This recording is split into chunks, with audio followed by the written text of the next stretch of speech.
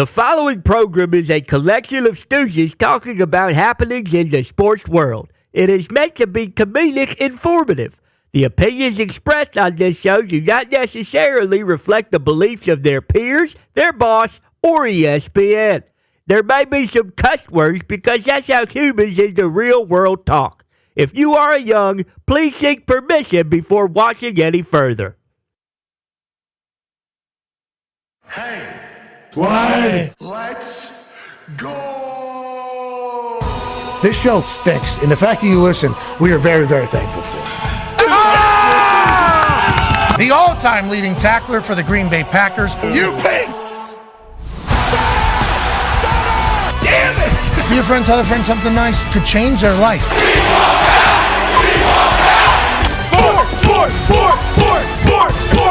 Hello, beautiful people, and welcome to our humble abode, the Thunderdome, on this Trenches Wednesday, January 10th, 2024. This sports program starts now. Football is all around us, and we're heading into a super wild card weekend that is going to be an absolute delight. Now, on this glorious Wednesday, we have a stacked lineup of humans joining us. Phil Mickelson, obviously three-time Masters champion, will join us in about 20 minutes. The golf world has been chirping.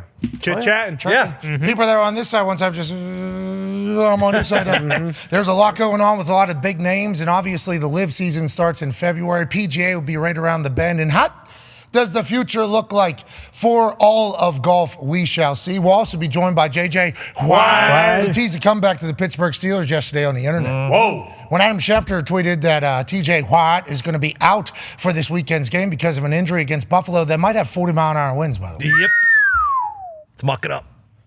Kansas City might be like, it's supposed to be -2 maybe. Who knows what the wind chill is going to be? Maybe -15, -17, -20, -25. So we got some nice football weather games in the AFC, which is why home field advantage is so important, which is why the season is so damn important. We'll have a graphic that will actually showcase where some teams were in Week 10, where they ended up at. Some teams are hot. Some teams have gotten cold. Some teams are going to be able to benefit from playing great football all year long. Look out for the Baltimore Ravens with this weather that's happening and them being knowing it and having a home field advantage. And then also the San Francisco 49ers don't have to travel to any hell places where it might be -20 like Green Bay.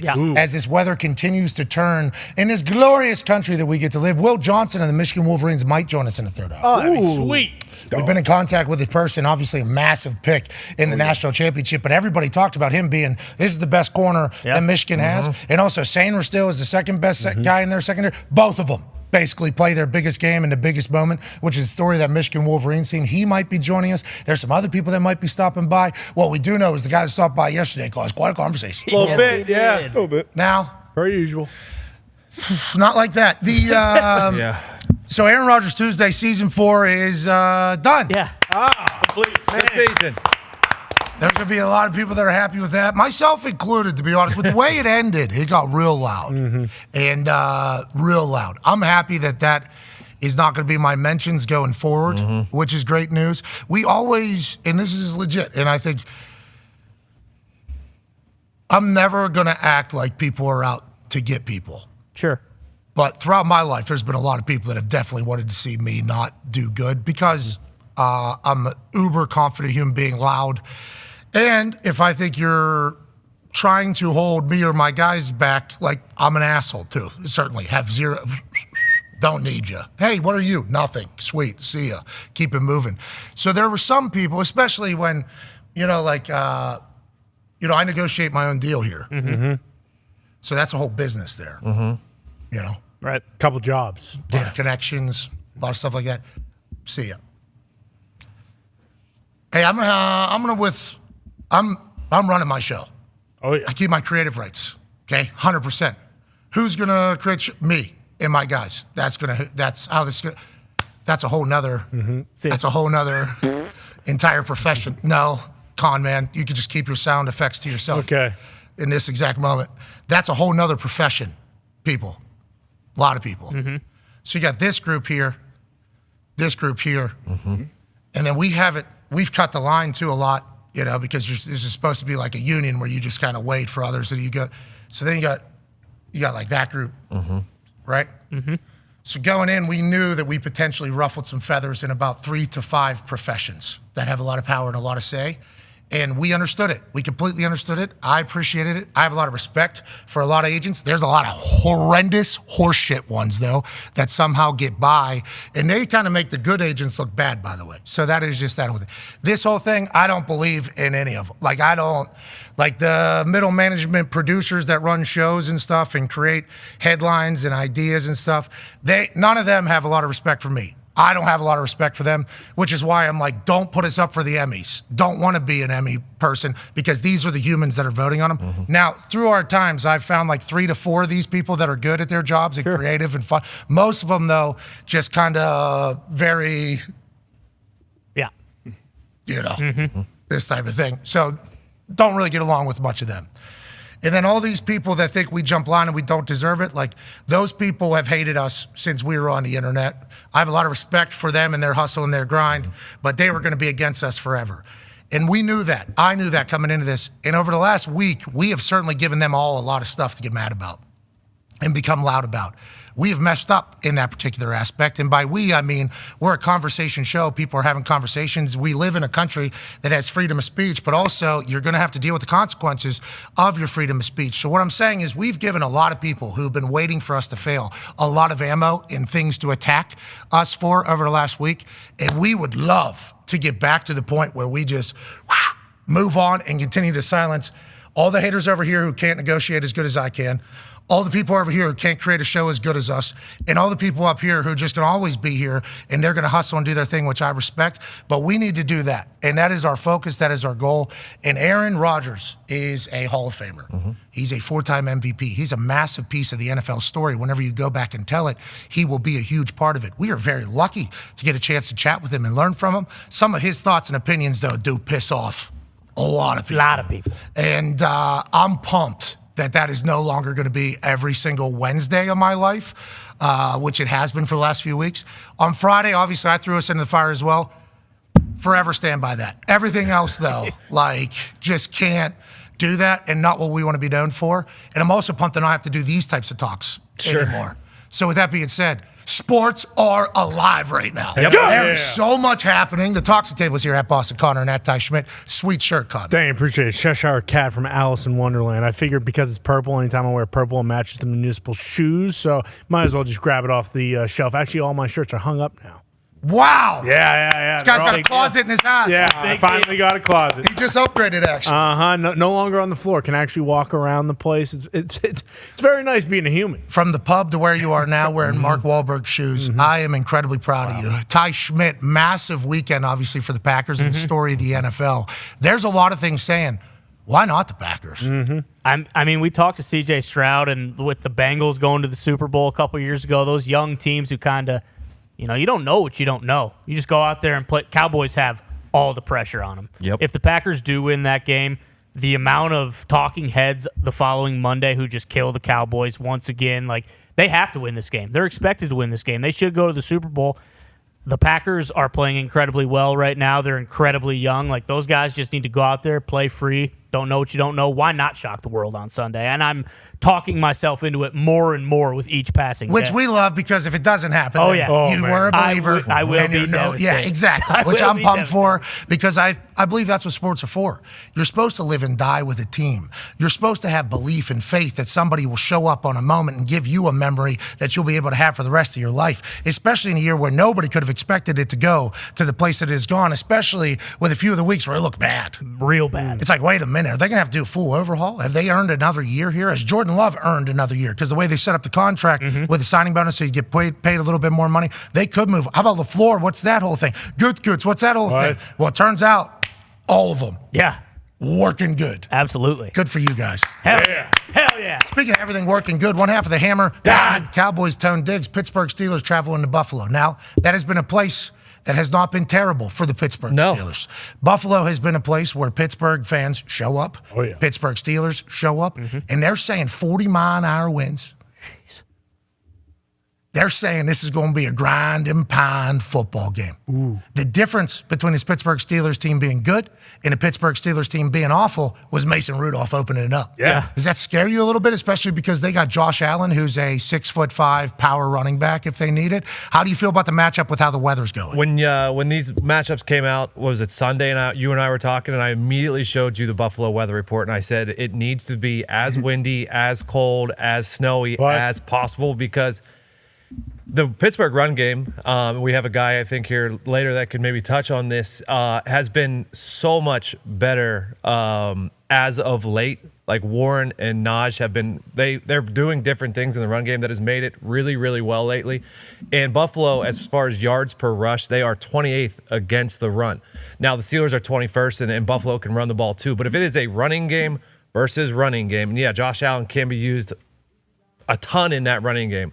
But running game versus running game, and you could kind of take Josh Allen passing game, because Josh Allen obviously light years better than Mason Rudolph in the passing game. I don't know. Sure. And the Steelers kind of just did this I'm not last saying week. that. But, I was just making a sound effect. Don't put me on. but it's going to have to be ugly for them to win on Sunday. And if it's 50-mile-an-hour wind gusts, it's going to get ugly, and that's the best chance that we have on Sunday. Yeah, and Conman just pointed down a Bill Belichick picture in the New England Patriots helmet, because remember up in New England, what was that, 2 years ago, they're still wearing masks. Yeah, that was Mac Jones' rookie year. Yeah, Bill Belichick showed up with a Navy mask on his face, and then they ran just power triple option football the entire game. And Buffalo planned on doing the same thing. Mac Jones actually checked to a throw one time, and Bill Belichick's who told this kid to do that? Where's Hoyer? Buffalo has been a place that has been notorious for having bad weather in certain moments. I got a chance to play up there my rookie year in the middle of a blizzard. 2 feet of snow ended up on the field.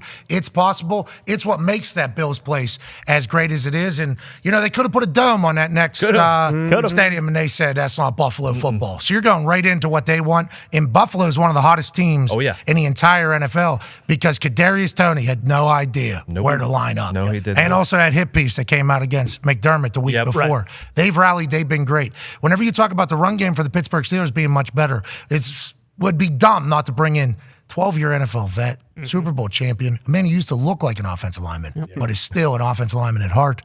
Ladies and gentlemen, hosting the trenches, AQ Shipley. Hey, baby, AQ, they just have a much better design in the run game now with the new offensive coordinators since Matt Canada has left and been fired. Is that the case for Pittsburgh? It's better design and it's better blocking. That's the key, right? I think that when they made the switch and Broderick Jones, right, when he went in at tackle, I think that was a big key piece. But moving forward, listen, you can design all you want. You really can. You can design. You can have Kyle Shanahan. But if you can't block people up front, it's not going to go. And they are running the ball. They're blocking people. They're staying connected. They're getting a hat on a hat. And they're doing George good Pickens things. is running his feet. Yep, that's right. Yeah. I mean, they got buy-in as well. They got buy-in. I'll tell you. Hey, why not the Pittsburgh Steelers? Why not? And joining us, 9-year NFL vet, host of Everything DB, and obviously a man who's had a fantastic season thus far. We assume he will continue it that way. Ladies and gentlemen, Dave J. Ballers. D-Butch, your main team that you're a fan of, the Miami Dolphins.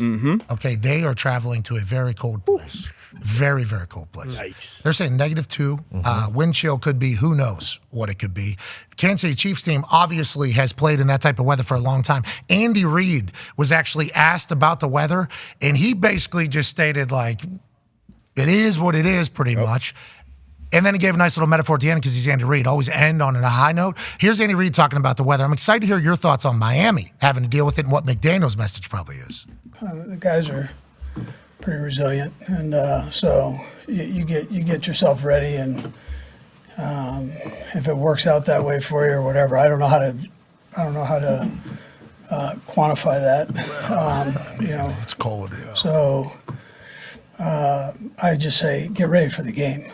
Let's do that. I don't really care what goes on out here. We're not having a snowball fight. Okay. So there's not a snowball fight, although we have seen those before in NFL stadiums and NFL games. But dealing with the cold, I'm from Pittsburgh. It gets cold in Pittsburgh.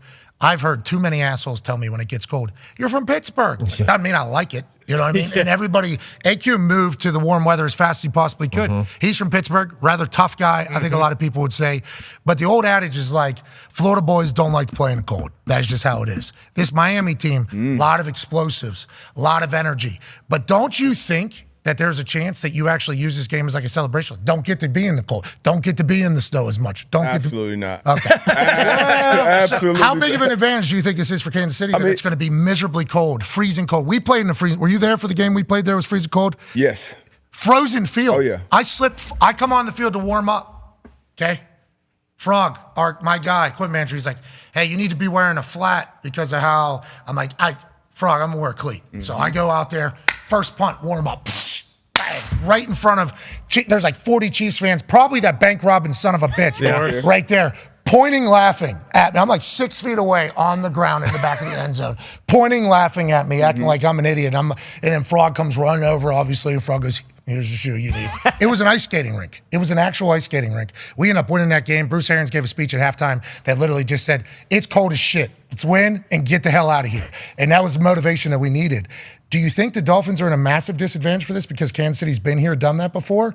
And does it matter? It definitely matters. It definitely matters. And just like late in the season when some teams come from, weather like this and then go down to South Florida and you're dealing with that heat and humidity because a lot of our off-season now looks kind of like that picture right now. And then you're going up there on a Saturday. You got to play a football game. It would have been good to be here the last but I mean, that's why you got to win those 12 games. 12 hours or so would have been nice. That's why you got to win those games, man. And I'm more worried about, obviously, the team. We struggled against good teams, good ball clubs. And obviously, Kansas City is that. Patrick Mahomes is that. Andy Reid is a great coach. They're going to have a great game plan. It's going to be Tyreek Hill, our biggest weapon. He's used to playing this weather. He's been in these big games. He'll kind of be in that revenge game mode. But as long as we're out there, once you start playing football, once the blood gets flowing, it's football again.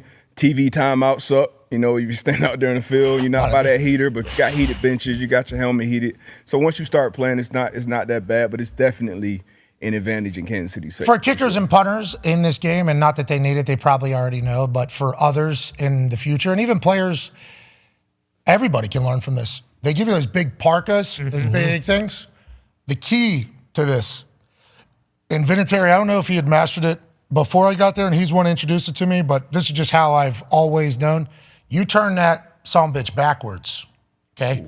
You put that over top of you, and you sit on that heated bench because there's heat coming from the bottom as well for your shoes. So not only are you and your ass and your back getting heated up, but now you got hot air coming through your entire body. I would sit on that bench until it was fourth and whatever. Like not even warming up in the net. I'm not even hitting one over there. That thing's loose. That thing's making me more cold than it. I just sat literally with this thing the whole game sweating. I'm having a great time. Have to. They're like, it's -5. I'm like, not right. Really? It was phenomenal. You don't get the luxury of doing that while you're playing the game. Sure. But those of us that are on the sideline, that is the play, that is the move. But that's how much it goes into whenever it's miserably cold, like trying to figure out how to stay warm. When do I go over to heated bench? Do I go over to the little torch thing that doesn't really work that well for other than about 2 inches of people and everything like that? It's a whole nother added element, and that's why the home field advantage is a massive ordeal. Go ahead, Tom. I know Brady wore scuba suits. Like, can punters, can D-backs wear scuba suits? I know the O-linemen, like idiots, will not wear anything. Not anymore, though. Tough. Not anymore, though. It's changing. Yeah. Definitely changing. You're seeing more sleeves on O-linemen more than ever. I tried that. How do you feel about it? Listen, I mean, I love the old school thing, but I'm also I've grown a little bit. You're 260 pounds. You live I've in moved the to desert. warmer weather. I've figured out, why not be comfortable? Yeah, cold sucks. Why not be comfortable? You got to find out what works for you. And recently, Hall of Famer, NFL Hall of Famer, and College Football Hall of Famer, now Randy Moss, one game we were having, I believe my rookie or second year in Chicago. It's cold as hell, wind sideways, maybe been snow, hell, whatever. And I'm out there, no sleeves on, trying to be tough. Hey, get your ass in there, put some sleeves on. You ain't intimidating nobody out here. He had his sleeves on. So you got to do what works for you. I know Tom wore the scuba suit, whatever works for you. Some guys. What's that stuff? Some guys, new skin. Yeah, or Vaseline or whatever it is. Just so the wind won't cut for me, through it's fingies and the toes. As long as those are good, I'm all right. And it's the one time in football where you actually, at least me, you actually kind of think about when you're going to hit somebody. Like, it's like, shit, filling holes, hitting the ball. I Like, said you think about kicking the ball because it's impossible. Yeah, it's going to suck. Yeah, because normally when it's cold, it's windy too. Yeah. That's why the wind chill's there. And wind is your biggest disadvantage. So not only is the ball worse, the wind is your nightmare. So they're coming in abundance, and you've just been laughed at by fans because you fell on your ass. So, it's not fun. Good luck to all of them. How pissed off would AJ Hawk be right now if he was in this conversation, just listening? Wait, it's cold. We're talking. Everybody has to deal with cold. Are you going to die? No. Okay, make a tackle. That's what AJ Hawk will say. Yep. Now, granted, we'll see if that's how he addresses exactly. it in the second hour. And he's got to clear some things up from what he said yesterday, too. For sure. You know what I mean? sure. And He hurt. certainly, and hurt. Yeah. And reacted to with his face. That's right. And then brought back. Yeah. I was, that, by the way, Yeah. Right. you know, Oh, yeah, it was almost damn near done. and the checking thing made it worse. Yeah, you shouldn't check people. That's why I don't. You know, I'm a skill player. Let the internet check them. I'm a skill player out here. Anyways, yesterday was wild. Wild day. Last 12 hours has been pretty crazy. Yeah. Just people so mad. I got people telling me I'm the greatest thing to ever exist in America. Mm-hmm. And then the following 5 messages are that I should just disappear, go into a dark cave hole like Aaron did and never come out because I'm the worst, most despicable human of all time. I don't like that. I don't like that there's 2 different responses. We're supposed to, I thought we were unified. come on, I'm trying my best to unify. Like, that is literally my goal in this entire thing. So hey, in our mind, we're always here, baby. We get to talk about sports. Man. We get to talk about sports. Speaking of sports happening, how about golf? Yeah. Now, Tiger Woods filmed a video with Foreplay Pod. Yes, I saw that. I believe today it released. And if you think, I don't know, I'm excited to see what's in there. I think I saw him helping Trent with his golf swing.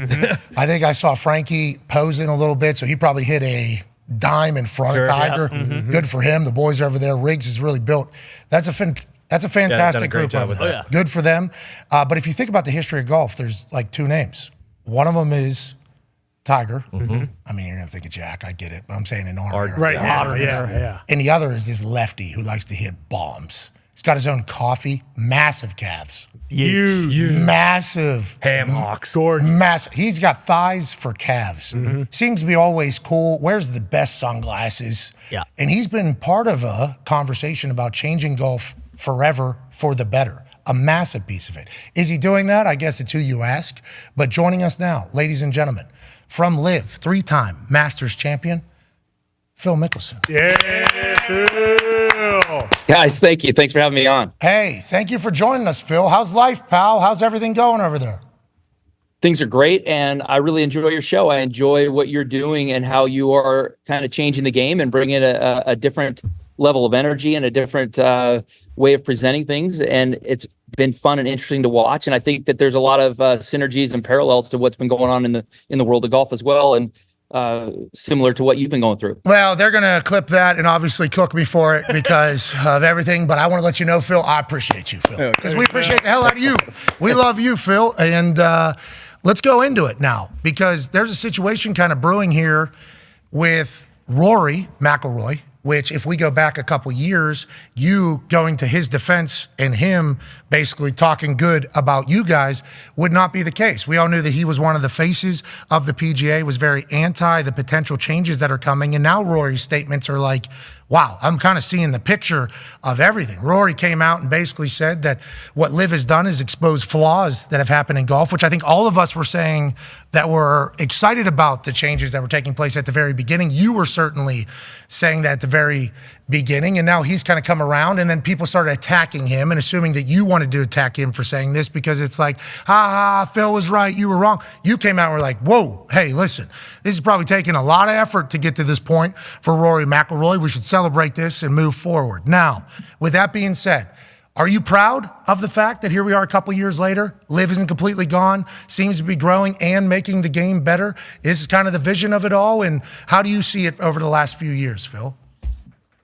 So with change, there's going to be disruption, and we're through most of the disruption. But when you look at big picture, and most people aren't going to care, but this is my life's work. Like, I love golf. I've been playing my whole life and cared and dreamt about as a kid playing professional golf, and so this is my passion, what I love the most, and so I care about where the game is going and so forth. And it's been concerning the last many years of the age of our viewer increasing steadily from 55 to 60 to now 65 out on tour. And the PGA Tour, when I was there, was trying to do everything we could to attract and appeal to a younger crowd, and we haven't been able to do that. And so now we're finding a way to do that. And Live is starting to bring in a younger audience by presenting the game of golf in a different way.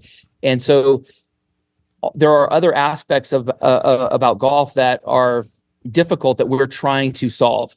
Give you a couple of examples. One, the golf fan is the most loyal fan in all of sports. And here's why. When you buy a ticket to an NFL game or a basketball game, baseball game, you buy a seat, you sit down in your seat, you get to see 100% of the action. But in golf, you buy a ticket, you walk for miles, and you see a fraction of the game. And so when you wanted to come out and watch Tiger play and you wanted to watch myself play, we were always on opposite end of the spectrum. So you've got to get there at 8 a.m. and watch early, and then you've got to be there till 6 p.m. if you want to watch myself play. We're trying to change that and present it in a different way so that with the shotgun start, you can come out and you watch all the top players play in a short 4.5 hour time period. That's one little thing. The other thing is when you are a player in the NFL or baseball or so forth, you're an employee of that team, and that team controls your schedule. And when we go play as a fan, you know who you're going to watch to play. And so in golf, you see every week people are committing to the tournament so that fans have an idea of who might be there rather than knowing who's going to be there. And so that model is starting to change. And if you're a sponsor and you're investing into the game of golf or into an event, you want to know who's going to be there. That's the attraction. That's the product that you're trying to bring. And so you want to know what it is you're buying. And all of these things Live is trying to change. And this allows us to bring golf, which is already a global sport, to different parts of the world, just like NFL is trying to bring football to London and other parts. And by controlling their schedule, they're able to do that because you have the Jacksonville Jaguars play the Buffalo Bills in London, and you know who's going to play. And golf, we haven't had that ability to do that, which is why our attempt to bring World Golf Championships throughout the world have been unsuccessful globally, but okay in the US. And so if I'm a fan, I want to see the best players play against each other. And as a top player throughout my career, I want to play against the best players more often. And our schedules would never match up outside of the majors. They were, I would play what was good for me, and it was never really directed. Now, Live is creating 14 events where you know who's going to play and who's going to be there. And the tour is starting to do that as well now with elevated events, which is great. Like if you're a fan of the PGA Tour, you know that these top guys from the tour are going to play there. And I think in the big picture, when all of this disruption and change irons out and settles through, we're going to have a product that's going to be better for the fans because you'll know who's going to be there, and you'll have a product that's easier to buy if you're a sponsor because you know who's going to be there. And we'll be able to move this product throughout the world and capitalize on markets that we've never been able to touch before, and hopefully grow the market for all of golf, whether you're a manufacturer, clothing, or an investor or a sponsor who wants to use golf to bring clients together in different countries. You'll be able to do that because you'll have the best players playing there. On that note, I think that's what I liked about you guys being on YouTube at the beginning. Yeah. Because obviously we have benefited from YouTube being a global, our audience, literally Australia, Japan, here, Right. like YouTube has that reach. And then when you move to CW, I think at the beginning, now CW has a lot more sports. CW is investing in sports. You guys were one of the first ones. I think for a lot of people, it was kind of hard to find at first. Are you guys worried about the potential? Is it if you build it, they will come? Or are you guys keeping an eye on ratings and attendance and everything at this stage? Or are you guys super patient with that entire thing?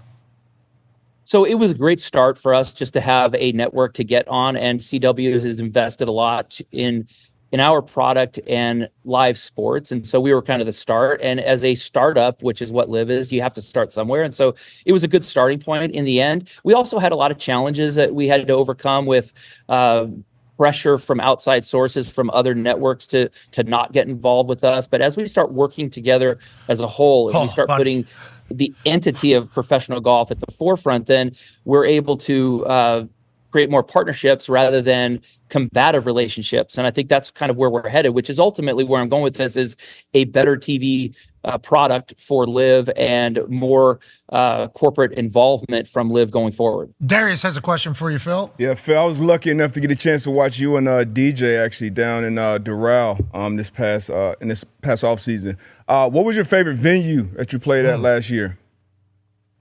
So Doral was spectacular, and I think it's an exceptional golf course. And we're going to be starting the year at Mayakoba in Mexico the first week of February, which is the week off of the NFL. So hopefully you guys will check it out. I love that Mayakoba course. And then we have an old historical site that we're going to be playing in Las Vegas Country Club the following week, the week of the Super Bowl in Las Vegas. It's a course I played 30 years ago when I first came out on tour in the Las Vegas Classic. So I get to return there in a live debut, if you will. And by bringing golf the week of the Super Bowl to the Super Bowl site and having it finish the day before the Super Bowl, we're hopeful to introduce the game and get some excitement for the game from people that we might not be able to cross over and attract without the use of football in this case. Do they test for marijuana over there at Live? They do drug testing. Yeah. I don't know if that's one of the drugs they test for, but they do drug testing on us. If I get good. Why do you ask that? Well, I smoke copious amounts of marijuana whenever when I'm in legal states. Obviously, we never do that in Indiana, where we call home. But anytime we get to travel for anything, obviously I do. Nevada. And I play bingo for the Super Bowl, obviously. Yep. But I will probably continue to do that for a majority of my life. I don't think it's right for everybody, but for me, it has certainly made my brain, life, happiness, everything better. But I'm working at golf, Phil. Phil, I'm up there. Listen, Phil, I'm up in this golf simulator. I'm on the back. We got a simulator up there right behind where Watt Wednesday says right there. That's a golf simulator. I'm up there working. I'm on this 2 courses. We have 2 holes out here in the back. I'm trying to get good at golf. I just didn't know if I get good enough, because you can golf till you're 70. Oh, yeah, that's right. You can golf till you're 70. You could be great at golf till you're 70. I didn't know if Live was going to be a potential opportunity. Now, speaking of Live being a potential opportunity, at the beginning, all anybody said was they just want to take down a PGA. They have enough money just to take down a PGA. They don't want to be a sustainable business. And while you were giving off your answer about being able to travel this way, you talked about clothing manufacturers and brands and everything like that, running it as a business, which is what you would assume everybody is going to attempt to do, especially if they're investing money. With the ROM edition, and we assume there's going to be more, there's been a lot of money invested in this. Is there a thought that this will inevitably become profitable and sustainable? Or is it just we actually have a never-ending supply of money? That's an actual weapon that you guys certainly have in this entire thing. Is there a thought about that? Will that disrupt things? Is the future very strong, even if it doesn't become profitable until maybe 10 decade or so? That's let me explain a little bit more of the business model, because please. When we have the ability to control the product, meaning Live knows what they are selling and you know what you're buying as a sponsor, we are now integrating golf on a global scale, and we're going to different countries and utilizing tourism budgets to get us there.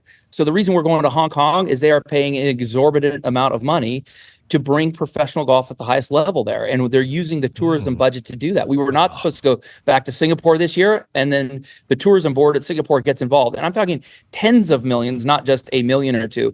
So when we started out at Live, we had to pay for sites because it was controversial and there were threats against us not to be involved with us and so forth. But now these countries are using tourism dollars to get us to go there because of the impact we're having on their economy. And so it's as much to cover the entire purse. So to not see this opportunity is short-sighted.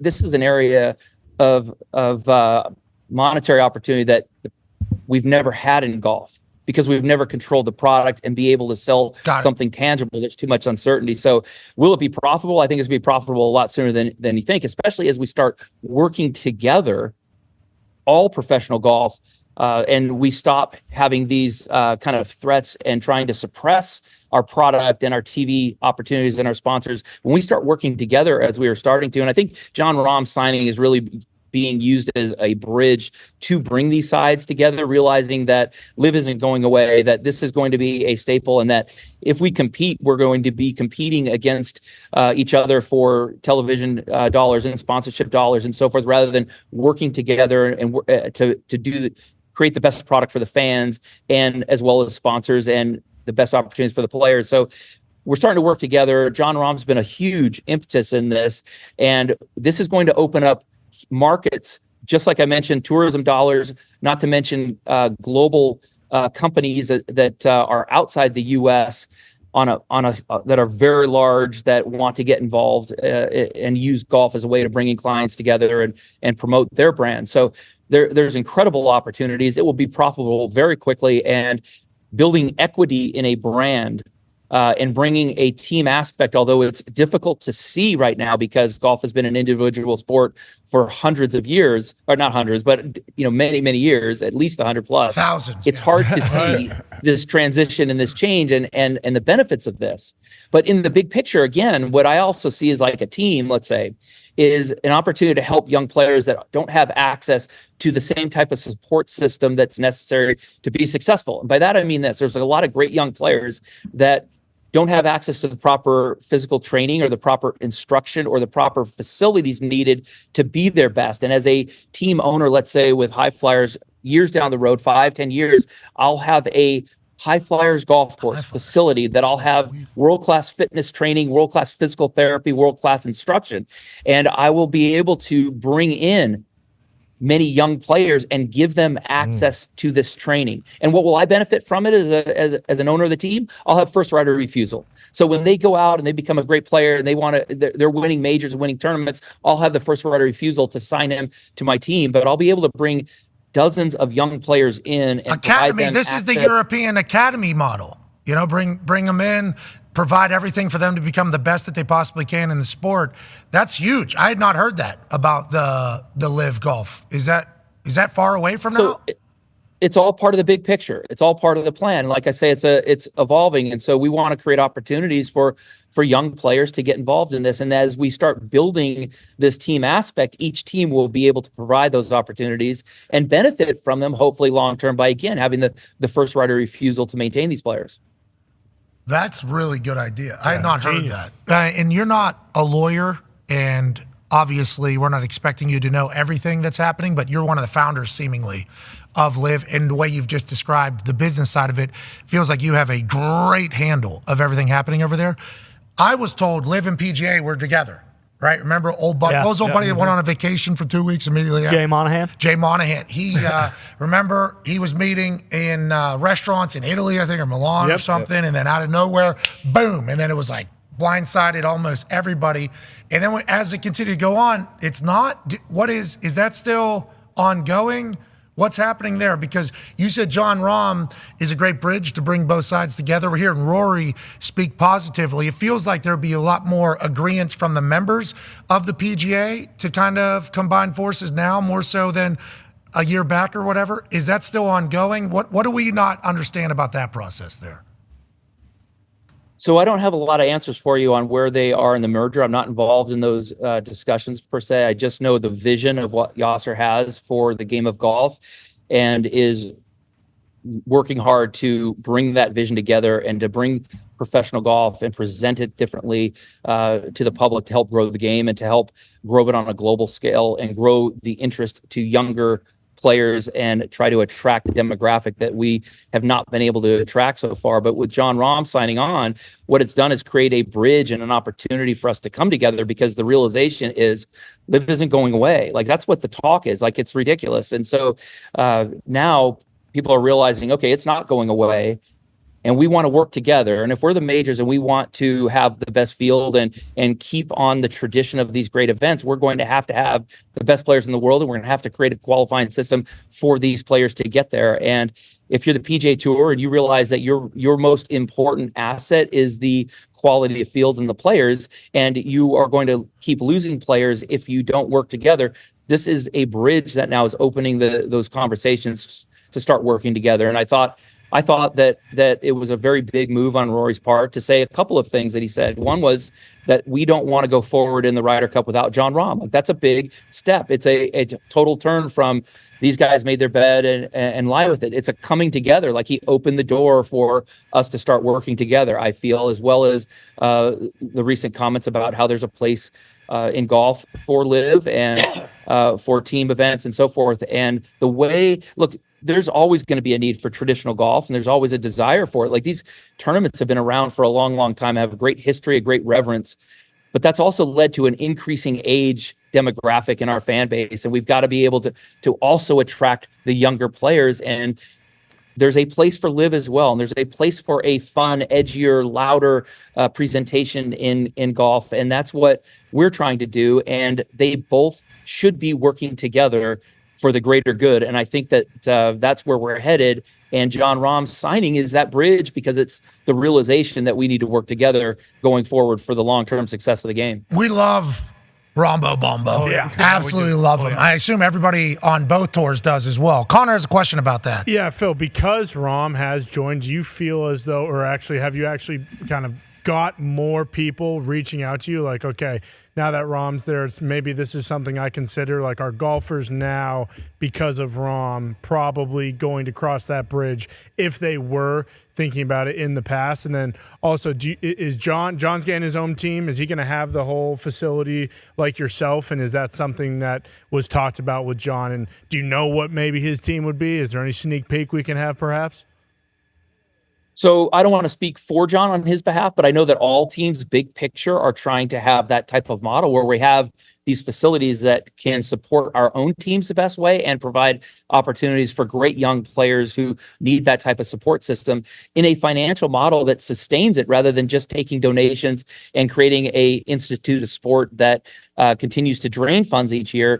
There'll be a model here where these golf courses will sell memberships, and those members will have access to those facilities as well. And it will be a profitable venture that we can sustain and continue to bring more young players in. As far as John's team, I know that they are talking to a couple of players, but I don't want, I mean, that's their thing. I'd rather let them discuss that. I know that I've had a lot of calls from players that realize that what they have been being told now for the last year and a half isn't really accurate, and it has opened their eyes to this is another option that if I'm available or presented with the opportunity to play, it's not going away. I'm not going to be undermining my career. I'm going to be creating a different opportunity. So there aren't a lot of spots, and so Liv is being very selective on who they bring in, because they want to create value for the product and continue to strengthen it. So some of the players that have called me, there hasn't been an opportunity for them to come, but that will continue to change over time as we end up adding a few teams, creating a few more players, and becoming a stronger product. We think about some of the guys that were allegedly offered a couple $100 million and then they turned down or whatever. And then now, there's not enough spots left. It's wild for all of them. Tone has a question for you. Yeah, Phil, 2025, when the Ryder Cup comes back to America at Bethpage, if you are not playing, do you have any interest in being the Ryder Cup captain at that time? Or could you just be a player coach as well? I've had 12, 13 opportunities to be a part of the Ryder Cup, 12 as a player, 1 as a vice captain, and I've loved every minute of it and cherished those moments and those life experiences.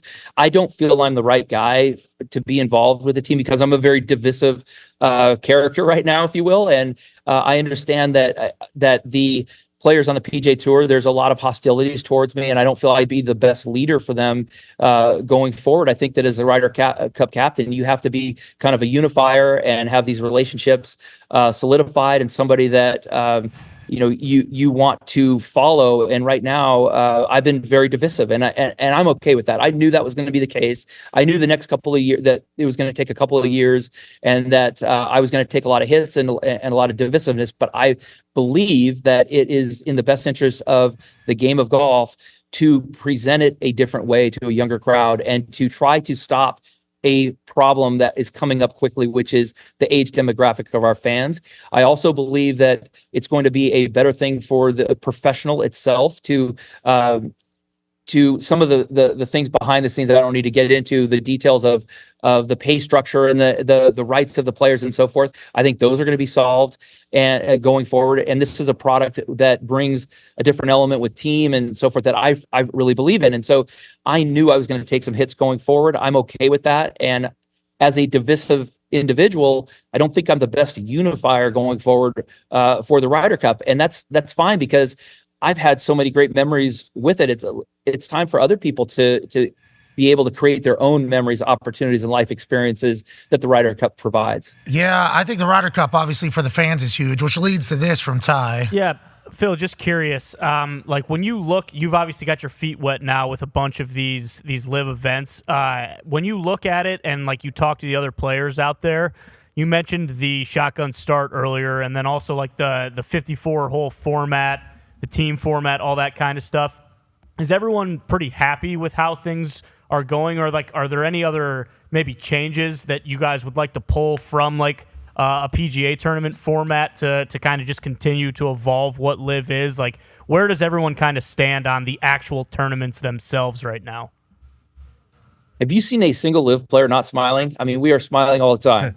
The energy output each week is so much different, and all of the things that have been frustrating in a player experience has been improved exponentially on live. But it's in fairness, we only have 48 players relative to 156, and it's much harder to accommodate 3 times as many players who have 3 times, triple the families, triple the coaches, triple the fitness instruction, the physical therapy, all this. So it's much easier to accommodate and target and make the experience for these 48 players who are playing much better. So in fairness, like, it's been a lot easier to fix those things, and that's why we're all enjoying it and why we're smiling so much, is that all of the details that have been frustrating from a player standpoint, which nobody cares about, but and shouldn't. But the things that we've been going through, they have been able to be fixed.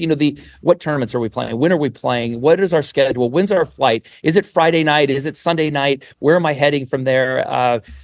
All of these details that have led to challenges for scheduling and family functions and birthday parties and all the little things that just are part of life. Yeah, being a human. Yes, yeah. It just has made the experience for the player incredibly better. But that's not something that's going to translate, let's say, to the fan experience or the things that matter when we are professional golfers trying to present a product and are in the entertainment industry. But from a player's perspective, behind the scenes, it's incredible. Couple brainstorming things here, and I appreciate you talking about being a human, because I think that's what that full swing thing displayed the most, about how you guys, the PGA Tour, and it was amazing to me to find out that they're independent contractors, not guaranteed a single thing, but you have to play for our tour, but we're not going to guarantee you anything, but you got to guarantee us that. I think we learned about that through the live, and like guys losing money each week for traveling. If they didn't make the cut, they had a couple bad days, but they were being shown for 12 hours a day while they were golfing. It was like I don't want to say immorality, but seemingly bad business that was kind of taking place. And then we watch that full swing, and these guys you got a Pro-Am on Wednesday, you got practice on Tuesday, but you got to be in that city for the Pro-Am, then Thursday, Friday, hope you make the cut, Saturday, hope you get Sunday. Well, then you got Monday off, good for you. Then you got practice somewhere, then you got Pro-Am in the next city. It's like, it was a never-ending. That was wild to kind of watch behind the scenes and learn about. So thanks for committing your whole life for us to watch. But throughout however much time you did, now committing your life to golf going forward. Just a couple brainstorming things here, though. As a spectator of golf, I love watching golf. We talked about earlier about some of my high-flying operations. Your guys' sport is perfect for that. I mean, it is. Take a nap, wake up, still stuff going on. Oh, there's a little bit of energy. Don't you think Sunday has to remain like Sunday, the fun? And then also following the leader in shotgun start, I think is brilliant, by the way, for first 3 days of the tournament or first 2 days of the tournament or whatever, so everybody could see it. But on that final day, don't we have to make the final day a little bit? You know what I mean? Don't you have to elevate that just a little bit? And isn't Sunday that final day? I think as a spectator, that's one thing that I'm kind of caught off guard with. And then also, and it's going to have to be just changing watch style. I saw a massive putt. I don't know how much money was on the line, but I heard T-Pain, ow, right off the green, which is like awesome to think about that being it. But is there any changes? I mean, Ty just kind of alluded to that, but like the Sunday viewer experience as a avid golf watcher who found CW to watch you guys, it's like that is kind of ingrained in our heads. And then like watching the leader all day is like a part of the story almost. Have you thought about that? Has there been conversations about that? Is that possibly something in the future for Liv?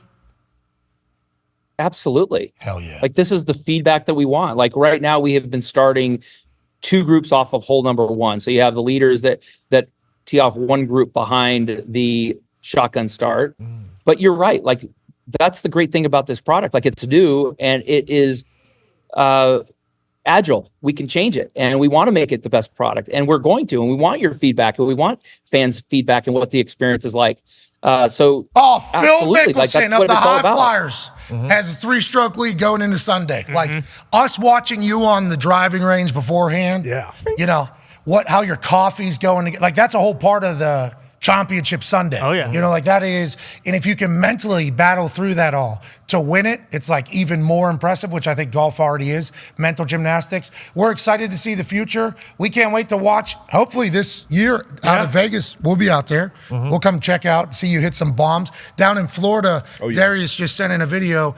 You hit, I think, driver off deck in rough around a tree, and he was like right in front of it. It's like, that's a spectacle. You're a showcase. You're a carnival act with that golf club. We appreciate the hell out of you, man.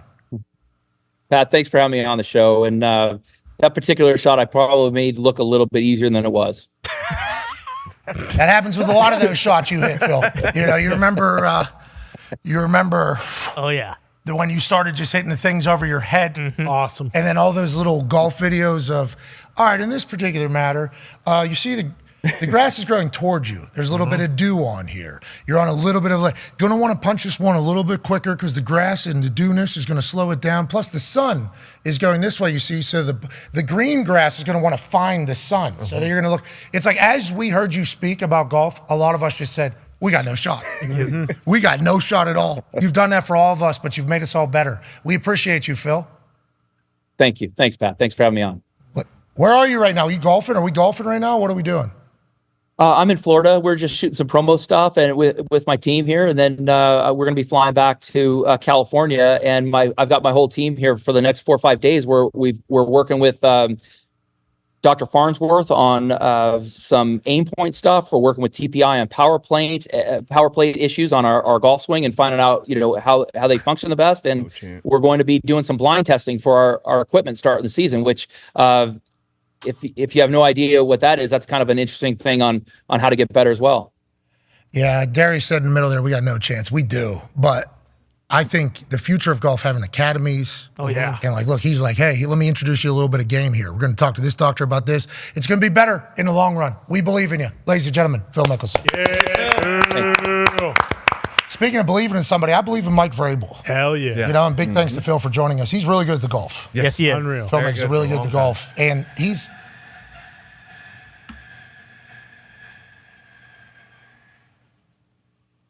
Okay. Nice. I don't know if Mike picks that up or not, but it has to.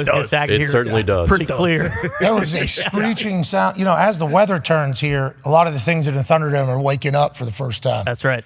And this is something we should have definitely tested before we were live. We'll put it down in the notes for next year to do that. But as Phil was giving a great answer, just this loud shrieking sound in the background, it was like, whoa, whoa, whoa, whoa, whoa, can't have that. But at least we know that we're not going to get frozen out of this place. No way. Remember last winter, we had some pipes freeze right above our head, and it was just raining every day. Oh yeah. It was just raining every day. Right Just there. water drop. We had to have garbage cans there. And that's what happens sometimes when you potentially purchase. Yeah, we're going to want to keep that off, whatever that one is. there you go. Yeah, perfect. Thank you. Atta baby, Bruce. No, it's Tim's here. Bruce. Yeah, I know. Yeah, Tim. Yeah, Bruce fixed it. Tim, Bruce fixed it. Good. Okay. Thank you. Boy, Tim.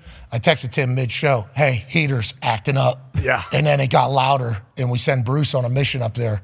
And Bruce probably hit all power out. Yeah, you may have. You may have. Congrats to Bruce not shutting down. Hey, Bruce, Michigan's natural. I was gonna say. He's having a week. Guy's an electrician. Bruce is having a week. Thank you, Bruce. No problem. Hopefully it stays off. What did you have to do? What was it up there? So the control panel thing's like bolted shut, so you just unscrew it, and then one of them's got to be power. You just hit all the buttons till it is. Okay. Boy. All right. Thank you, Bruce. Boy. So he doesn't know what he did either. No. We have no idea how we fixed it, but we do know that sound is not happening anymore, which is fantastic.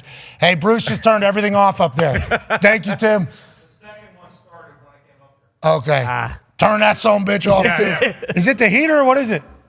Heater or what was it? They do a cycle thing, clean out Water softener. I knew it. Nice. Same as last year. Okay. All right. Yeah. Okay, perfect. Little redundancy check. All right, we had 2 water softeners that were running a reset. There's check. backups for backups everywhere. Love that. Hell yeah. Well, they need to do a backup to the backup to the backup to figure out how to do that without making that terrible sound. That was brutal. I mean, that was a horrible sound. I feel bad that Phil Mickelson probably heard that while he's down in that hotel room. I think Liv has a chance, especially with John Rahm going. That's a big deal. Then Rory coming out and saying what he was like, basically, yeah, I could have got $800 million a couple of years ago, and now I'm learning I should have done it. I'm an idiot. That's what he said. Isn't he? Oh, yeah. Yes. Oh, yeah. Yeah, he would have. That's what he would have. Will Zalatoris, we're big fans. Future of golf, way to go. I think they were offering him a couple $100 million. Turned it down for the good of the PGA. Then he got hurt. Yeah, and then Monahan just is like, yeah, I'll take it though. You know, for the whole thing. It was wild story there. Seems like now they're all past it. Congratulations to golf. Good job, And in golf. the end, I think golf fans just want to watch everyone play at the same place against each other. Don't care where it's at. And to the point that our brainstorming activity had there, Sundays we need the Have to. Come to. down 18, one like group left. that's what we're doing, you know. And I like that he said, no, we need to hear that. And that's the part of it. They're so young, probably in their eyes, that they're going to make some changes. They're nowhere near it.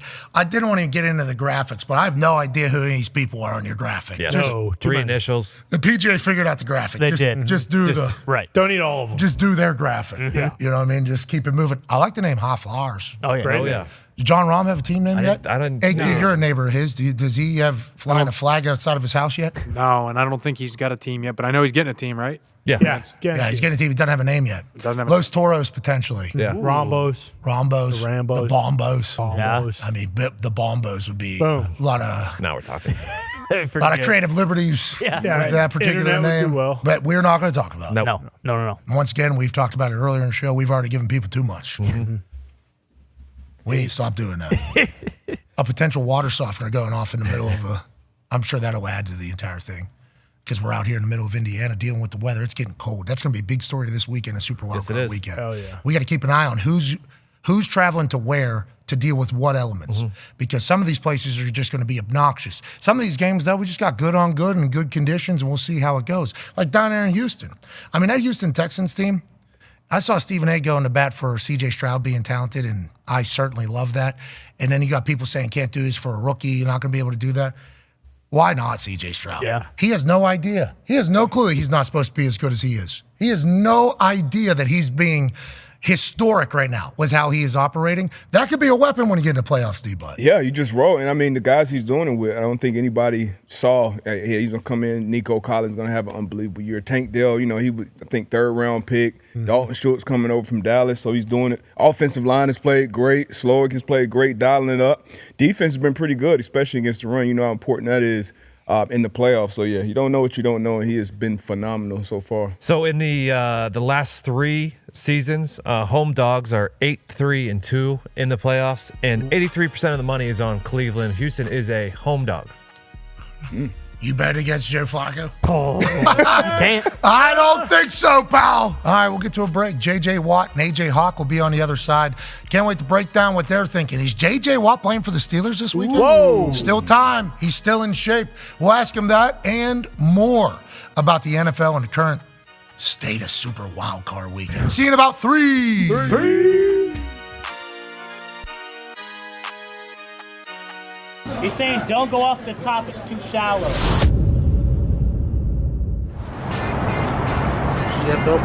All you're going to hear this stadium do is they put the big paw up, they start shaking it, they go, whoa. Hey, look, things are going good,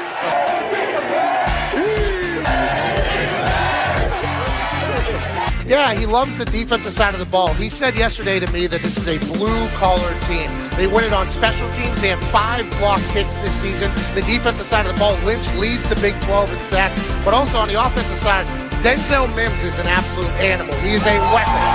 Charlie Brewer, the quarterback from Lake Travis. His dad was a quarterback in Texas. Yeah. His grandpa was a quarterback in Texas. And the people here in Waco just so happen to get a chance to see Charlie Brewer on a daily basis. Okay. Hey.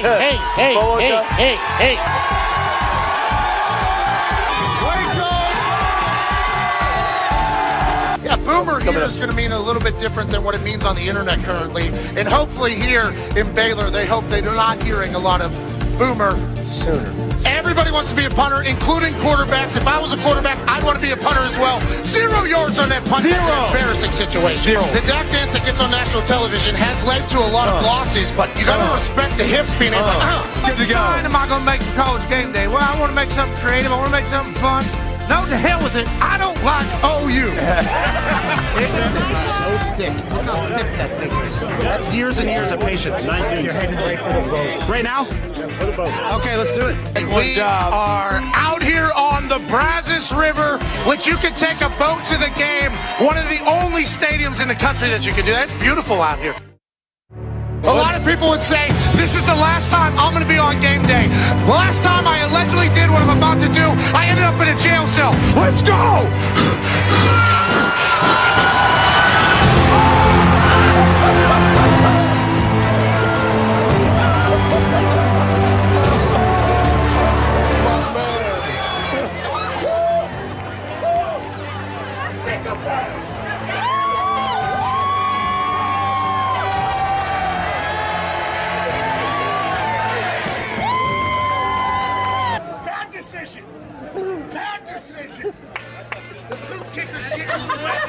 A lot higher than I thought. You look like Ric Flair.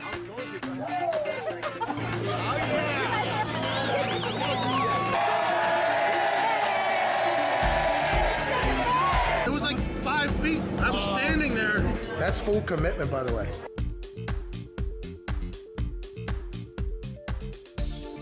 The following program is a collection of stooges talking about happenings in the sports world. It is meant to be comedic informative. The opinions expressed on this show do not necessarily reflect the beliefs of their peers, their boss, or ESPN. There may be some cuss words because that's how humans in the real world talk. If you are young, please seek permission before watching any further. Hey. Why? Let's go!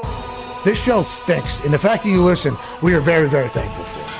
Ah! The all-time leading tackler for the Green Bay Packers, you pig! Damn it!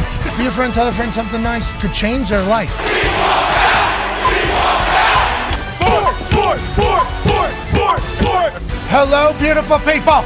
And welcome back to our humble abode, the Thunderdome, on this Wednesday, January 10th, 2024. Hour 2 of the program starts now. Football is happening this weekend with Super Wildcard Weekend. As soon as I heard it was about to be yelled, I couldn't get excited and say it fast enough because football is at its peak right now. We got a new national champion in Michigan. Congratulations. They're a good team. Great football team. They beat the hell out of a good team, the Washington Huskies, down there in Houston, Texas. And then this weekend, we have the perfect schedule of games. Got 2 perfectly placed games on Saturday, 3 perfectly placed games on Sunday, then a Monday Night Football game to kind of cap it off. We are in the glory days, as the man that's about to join us from Manhattan, Ohio, has always said this is the good old days. The Toxic Tables here at Boston Connor and at Ty Schmidt. One half of the hammer, Dahn Cowboys turn Diggs is here. 12-year NFL vet, Super Bowl champion AQ Shipley is here. 9-year NFL vet, host of Everything DB, Darius J. Butler is here. And joining us live from Manhattan, no clap for AQ, but clap for Darius. That says a lot, I think, from... Love you, AQ. He did go to clap for you. He did. I saw somebody. Well, AQ canceled Aaron Rodgers, so that is... I'm good. That is why you boys probably didn't clap. There's a lot of people clapping around the internet, though, from what I... Joining us now is Aaron Rodgers Tuesday Season 4 is over. Yep. Yes. Has ended, has come to a conclusion. Because the season is over. Ladies and gentlemen, joining us now live from Manhattan, Ohio, is a college football national champion, a Super Bowl champion, a Ryder Cup winner, a man who's the current president of Ohio. Ladies and gentlemen, AJ Hawk. How we doing? You hear us? Yeah, I hear you good. You gave Phil some good feedback, man. I think they might use some of that. I thought so, too. Okay. Could you imagine if we are the... Because we'll just start doing that a lot. Yeah. Exactly. Hey, we got ideas for this. We got ideas for that. A lot of people aren't going to listen, but if they take that one in and they're like, we're here, and I don't know if you guys hear, Sundays need to happen. Got to finish on Sunday. Yeah, like have to happen. All of a sudden, are we making golf better? Are we a part of golf's history? Maybe. We do. Wow, this is a sports program. Wow, it is. This is sports program. Last 24 hours hasn't really felt like that, but it does feel like pretty smart of them to do a tournament in Vegas the weekend of the Super Bowl, the same weekend that Waste Management has theirs. Yeah, Waste Management is in Arizona, which is beautiful. Beautiful. Absolutely beautiful. And I don't think our guy from PXG is hosting that particular. No, not this year. Bob Parsons is not this year. Maybe next year. Or last year. Or ever. Well, no, last or year ever. involved. But that Las Vegas tournament, there's a lot of money going to be out there. Yeah, a lot of people going to be out there. Not a bad play, especially if Phil's going to be chipping in and doing some filthy stuff, and Dustin Johnson's going to be driving forever. Joining us now is a man who is not only a first ballot Hall of Famer, but he's in the Houston Texans Ring of Honor. There's only 4 members. He posted a tweet yesterday. He said, wait a minute. Am I coming back and playing football in Super Wildcard Weekend? I think they noticed. And 40-mile-an-hour winds. Ladies and gentlemen, you see him on CBS on Sundays talking before games alongside Cowher and the boys. J.J. Watt. Yeah. What's up? Hello. I don't know that shirt. Rocket Power, what is that? That's a... Great one. Great show. Great show. What is it? It's a cartoon, a show? Yeah, cartoon Nickelodeon. Cartoon. Street hockey. Street hockey is the basis of the show. You do a lot of cartoons, JJ? Is that you a cartoon guy, big cartoon guy? I'm currently developing my own cartoon. Very excited about it. What? This guy. What's it called? Balltown. JJ, It's we're all already about in sports middle. balls. Oh, okay. All right, jeez. I didn't know which way you were taking Balltown there. I was pretty pumped to hear about it. So you like cartoons so much you're creating a cartoon. Now, I've heard the animation is the problem with that. Our animation's extremely good. It takes forever, though, right? It takes like forever. Takes forever. Yeah. Takes forever. But I'm working with some people who have done some incredible things, working with some of the creators of Hey Arnold. Don't know if you've ever heard of it. Working with some of the creators of Arthur. Don't know if you ever heard of it. Heard of Arthur. So, I've heard of Arthur. Well, Hey Arnold, you should be careful because they were sneaking dongs into people's faces in the animation. That's okay. Well, that's a lot of animation because they can do that. There's nothing you can do about it. Yeah. It's true. That's the don't laugh. Haven't you guys had enough lately? Haven't you had enough? I mean, that's just we're just. What are you comparing? What I just said? What I just said? Are you comparing that to? Go to hell, JJ. It's been a lot, JJ. I didn't know if I still had a show to do on Wednesdays. I didn't know if we were all being done or if we were all still not being done. So I just logged on and was like, I wonder if this is going to happen today. And it did. So I'm happy. Look at us. Oh, yeah. Nice. And we so happy to see AJ here. He's been trending on Twitter for like the last week straight. People just meme central over there. That baby AJ. Hey, AJ. Yeah. Thank you. Someone say it to his face. Have you enjoyed a lot of the videos, AJ? I saw one with what was the song in the background? It was maybe like Meek Mill's Dreams and Nightmares. I believe it was. Yeah, it was. It really. Oh, I mean, it was really good, AJ. Yeah, I don't really get lost in it, but I get some of my buds send me some of them, so that's when I see the majority of it. But yeah, I don't deep dive in. I take everything as a positive influence. I appreciate them consuming this content. Thank you all. Yeah, you're trending. You were just dominating the trending boards. Think about his face. Did it take a long time to sit there for the sculptor to carve Stonehenge in your likeness? No, not a long time. Wow. Have you seen the guy? They actually got it wrong. Who's the Crazy Horse is the one. Crazy Horse. Crazy Horse. That is the right play. If they want an animator want to remove some time, you just do that. But it's been a lot, JJ. We're lucky to be here, though. But yeah. How's it going? How are we doing, guys? How are we handling it all? How was Houston? Houston was great. Yeah. The room you set up. Yeah, it was awesome. Well, Willie G's, I believe, was the Food place. there was so good. Thank you for that, JJ. Thank you, JJ. That feels like so long ago. It does. But yeah, that was awesome. That was a perfect setup. We appreciate you doing that. The people were great to us. Houston people were very, very kind. I can see why you absolutely love that city, JJ. Was that a Houston? They're great people down there. Sorry, no, non-alcoholic beer. Is this your thing? Is this your thing? At 11 a.m.? This guy started a cartoon. We got a non-alcoholic beer. We got a Burnley hat on. Jesus, JJ, take a second. You're not the only businessman in the room, all right? But no, Houston people are unbelievable. They treat you very well. They have unbelievable food. Still, to this day, one of the most underrated food cities in the entire country, possibly the world. But yeah, they're very, very good. Looks like the national championship game went well. The weather sounds like the weather was brutal though. Yeah, kind of it like came and it left and it came back and it came back. I will say, Energy Stadium leaking a little bit. It was. Not. Did you see that? Did you hear about Never that? happened at La House. Yeah. So what? it was full capacity too, which I didn't know you could do. Oh my God, what's this all about? Yeah. Oh yeah. What's the capacity going to be like at Lucas Oil next weekend? Oh, swing! All right, listen. Just curious. I was just curious because I think NRG is going to be full. So I was just curious. Is the Loud House going to be loud on Sunday or Saturday? Tom Diggs is a Steelers fan.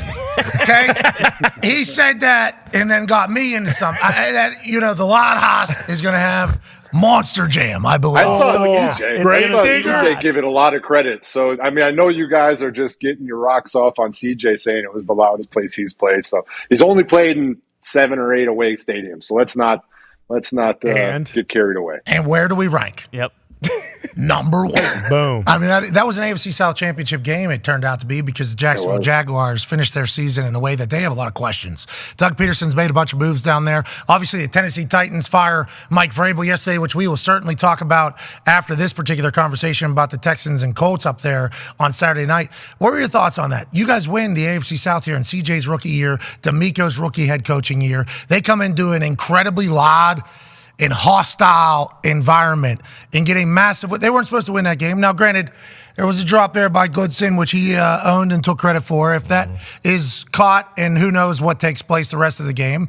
But with the Houston Texans doing what they've done this year, nobody believed it was possible. You have to be incredibly proud of that organization finding some greatness yet again so quickly, especially with CJ Stroud at the helm. Yes, it is obviously an unbelievably exciting time down there, not only currently with being in the playoffs, hosting a home playoff game, but also just knowing what they're set up for in the future with D'Amico as a head coach, with CJ at quarterback, with the cap space that they have. And now that is going to be a premier destination for free agents. We've talked about that before. No state income tax, a great young quarterback, the ability to build around him and to play for a great head coach like that. It's just a special, special time down there.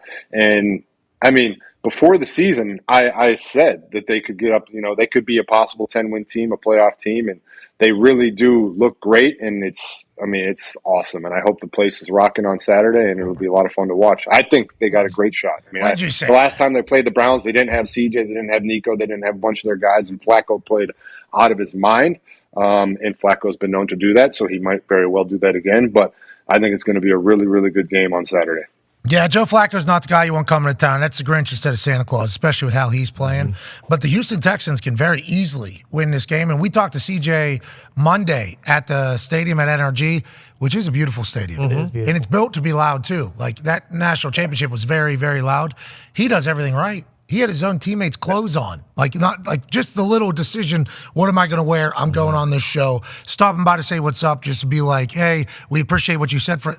Everything he does is right. It feels like Everett, I believe, is the PR guy for the Texans. Every time we talk to him, everything the Texans are doing is right.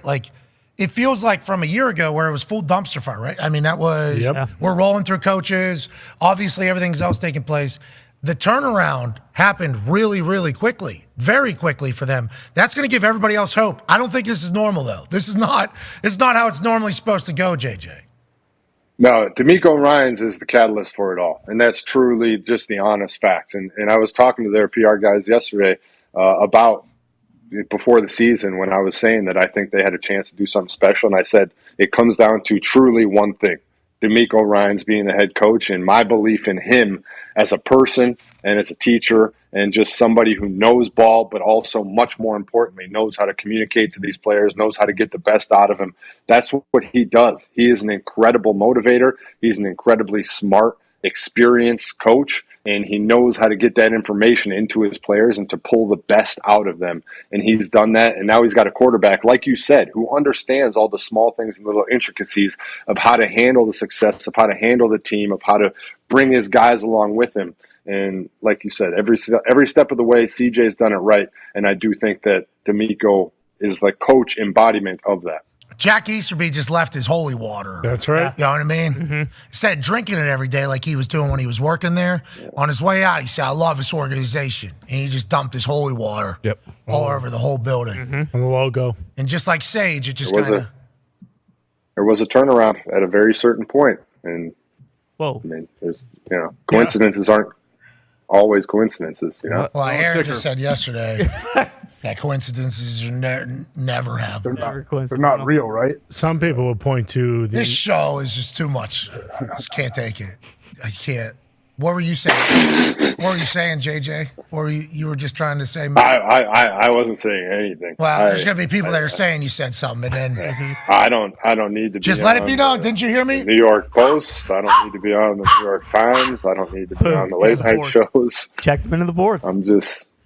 I'm just here to wear stupid shirts and hang out for an hour every Wednesday. Oh, Rocket Power, stupid. Okay, now I know never watch it. I'll wait for Balls Con and then I'll dive in the whole thing. AJ has a question for you, JJ. Jeez. JJ, there's a lot of talk going on about like cold weather games coming up on Super Wild Card Weekend. Obviously, Andy Reid doesn't seem to be too bothered or too upset by anything that's going to happen outside. Do you have any tricks on what you used to use, like when it was cold? Did you warm up shirtless? The whole intimidation situation, which I don't know how that works. But what did you think about when you got to play like in a truly, really, really cold game? Yeah, I mean, I don't understand the whole shirtless warm up thing either. I mean, I would do sleeveless from time to time, but not as an intimidation factor. Like, I don't know how much intimidation factor there is pregame in the National Football League. You're going to go out there and you're going to play the game the way you play the game. I don't know. I used to punt, but you remember, you used to tell me you could feel. I used to punt balls over teams. Yep. As they were coming. Remember, that intimidated you. Yeah. The kicker thing where they kick like through the cheerleaders or where they kick while you're being introduced, that's always fun. I love that. Intimidating, right? You mean that's what you're talking about? Oh, super intimidating. Nothing better than a 160-pound dude just bombing balls through the field goal post. That really scares the shit out of you as a player. All right, go back to your answer, please, about the cold. But no, I mean, the cold is – I grew up in Wisconsin, so playing in cold, playing in snow, things like that.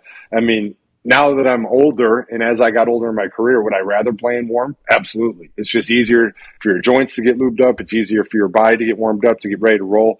But there's also something to playing in those cold weather games, especially if you get a little snow on the ground. It's like old school football, and it does click you into a little bit of a different mentality, a little bit of like a little warrior mindset. But you also do have to worry about the things like footing, like what type of cleats are you going to wear? We talked about that last week. All those things really come into effect. What type of gloves are you going to wear if you're a receiver? How's the quarterback going to handle the ball? All those types of things. But I tell you what, some of those hits, like you hit your hand on somebody's helmet, or you get like something happen, like those hurt a lot worse in the cold. That's just a pure fact. Yeah, that's why I try to never hit anybody. I try my best to just not hit anybody. You guys, I don't know what you were thinking doing all that tackling in the freezing cold weather. You smack your hand on somebody's helmet in freezing cold weather, man. That finger doesn't come back to you for about 4 or 5 plays. Hey, how come the thought is that defensive line is affected more than offensive line in the cold? Like, I would assume AQ Shipley here, Pittsburgh, Pennsylvania, grew up near the airport, in a town that had the only drive-in movie theater basically in town. And I think he enjoyed that a lot. Yeah, we've heard. I think he did enjoy that a lot. The drive-in movie theater is certainly something that is old school, just like you are. By himself? No, never by himself, I don't think. I don't know. Always with the Lord. AJ. I don't know if maybe by himself. Maybe he needed a little space opportunities, some lotion. So how come, okay? That's all drive-in movie theaters were. Hey, you olds, they used to do drive-in movie theaters. We know. We know what you're doing. We know why. We know what you were doing, We Grandma. haven't figured out, all that type of stuff. Anyways, offensive linemen feel like it's an advantage, don't you, whenever it's cold? Why is that? Well, because it typically brings running the football. And we live and die by wanting to run the football. Especially whenever you get, like Buffalo's going to have this week, right? They're going to have 40-mile-an-hour winds. They're going to look at this and be like, we can't call that pass play because the wind's going to affect the pass, so let's get to a run. Where you may not normally get to a run, now we get to more runs. JJ, do you agree with that assertion there, that is why offensive linemen feel like it's an advantage? And is that something that affects you as a guy trying to get to quarterback? Obviously not a lot of passing plays. What do you just... I mean, I would definitely agree that if the conditions are tough, you're generally going to lean a little bit heavier towards running the ball than you maybe normally would. And I do think that defensive linemen are just intrinsically programmed to want to rush the passer. So you're going to sometimes, even when you know for sure it's going to be a run play, and like sometimes you can trick yourself and be like, but they might be throwing it. Let me toss a pass rush move out, which is not the way that you should think, but it's just like the way we're wired. That's how our brains work. So yes, I would say that's a little bit of an advantage, but I would also say from like a footing standpoint, if the ground is harder or if it is snowy or if it is a little sloppy, a defensive lineman does need to get into more leverage positions. You need to get into more deeper shin angles. You need to get those cleats, the edges of the cleats into the ground, whereas an offensive lineman is a little bit more upright, up and down. They wear turf hogs instead of 7 studs, because they don't need that deep level traction to turn a corner. They can kind of stay more underneath themselves, which, yes, in the cold is harder to do. Sound like a roundabout way to say offensive line, big advantage in bad weather. Yeah. Mm-hmm. Is that what you heard? I mean, that's a great point. Though. Yeah, I mean, the Super Bowl, that's a great point with the turfs. When it's bad, he's 100% right, because we're taught to play on our insteps, right? So the full foot is in the ground. They're taught to play on like toes up, jet stance, get rolling, and they do have to be a little bit more cautious of that whenever the footing's bad. Yeah, so then you only have like 2 spikes in the ground as opposed to a potential full foot. That's just something typically. Like for me, any surface that I ever played on, if I couldn't turn the corner and bend and get on that edge, that's what would ruin my day. Like if it was either bad turf or it was hard grass because it was frozen, or if it was wet or snowy and you couldn't get that full, because my advantage was that I could get on that edge and I could bend more than anybody else could. So if you can't use that advantage, then it becomes much more difficult. And the same thing also for like a bull rush or something. You need to have your footing to go forward through a guy.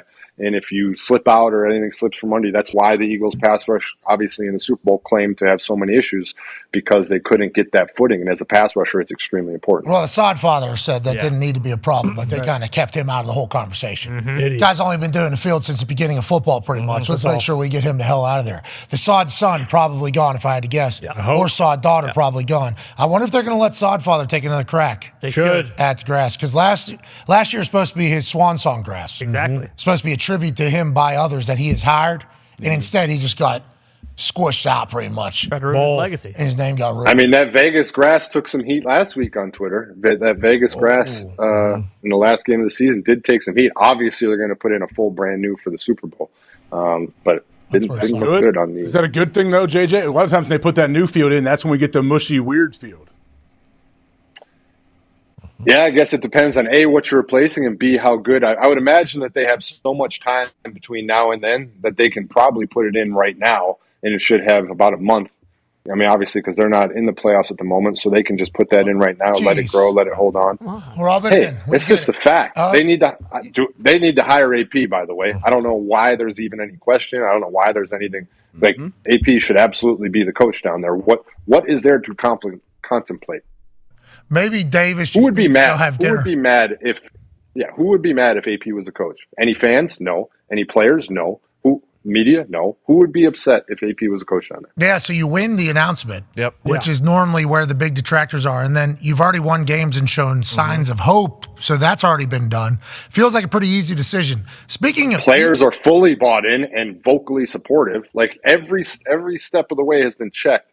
I don't really know what the downside to keeping him would be, especially when you've tried a few different coaches over the last couple of years and none of them worked out.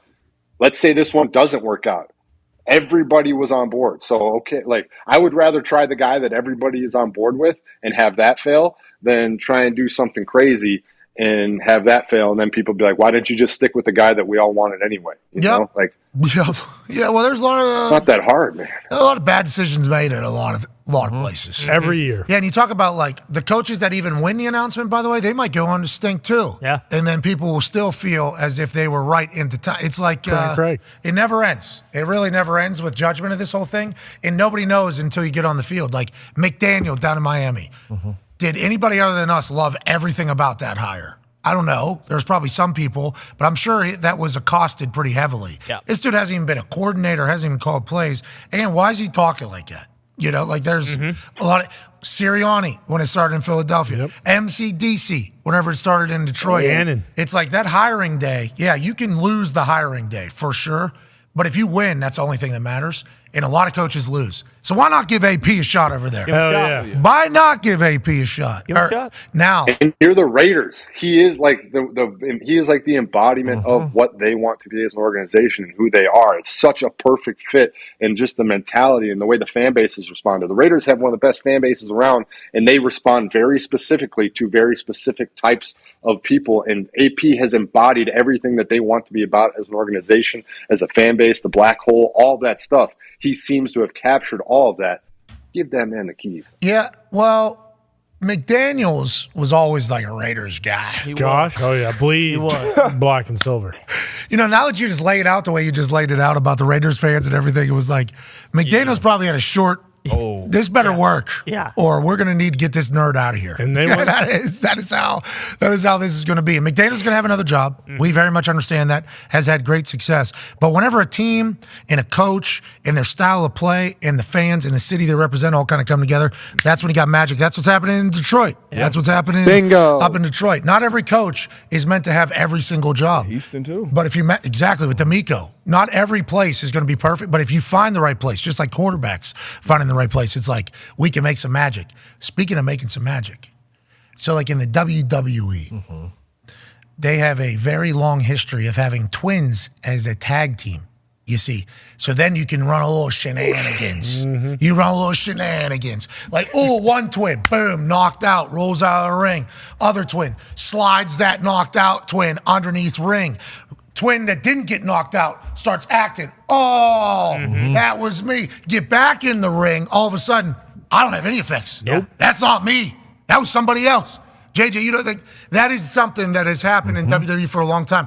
You have the opportunity to potentially do that. Here we go. Tone has a question for you, JJ. Pat kind of started the conversation with this, and you just steered the conversation in a completely different way. You didn't answer if you're going to be there Sunday as a twin in the old number 90 jersey and playing against Josh Allen in 50-mile-an-hour winds. Is Josh Allen just going to run the ball 40 times, and how do you stop that? Also, how is TJ doing? And do sacks, are sacks not a stat anymore? It feels like sacks don't matter anymore because he's got 4.5 more sacks than anyone else in the league, and there's been a couple AP announcements, or not AP announcements, all-pro announcements, and he's not on any of the teams, so sacks must not count, right? First of all, I'm sitting here in my house in Arizona at the moment, so it would be very difficult for me to know a playbook by Sunday. I mean, not that hard. It's not the playbook.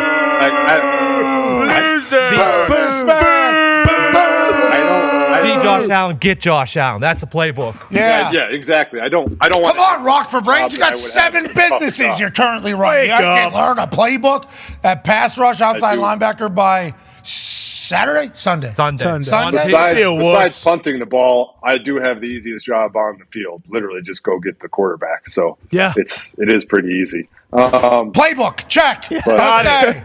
Any other brain busters? Booked a flight. DJ's doing good. He's doing good. He's very happy with with not having something much more serious, catching that friendly fire. Could have been really bad. So only a couple week thing, hopefully. But he's devastated to be missing this game, of course. I mean, with the season that he had and with the playoffs and getting in and the team that they have and the guys, he's definitely disappointed and devastated by not being able to be out there. But he's looking forward to seeing Marcus Golden and Nick Herbig as well. I mean, those are two guys that are really good replacements for him, and really looking forward to seeing them. I was a teammate with Marcus Golden down here in Arizona. Literally one of the favorite teammates I've ever had in my life. His nickname is Junk. Everybody calls him Junk because I think it was his middle school or his high school coach said, this guy just plays like a junkyard dog. He just goes out there and he's like a junkyard dog. And so, and it's true. Like, he's just the best, greatest teammate. I love him. And then Herbig, a young guy from Wisconsin who has, talk about bending corners, unbelievable bend. He can really get around a corner. He's got great pass rush moves. TJ's been working with him a whole lot, so really excited to see him get an extended role in this game as well. Between those two guys, they'll be just fine. Okay, so we'll let you continue about TJ Watt getting snubbed and everything like that. I'm sure you have certain thoughts about it. But like, TJ doesn't really have to miss this game. That's true. He can be represented. That's right. Stats can go to him. Right? Think they would let me wear number 90? Yeah, and then they'd build a statue. How would that work? Like, could we get a waiver to be like he can wear the same number just because it's already got the name on it? Yeah, I'm sure that could be figured out. I don't think the refs are going to have a problem with it because there's only 190 on the field at the same time. Could go 090. Still 90, but that'd be pretty awesome. I mean, that would be what a story. Like, talk about script writing. That'd be pretty cool. Steelers, extremely historic, legendary organization. Brothers. I mean, the sad part would be that we wouldn't be on the field together. That would be But you are. the ideal. But you kind of are. You could put Derek in 99. Put Derek in 99. Have him line up over the center. Yeah, there's ways we could do this, JJ. And you're in shape. Great shape. Still doing the legs. Yep. Still doing. Gonna have to rotate that front, right? Yeah. Because 40-mile-an-hour winds and everything like that. JJ, this is a chance. This is an opportunity. We're just gonna pass it by. Yeah, absolutely. Can be the hero. Man, because did you see the mock-up that you tweeted of yourself wearing that jersey? Oh, baby. Look like TJ. Oh my, you did look like TJ. Look just like TJ. But also, you look like yourself. Yeah, it was weird. It was weird. Crazy. It's just crazy, guys. It is crazy. So crazy.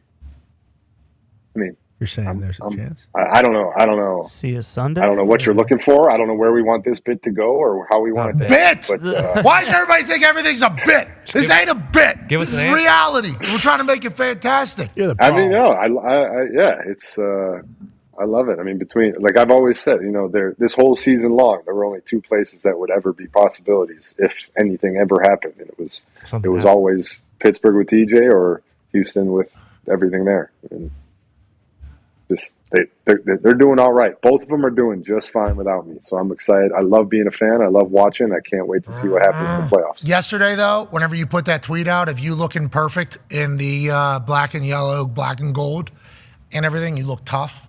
Did you go outside to the gym or to a yard to turn on? This is 20%. 50% skill. Did you?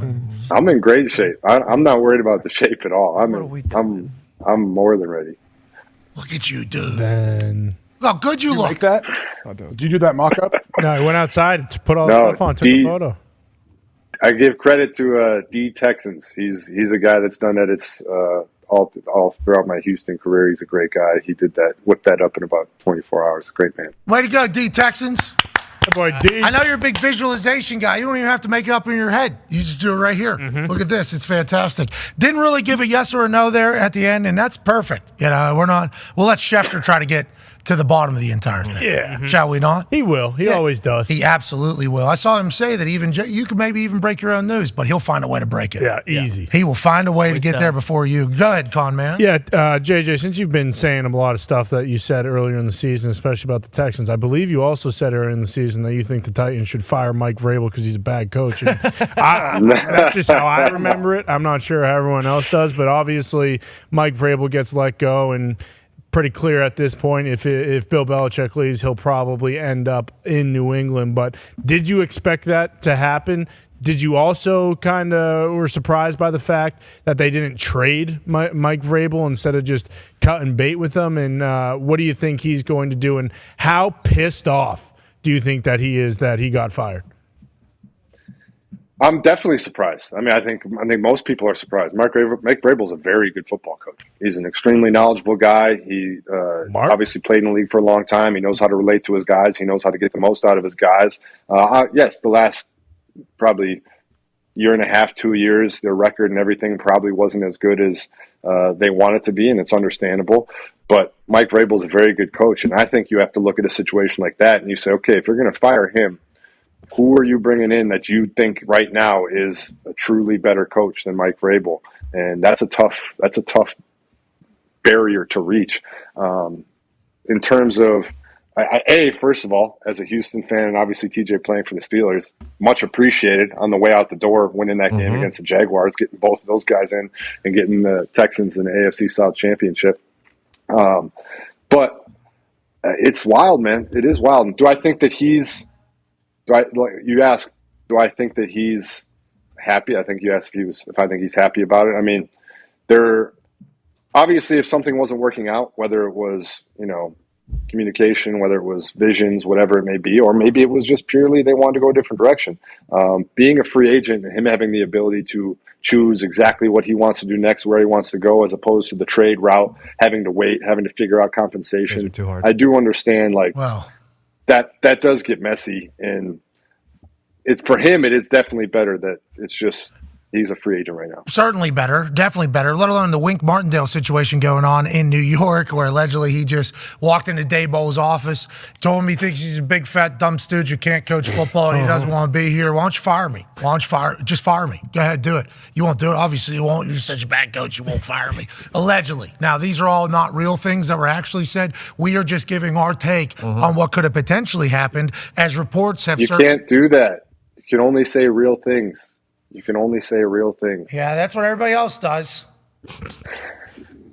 We've talked about these types of things before. How serious is that reporter up there? Like, are we 70% confident? Because that's an exciting story. I mean, it's just. I love picturing an exit interview. All the exit interviews I've ever been in are like the most cordial, all right, we'll see you later. I would love to see an exit interview just go completely sideways. You suck. I hate my life working for you. You see John Harbaugh? He was on the sidelines with Jim Harbaugh. He's won the national championship there in one seed. I met Jack Harbaugh. He won an FCS national championship. Those are real coaches to coach for. I wish I was still there. Here I'm with you. It sucks. Remember you said... Have you had a bad exit interview? No.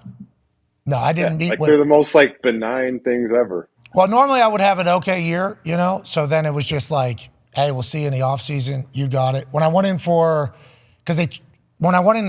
when my contract was up, changeover of power. Yeah. So there was no real, that could have been one. I guess it would have been awkward, but other than that, just keep it moving. How you doing? But that whole thought of, if they fire him, he can go coach the Eagles. Yeah. Mm-hmm. If he resigns, he can't coach the Eagles, and he doesn't get the $3 million, I think, that he's owed next year to be on contract. So who's playing chess? Who's trying to move on? We don't know. But Mike Vrabel, a trade takes too long. That's what Amy Strunk said, the owner of the Tennessee Titans, who is also the one who owns the rights to the Houston Oilers uniforms. Here's Amy Strunk talking about, everybody thinks he's a straight coach on the firing of Mike Vrabel. There's been discussion in a lot of different circles about the possibility of trading the head coach. Was consideration given to trading Mike Vrabel? Well, yes, there was, but there's a bit of misconception about a coach's contract, say, versus a player's contract. A coach's contract, you can't trade them unless they're a willing partner to that trade. So, yes, we thought about it, but at the end of the day, with league rules the way they are, it would have maybe put us back 3 weeks.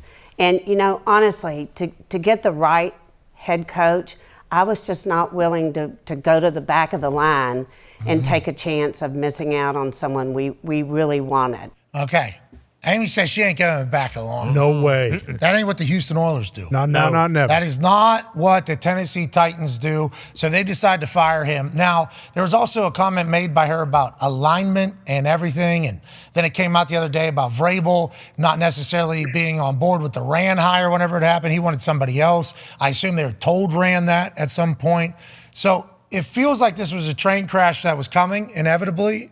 But now Vrabes is a guy that could just go coach anywhere he wants. Now, if we didn't have Shane Steichen, I would be like, Jim Irsay, take the plane and guitar. Sure. 4 packs of Zyn. Yep. Maybe 3 logs of Coke. Right. 14 vapes, Marlboro Reds. Right. And might as well get some whiskeys. Right. Some beers. Right. And you go try to win over this Ohio guy to come bring his culture to Indianapolis. We got Shane Steichen. I'm happy about that. But there's going to be a lot of places that want to do that. So when you hear the owner speak in that particular fashion, how does it make you feel? And what do you think Vrabel does next? Do you think he takes a year off? Do you think he goes and coaches? Do you think he is incredibly pumped when he walked in there, potentially like Wink Martindale? Yeah. And then she was like, "You're fired." He was like, "Oh, awesome. What? You sure? Dang it. Bummer. Come on. Team has so much promise. Darn. Do I get to clean out my... Yeah, thank you. All right. Can I keep the cowboy hat? Did he get fired? Could you imagine him in his office after he got fired, just ripping cigs? Whoever inside. moving in. Yeah. Whoops. Gonna need new carpets. That's wild, dude. It's a wild scene. It really is, because how everybody else but them, I think that he's the right guy to hire. And there's 6 openings right now, if you count the AP. Could be 7 if Bill Belichick and the Patriots decide to move along. But Connor's already got him up in New England. Yeah, it's done. I mean, like, I understand there's 6 other openings, possibly 7, and Mike Reese, like we said yesterday, did say that it was a Hail Mary attempt, basically, if Bill is going to stay at this point. But Foxy has it. You might as well run it, Foxy. This is what Vrabel said this year in New England. Wait. Come on, we got a game to win. I can't be up here that long. This guy's still the head coach of a different team. I want to thank the fans. I haven't been back as much as I should since 2009, but I want to thank the fans. I want to thank the fans that made coming and playing in this stadium unbelievably special. No problem, When Mike. we traveled, you were there. When we were here, you were there. I can imagine how you screamed and yelled at the night games on 3rd down, and when you threw the snow, and every memory that comes back right now. So I want to thank you, fans, okay, for the opportunity to stand here today in front of you. Also in front of my teammates, I want to thank them. I want to recognize Logan Makins, Bill Parcells, Dante Scarnecchia, who was one of the toughest assistant coaches I've ever been a part of in 25 years in the National Football League. But I also want you not to take this organization for granted. I've been a lot of places. This is a special place with great leadership, great fans, great direction, great coaching. Enjoy it. It's not like this everywhere. Thank you very much. That was when he went into the Patriots Hall of Fame, and Connor and a lot of the Patriots fans that are looking forward to a potential Vrabel era have just been bopping to that for the last 24 hours. Yeah, how could you know? I've been bricked up for a while. I had to call a doctor, like to tell you in the Viagra commercials. But I mean, it's not like he's played in a bunch of trash, cities either, or coached, or coached for. Yeah, exactly. I mean, he's played in Pittsburgh. Clearly, it's not the same in Pittsburgh like it is in New England, Kansas City. He's played there as well. There are a lot of places that just don't match up to what New England brings. And we were talking about it before the show. What has Bill Belichick done for the last 25 years? He's always thought about the team's future. He's always, picked guys for the future. Jimmy G, it caused a rift, caused a little tizzy, if you will, within the organization with the Jimmy G hiring. But what was he doing? He's thinking about the future. And who would we be? Who would Bob Kraft be if he didn't think about the future? And Bill, yeah, he's going to break the all-time wins record. He is the greatest coach and GM of all time. But he's got, 5, 10, if we're being hopeful, years left in the NFL. Mike Vrabel's got 25, about 30, 40 years left in the NFL. So why wouldn't we consider that when talking about the future of, the greatest franchise in the league, especially when you are on the cusp of getting a quarterback that will be your quarterback for the next 20 years that Mike Vrabel could pick? Now, if it's announced that Bill Belichick's coming back, you're going to be pumped. I'm going to be just as bricked up as I am right now. But if Vrabes is the replacement, and Robert Kraft was playing closed Sicilian in tampering, Yeah, he was. Oh my! Let's put the guy in the Hall of Fame. It's during a bye week. That'll be no problem. Let's get him back in front of these crowds. Let's get him back in here. Let's do a little nostalgia. Night before, we'll watch a video. Got some Barnecchia here. Got some people here. That's a wild way to go. Would he wear the red jacket on the sidelines? He can wear whatever the hell he wants. The Hall of Fame. Yeah, he should. Patriots Hall of Fame jacket. It's just, it's me. Right there. Me. That's my name. Mm-hmm. That's awesome. That could happen. Steelers get a win over the Buffalo Bills. Yeah. No, too low. We'll never go to Houston. Unless it goes to the You never know. AFC champions. You could be playing. That could be a situation, that you find yourself in. Exactly. Pointing up. Okay, JJ. But the whole Vrabel situation, fascinating. The coaching thing. What makes a good coach, you think? You talked about D'Amico and being able to get his message across. Why do you think some coaches just can't do it? Like the Bill Belichick tree, pretty much, seemingly. Yep. And why do you think some people have it? And how many great coaches are there at any given time in the NFL at head pick? to be a truly great coach, you have to have a culmination of multiple different things. There's a lot of coaches out there that are good at one thing, good at another. Maybe they're really, really smart when it comes to X's and O's, but they can't relate to the players. Maybe there's guys that have great charisma and are unbelievable with the players and speaking to the guys, but they're just not quite as smart when it comes to game planning or getting a team ready for a certain week. Or maybe a coach isn't good at in-game adjustments or making game management decisions. Special coaches bring all of that together. They have a brilliant, deep knowledge of the game. They understand it at a level that players clearly see it. They understand it, and you know when you're going into their meetings, this guy is going to teach me something. I'm going to be better because of what this guy is teaching me. Then the coach has to have the ability, the personality, and the charisma to get that information to the players and to pull the greatness out of them, because he can take that knowledge and give it to them in a relatable manner where they can take it onto the field and execute it. And then he's got to be a motivator. At the end of the day, when two teams are matched up and it's a 50-50 matchup, he's got to be able to be the one to take his team, motivate them, and elevate them to play at a higher level than they themselves even knew they could play at. So all of those things have to come together, and it's extremely difficult because, as you know, you've been around plenty of coaches. Some guys really smart, some guys really charismatic, rarely both. How many you think in a league at any given moment, like in the NFL? You think there's like 15 great coaches? 10 great coaches? I mean, 15 is too many. No, I don't think there's 15. Sorry, I'm gonna leave one more thing out.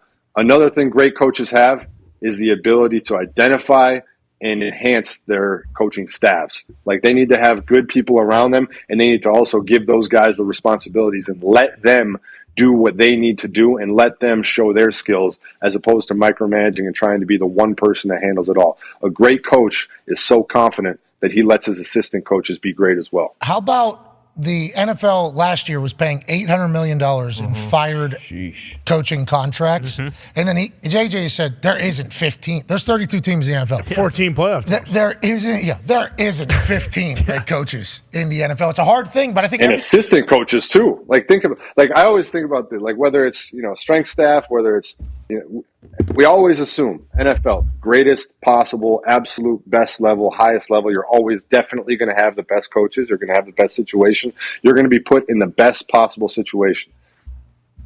That's not always true. There's a lot of really, really good ones. Tons of great coaches, really, really good people, really good training staffs, really good strength coaches. A lot of really good ones out there. But there are also some that are just literally not good. And it's like we talked about earlier with quarterbacks or young guys being put in a situation to succeed. Not every single organization, coaching staff is set up for everybody to succeed. It's just that I've been, there's times where you're sitting in a meeting and a guy's telling you something, you're like, you're wrong. You're not correct.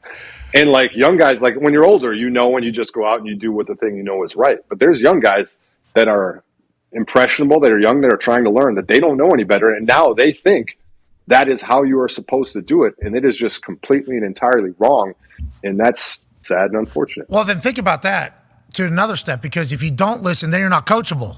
Then you're a distraction. And it's then it can all kind of pile on each other, and then all it takes is a little bit of courage to ask an older player and be like, hey, they're telling me to do this, but there's no way this is what I'm supposed to do. And an older player go, yeah, you just do it right. You make a play, you're good, pretty much. That is what happens.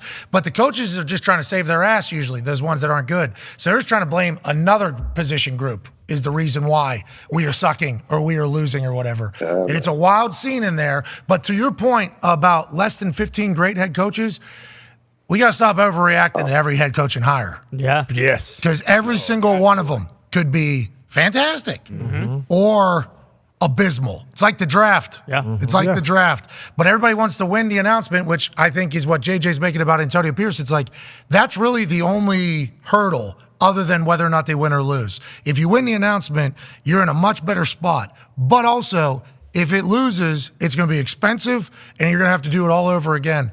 Tough to find the right guy. Like in Carolina, when they hired Frank Reich, it was Caldwell, Frank Reich. They brought in McCown. Like the situation Genius. from the outside was like, okay, they're going to draft a rookie quarterback. Dalton's going to be his backup. There's going to be all this, quarterback knowledge within the building, and obviously they went 1-11, and everybody got fired. Steph Curry of football. Football is coming in. They trade up. So on that note, D-Butt's got a question. Yeah, we got 6, maybe 7 going to be new hires coming up. Obviously, I think only one of them, but Justin Herbert out in L.A. will be the only one that you could point to and say, hey, that's a franchise quarterback. In your opinion, what's that? I mean, Zappy, he's got the monster. Oh, yeah, okay. So, JJ, your opinion, what's the best vacancy available right now? That's a good question. I see a lot of people pointing to Washington as a great destination. Obviously, new ownership and things that they're going to do there. I mean, the reality is you still got to find exactly what you're going to do at the quarterback position. I think Justin Herbert out there with the Chargers certainly does seem to be a talent that has the ability to do great things for you. I mean, you're also living in LA, and there's a lot of things there. I don't know, man. That's tough. That's a very tough decision. I would say it's probably got to be between those two. But I would say if I was a coach picking, I mean, Chargers is probably a good situation there. I think when we talk about coaches switching and all these things and the things that are required for success, one of the things that I saw today, obviously, is that the Bears are going to keep Matt Eberflus, and they're going to change. I believe they're changing their offensive and defensive coordinators. Think about that for a young guy in Justin Fields, or obviously if they bring in somebody new in Caleb Williams. Justin Fields had different offensive coordinators, have different systems. Let's say he is the quarterback next year. He's going to have to learn a brand new system, learn a new coach, get to know each other. Like, there is also that aspect of things that is very tough in the NFL, where if you are constantly changing things, especially at the quarterback position, that is very tough on guys, and it's very hard to judge guys because of that. A lot of people say the success that they had was because of the consistency that they were able to experience. Mm-hmm. But if you don't get it right and you remain consistent with somebody that's wrong, that's not good. But if you get it wrong and then you move on from them, inconsistency is not good either. Sucks for Justin Fields, but I think the right play was made in the end, keeping Eberflus. Because at the end of that season, they looked vastly different. Great. It's almost like they bought in, right? Yeah. It's almost like whenever they brought Sweat in, you get a couple players, they buy into the Eberflus thing. Hopefully he'll be able to find the right offense that Justin Fields just adapts to very well. Which one of these guys do you think we see coach again? You know what I mean? Obviously, we'll see Vrabel be a head coach next year. For sure. If he wants to, is what we think. The guy next to him will be with Vrabel as his OC. Yeah, there's a chance that he's going up to New England if Vrabel goes up there, because the success that he had as an offense coordinator was in Tennessee under Vrabes, and they still are very close. Yeah, not to mention Derrick Henry's a free agent, so he might be coming up too. And he just gave an incredible press conference where he listed off every single person pretty much in the building that has helped him. King Henry, you're good. Yeah, you represent the NFL perfectly, pal. We're very lucky to have had you in the league. I can't wait to see what you do next. Now, there was a couple times in the AFC South you needed to freaking relax. Sure. Forgot which hour we were in there. Close. Josh McDaniels would definitely be an OC. You think so? Yeah. I think he's a good OC. And part of JJ's answer was saying, hey, some guys are good with X and O's. Other guys are good with teams and building a culture. I think he's had 2 opportunities to be a head coach, and we've seen how it went. But when it comes to the X and O's, now, can he do it without Tom Brady is a question, but I think he'll have another shot. What about that top row? I think he's done. I like the whole time. But everybody, I guess, the guys that have played. I'm very curious in your thoughts on this, because I have a certain opinion on this. I think it's very rare that a coach can be great while also being the main coordinator on offense or defense. Like, I personally believe that a head coach who is just the head coach and has his own offensive coordinator, defensive coordinator, not a sham one where it's like we have a D coordinator, but I'm actually calling the plays, like a true head coach, CEO type who runs the organization, lets his coaches do their thing and inputs when necessary. In my personal opinion, that's the actual best situation. Is D'Amico calling plays down there? Is D'Amico calling plays down there? That was the. I think D'Amico has some input, but I believe Matt Burke does call the plays. I mean, I could be wrong about that, but I do believe. But like I said, there are certain very small ones where that does work. Shanahan's obviously done it extremely well up there. I think there's guys that do it well. I believe Andy Reid calls the plays in Kansas City. Bruce Arians. But Mike McDaniel. But I like it when the guy's like a CEO and he runs the organization, because there's just so much you have to know and do. So what you're saying is Bill Belichick was able to be the GM and the head coach in New England and have great success. Others have tried it and have not. had great success. That's a tough thing to do. To be a head coach and be a coordinator, that isn't just the easiest thing. Is that probably why Doug Peterson relieved the... Yeah, maybe. Yeah. Because he was calling plays last year for them, I think, to set the standard and tone in his first year with Trevor Lawrence. And then this year he gave it up. And everybody was like, what are you doing? It's probably because of what you're trying to say. Now, towards the end, I assume there's going to be a lot of question marks about everything. I think for quarterbacks, though, and most of the guys we mentioned were offensive. I think for quarterbacks, if you have that consistency, especially if you're developing like an Andy Reid, who obviously had Eric Bieniemy, but you see it's a difference there now as well. If you have that consistency with a quarterback, because Bobby Slowick probably going to be gone soon, Ben Johnson will be out of there. So these offensive coordinators, they have success, and they're out of there as soon as they do. So I think on the offensive side of the ball, probably get a better Shane Steichen's doing it right now. Yeah, big Mike McCarthy. Sean McDermott. Is it sustainable? How long is it sustainable, too? And the amount of work. The amount of work. JJ, it's ending on ESPN. Anything to say to the people? 5 seconds. We made it through a whole show without doing anything crazy. Hopefully we get to come back next week. All right. I don't necessarily love the final angle of the message. I don't necessarily love it. It's been a wild few days. Self-inflicted? Hey, listen. Self-inflicted. That's the way it goes. We gave a lot of people a lot of stuff, JJ. You know what I mean? Just hand it over. It's been phenomenal content. For me being being on Wednesdays and not really being a part of it all, just being a spectator, really enjoying it. Really, really enjoying it. Hey, are you thinking about, the people in that entire thing? How it's going for them as humans? No, I'm not. I'm purely thinking of the content and the entertainment and the appreciation for the, and I also will say, I just have a lot of, I know that you'll figure it out. I just know that you're going to figure it out. I don't know. Thank you. That means a lot. Mm-hmm. There's been a lot of dot in that particular part over the last 12 hours, but I feel, like what we did all year should give us some credibility, I agree. I think so. And I think we live in a time where once we earn, I think, some people's trust, and I'm not saying at ESPN, I'm talking about the viewers. Yeah. Not only viewers, but like the reaction business, like the business around it pretty much. Okay. Like as we continue to go, I think it'll change. This is just part of it. Phil Mickelson was talking about it earlier. He was like, anytime you're disrupting some things, there's certainly going to be some backlash. I was ready for it. I was braced for it. And he has his own coffee that he takes every morning. It probably has some callus builder for his damn shins. Because his big ass calves are on the backside, but his front shins, they were taking quite a bah, bah, bah, bah at the beginning. Now he's feeling almost vindicated in that whole thing. I'm not saying ours is anything like that, but boy, he opened my eyes a little bit. We just need to be patient. Yeah, but you're and consistent. I'm not going to touch Tuesdays. Tuesdays, that's its own thing. You got to deal with that on its own. But like the other stuff that you said, like what you said on Friday, that's a big one. I'll leave that.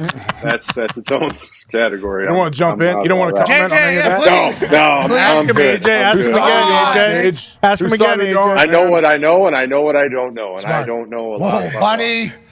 You need to know that type of stuff if you're going to ever have my job. But that's what I'm learning. With Friday, like with what you did on Friday, like I know that you're not going to say any of that without being certain of it, like because you're not an idiot. So like you're not going to go ahead and put that out there if you're not 100% confident in that, and if you don't truly know that that's what's going on. And that's also what makes the show great and what makes people gravitate, because you're going to come out and say that as opposed to just towing the line and doing what you're supposed to do and keeping your mouth shut.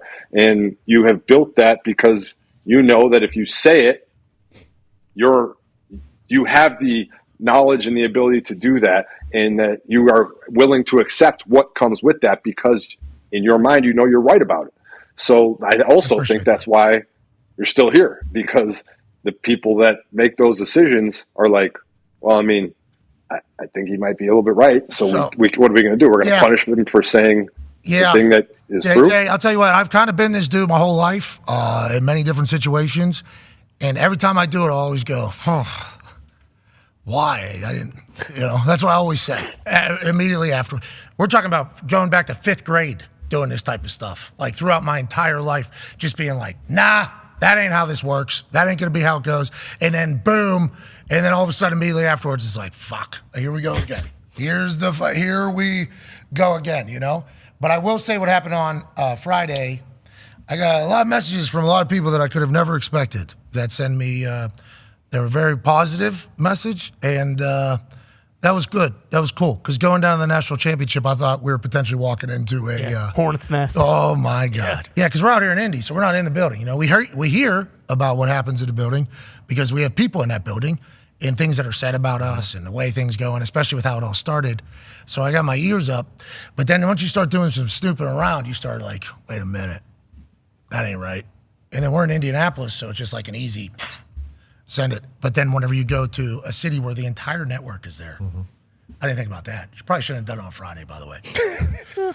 Oh, but you're also like, you have to think about it. Like you've also built up you're fortunate enough to have built up a fan base, to built up a show and a audience who gives you the ability to be like, okay, if they do say you're done, yeah, I'm going to be fine. Like, and that has a power to it. The ability to walk away and be perfectly fine, or the ability to get canned and be perfectly fine, and know that you're going to move on to something else and continue to have success. That holds a lot of power. That also gives you the ability to say the things that you said, whereas other people sometimes are a little worried too, because they know if they lose that job or if they lose that opportunity, they are going to be in a tough spot. And yes, that is a form of privilege, I suppose, but it is something that you've built with your audience and with your fan base. Earned. Yeah, I wasn't, we worked our asses off for this entire thing.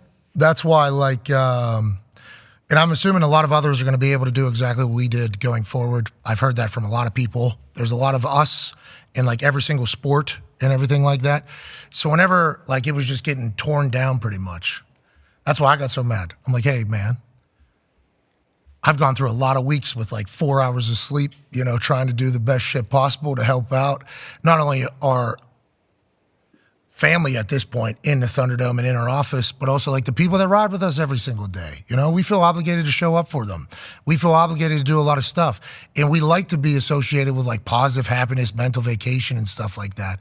So whenever there's like potential people trying to just ruin it by saying things that aren't true, they think is true, but it's just like not true to take us down, I feel like you're taking a shot at everybody. Like not just me, like we got newborns, okay? We got literal brand newborns in this building.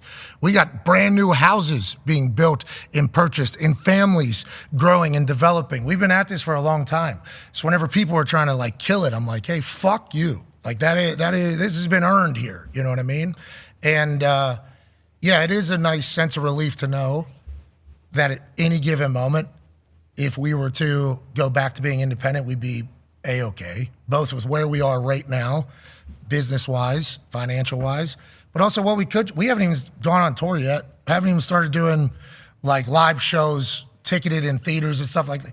Like we're going to be okay, but like we had a goal, and it was, we all grew up watching ESPN.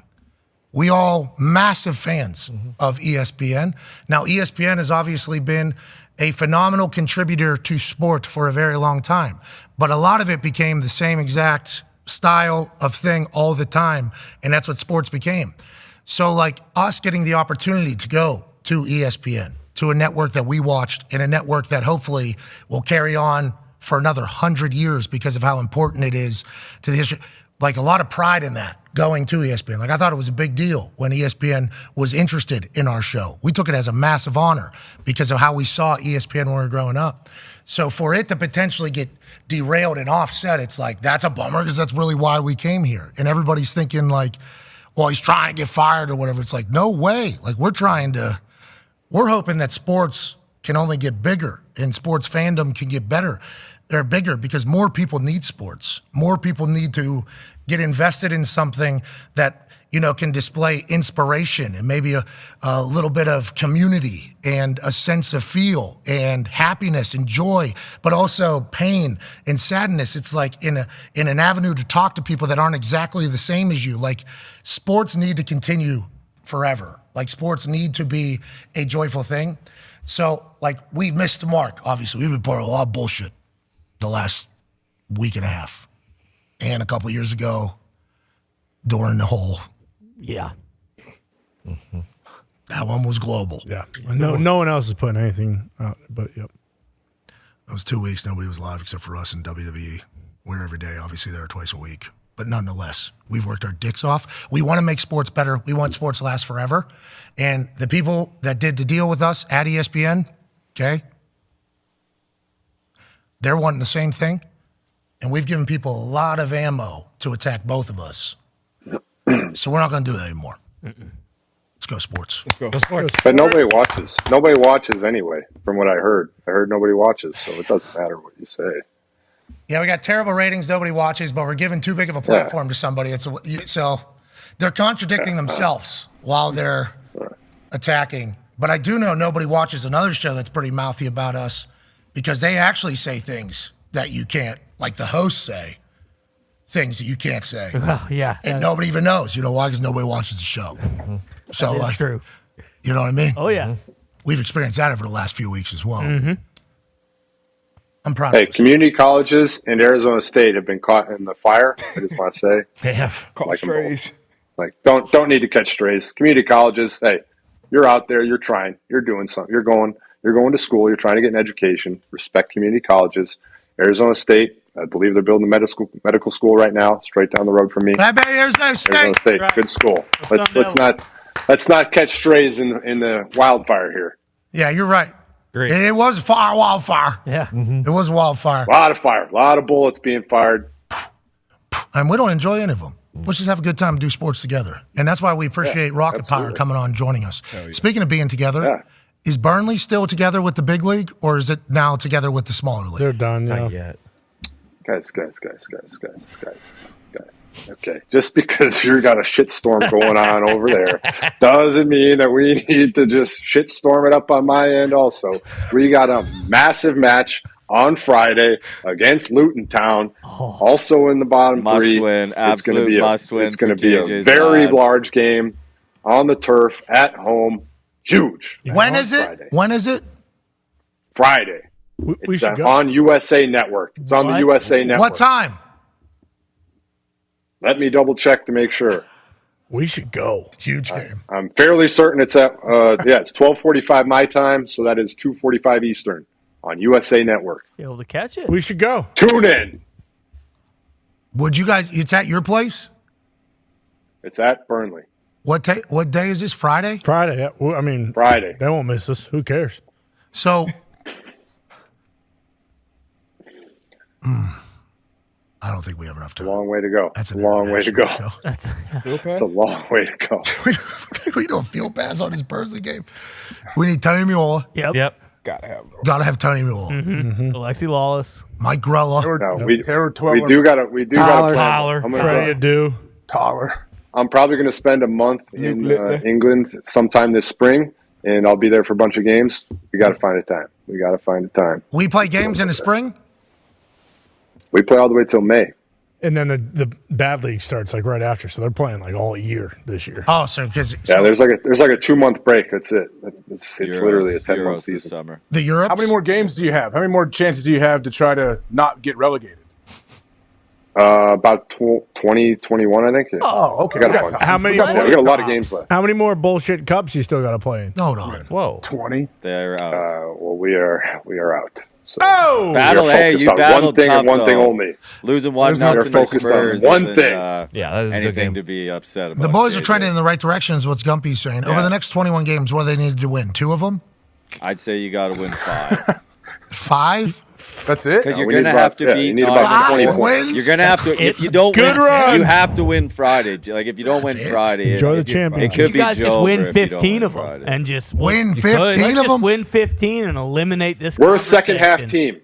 Yes. We're a second half team. I sure hope. What are we in the fourth quarter right now? Is this overtime? We're in the- Halftime. No, We we're started the we're second half. halftime. Just kick We're at off the halftime. second half. Do you guys do cool promotional giveaways at your home games? Yeah, like J.J. Watt and Tyler bobblehead day. Yeah. Yeah, and like toothbrushes and floss. Probably not a good idea. Yeah, the bobbleheads are. You guys know they watch this. Like they watch this. They Who's talk they? about Oh, it. really? Well, let's let them know. Hey, let's score some goals. We only got to win 2 games. I'm here. Yeah. The team? No, that's not true. We need to win more than 2 games. You never know. Luton Town might go on and lose 20. All right. Well, good luck out there. Let's win. Let's win 4 or 5 games here. What do we say? Down the stretch. Yeah. No, we're gonna have a good run. We're gonna have a good run. It'll be great. Do you have a flat What over else? there? What do we got? Do you have a flat over there? That's where you're going to live? A flat? No. But sleeps in the we have a place we will stay. Flat. Yeah, British term. What else you got? Holiday? Tea, Like, will that crumpet? be like a holiday for you? Holiday? Yeah, it'll be a holiday for us. Yeah, it'll be a nice holiday. So you're staying 1 month or are you staying 3 weeks? Oh, a fortnight. 3-4 weeks. That's a little Irish, a little more Irish. Ladies and gentlemen, owner of Burnley, who is in the biggest league in the world. Mm-hmm. Well, second MLS. Yeah. Right. Obviously. Duh. They had a field day with your comments last week about the FA Cup and how the messy thing, how the games didn't matter. People just loved that. They just loved listening to you. So what did they say? It also was a reflection of me. So then they said our American owner is a moron. This is what they all. Oh, this is what think. I'm And I doing. was like, well, Everything we I do mean- on here reflects other people that are much more important. That's hard to get by. Attitude reflect leadership. I know. I was yesterday. Go home from show, hang out with baby. Mm-hmm. Baby goes down to bed. I pass out. 4 hours. Not good. You're up at 1. Yeah. A little bit of energy. Yeah, sure. 1 to 3 a.m. just talking about all the shins that are being banged on right now because of our show. That's not a good place to be. I was in a darkness retreat. Yeah. I was in a darkness retreat all by myself for a few hours this morning. It wasn't fantastic. Anyways, JJ, we know that you know soccer better than us. But with that being said, we're 100% right. It's our sport now. Yep. Yeah. It is our sport now. It is. And it's coming home. It's coming home. When the World Cup is in America, by the way, coming up. You're the man, JJ. We appreciate you, pal. Thanks, guys. Always a great show. JJ Watt. Really enjoy it. Boy, JJ. I'm sure you do, JJ. We enjoy you, pal. I didn't even think about the amount of things he was probably told about what happened with our show over the last 24 hours in text messages by numerous people asking if he should be. Hey, you sure you want to go on? Associated with that? There's been a lot of that. Cartoon. Huh?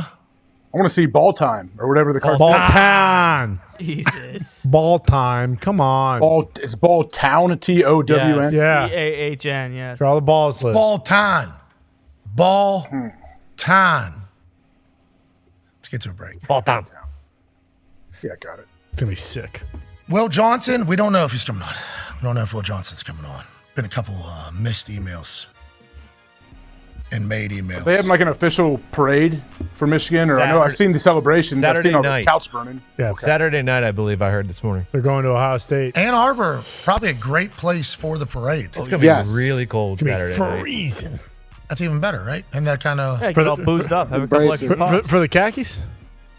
I mean, they're not going to. Did you see? They have were having a they have good time. insulated khakis. Oh, yeah. They were having a good. There is In a warm Houston. I enjoyed that Michigan fan base down there. I didn't think I never really been around a lot of Michigan people. They were loud too. Raucous. They were. Yeah. Seemed like a great atmosphere. Full culmination of, hey, let's let some of this anger from the season out in this game right now. We got some breaking news coming out of New York Giants. Oh, boy. Come on. There it is. Talking about Wink Martindale and the New York Giants, they've mutually parted ways. The latest we were hearing was that Wink Martindale walked into the exit meeting with Brian Daboll, the head coach of the Giants, and told him that he thought he was an ugly, bald stooge in an attempt to get fired. Yeah. He went down to Florida, they said, immediately afterwards. He looked at the ocean. Right. Felt the vitamin D. Had a couple of drinks. Right. And then said, who cares about the $3 million? I can't go back there. No chance. And the Giants said, no, you can't, because of what you said. And now they're mutually parting ways. That's good. I'm happy to hear that. Now, mutual parting of ways, does that mean that he can go work for the Eagles next year, which is what everybody has kind of pieced together with the entire process of what's been happening between these two, in between the program and that type of shit? But everybody loves Wink from what I've gathered. Maybe he goes back to Baltimore after Mike McDonald's gone. I mean, last year we said. No, I don't think it ended great there. Oh, Got to have something in the pipe, right? If he's going to turn down $3 million to not coach there. I would assume that he just knew that something would be coming. Yeah, Green Bay. You know what I'm? What's that? Green Bay. Yeah, why is everyone saying Philly? Does he know Sirianni or That was just the big holdup of the contract clause if he was to resign, because they would still be able to withhold his rights from where he'd be able to coach. So Philly would not be able to be possible. Allegedly, that was being reported. I did not make this up. Okay, that was being reported by others on the internet. If you haven't heard that before, I didn't make it up, but that is what was being talked about, which is why everybody was assuming he was attempting to get fired so that he would still get the $3 million and be able to go wherever. But we have not heard from Wink either. So we have no idea what's real and what isn't real at this point. No, I don't think we should assume DC either. Like, he can be a head coach. I don't know why he wouldn't get head coaching interviews. The conversation after last year was like, hey, Wink should probably get some head coaching interviews. If there's 6 right now, possibly 7, possibly 8 coming up, like, I think he would be a great candidate to be a head coach. I love that Wink, though, went down to Florida and just it took a couple Mai Tais. Yep. Yeah, that'll happen. Vitamin D. Fine.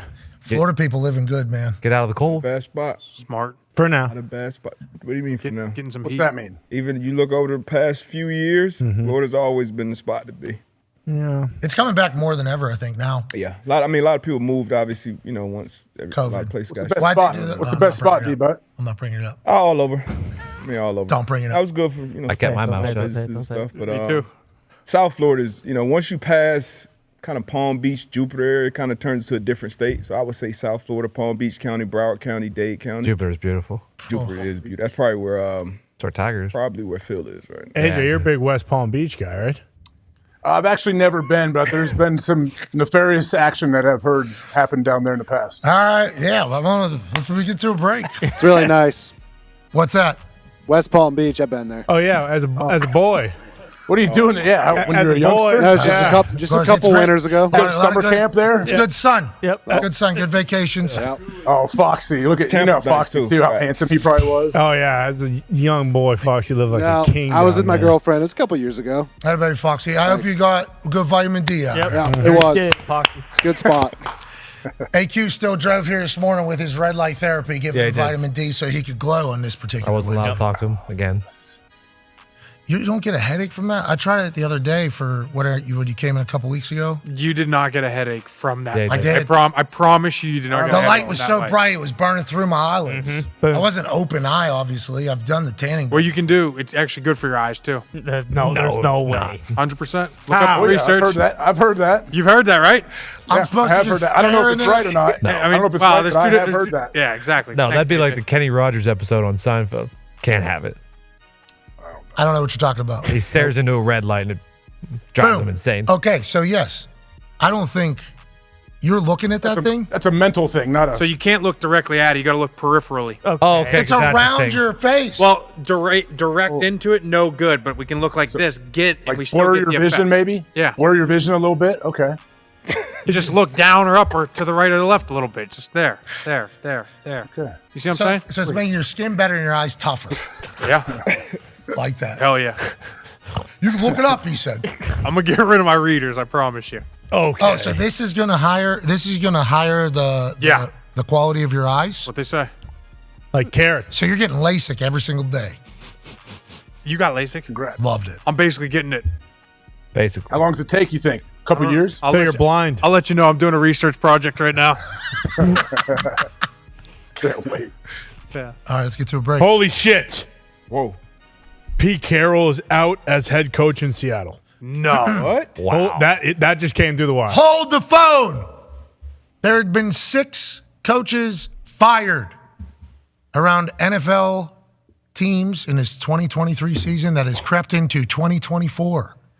The most recent one, Mike Vrabel of the Tennessee Titans, happened yesterday, shocked the world. And now, on this Wednesday, January 10th, 2024, Pete Carroll is fired as the head coach of the Seahawks. Holy shit. That did great. That went really, really well. ZD baby, we definitely do miss you. Company's doing his best and fantastic job. Did he get fired? Did he part ways? Did he retire? What the hell happened? Oh, Brad, don't be surprised if he lands upstairs in Seattle. So maybe this is, yeah. It's a Bill situation. Brad Stevens. Yeah, Brad situation. Stevens going from head coach to president of basketball operations. Yep. Okay. Congrats to Pete Carroll then. Yeah. I assume this is a move that he wanted to make if this is what he was going to do. Pete Carroll out as Seahawks coach, but potentially still in the building is the current report as we see it at this time, 2:16 Eastern Standard Time. If anything ends up being different, we apologize for having it wrong. This is the information that is currently at hand. Pete Carroll's still in the building, still around the culture that he had built. I assume that they know the type of coach that they would like to get. And Pete Carroll just wants to back off the day-to-day operations, you think, as a head coach, AJ Hawk?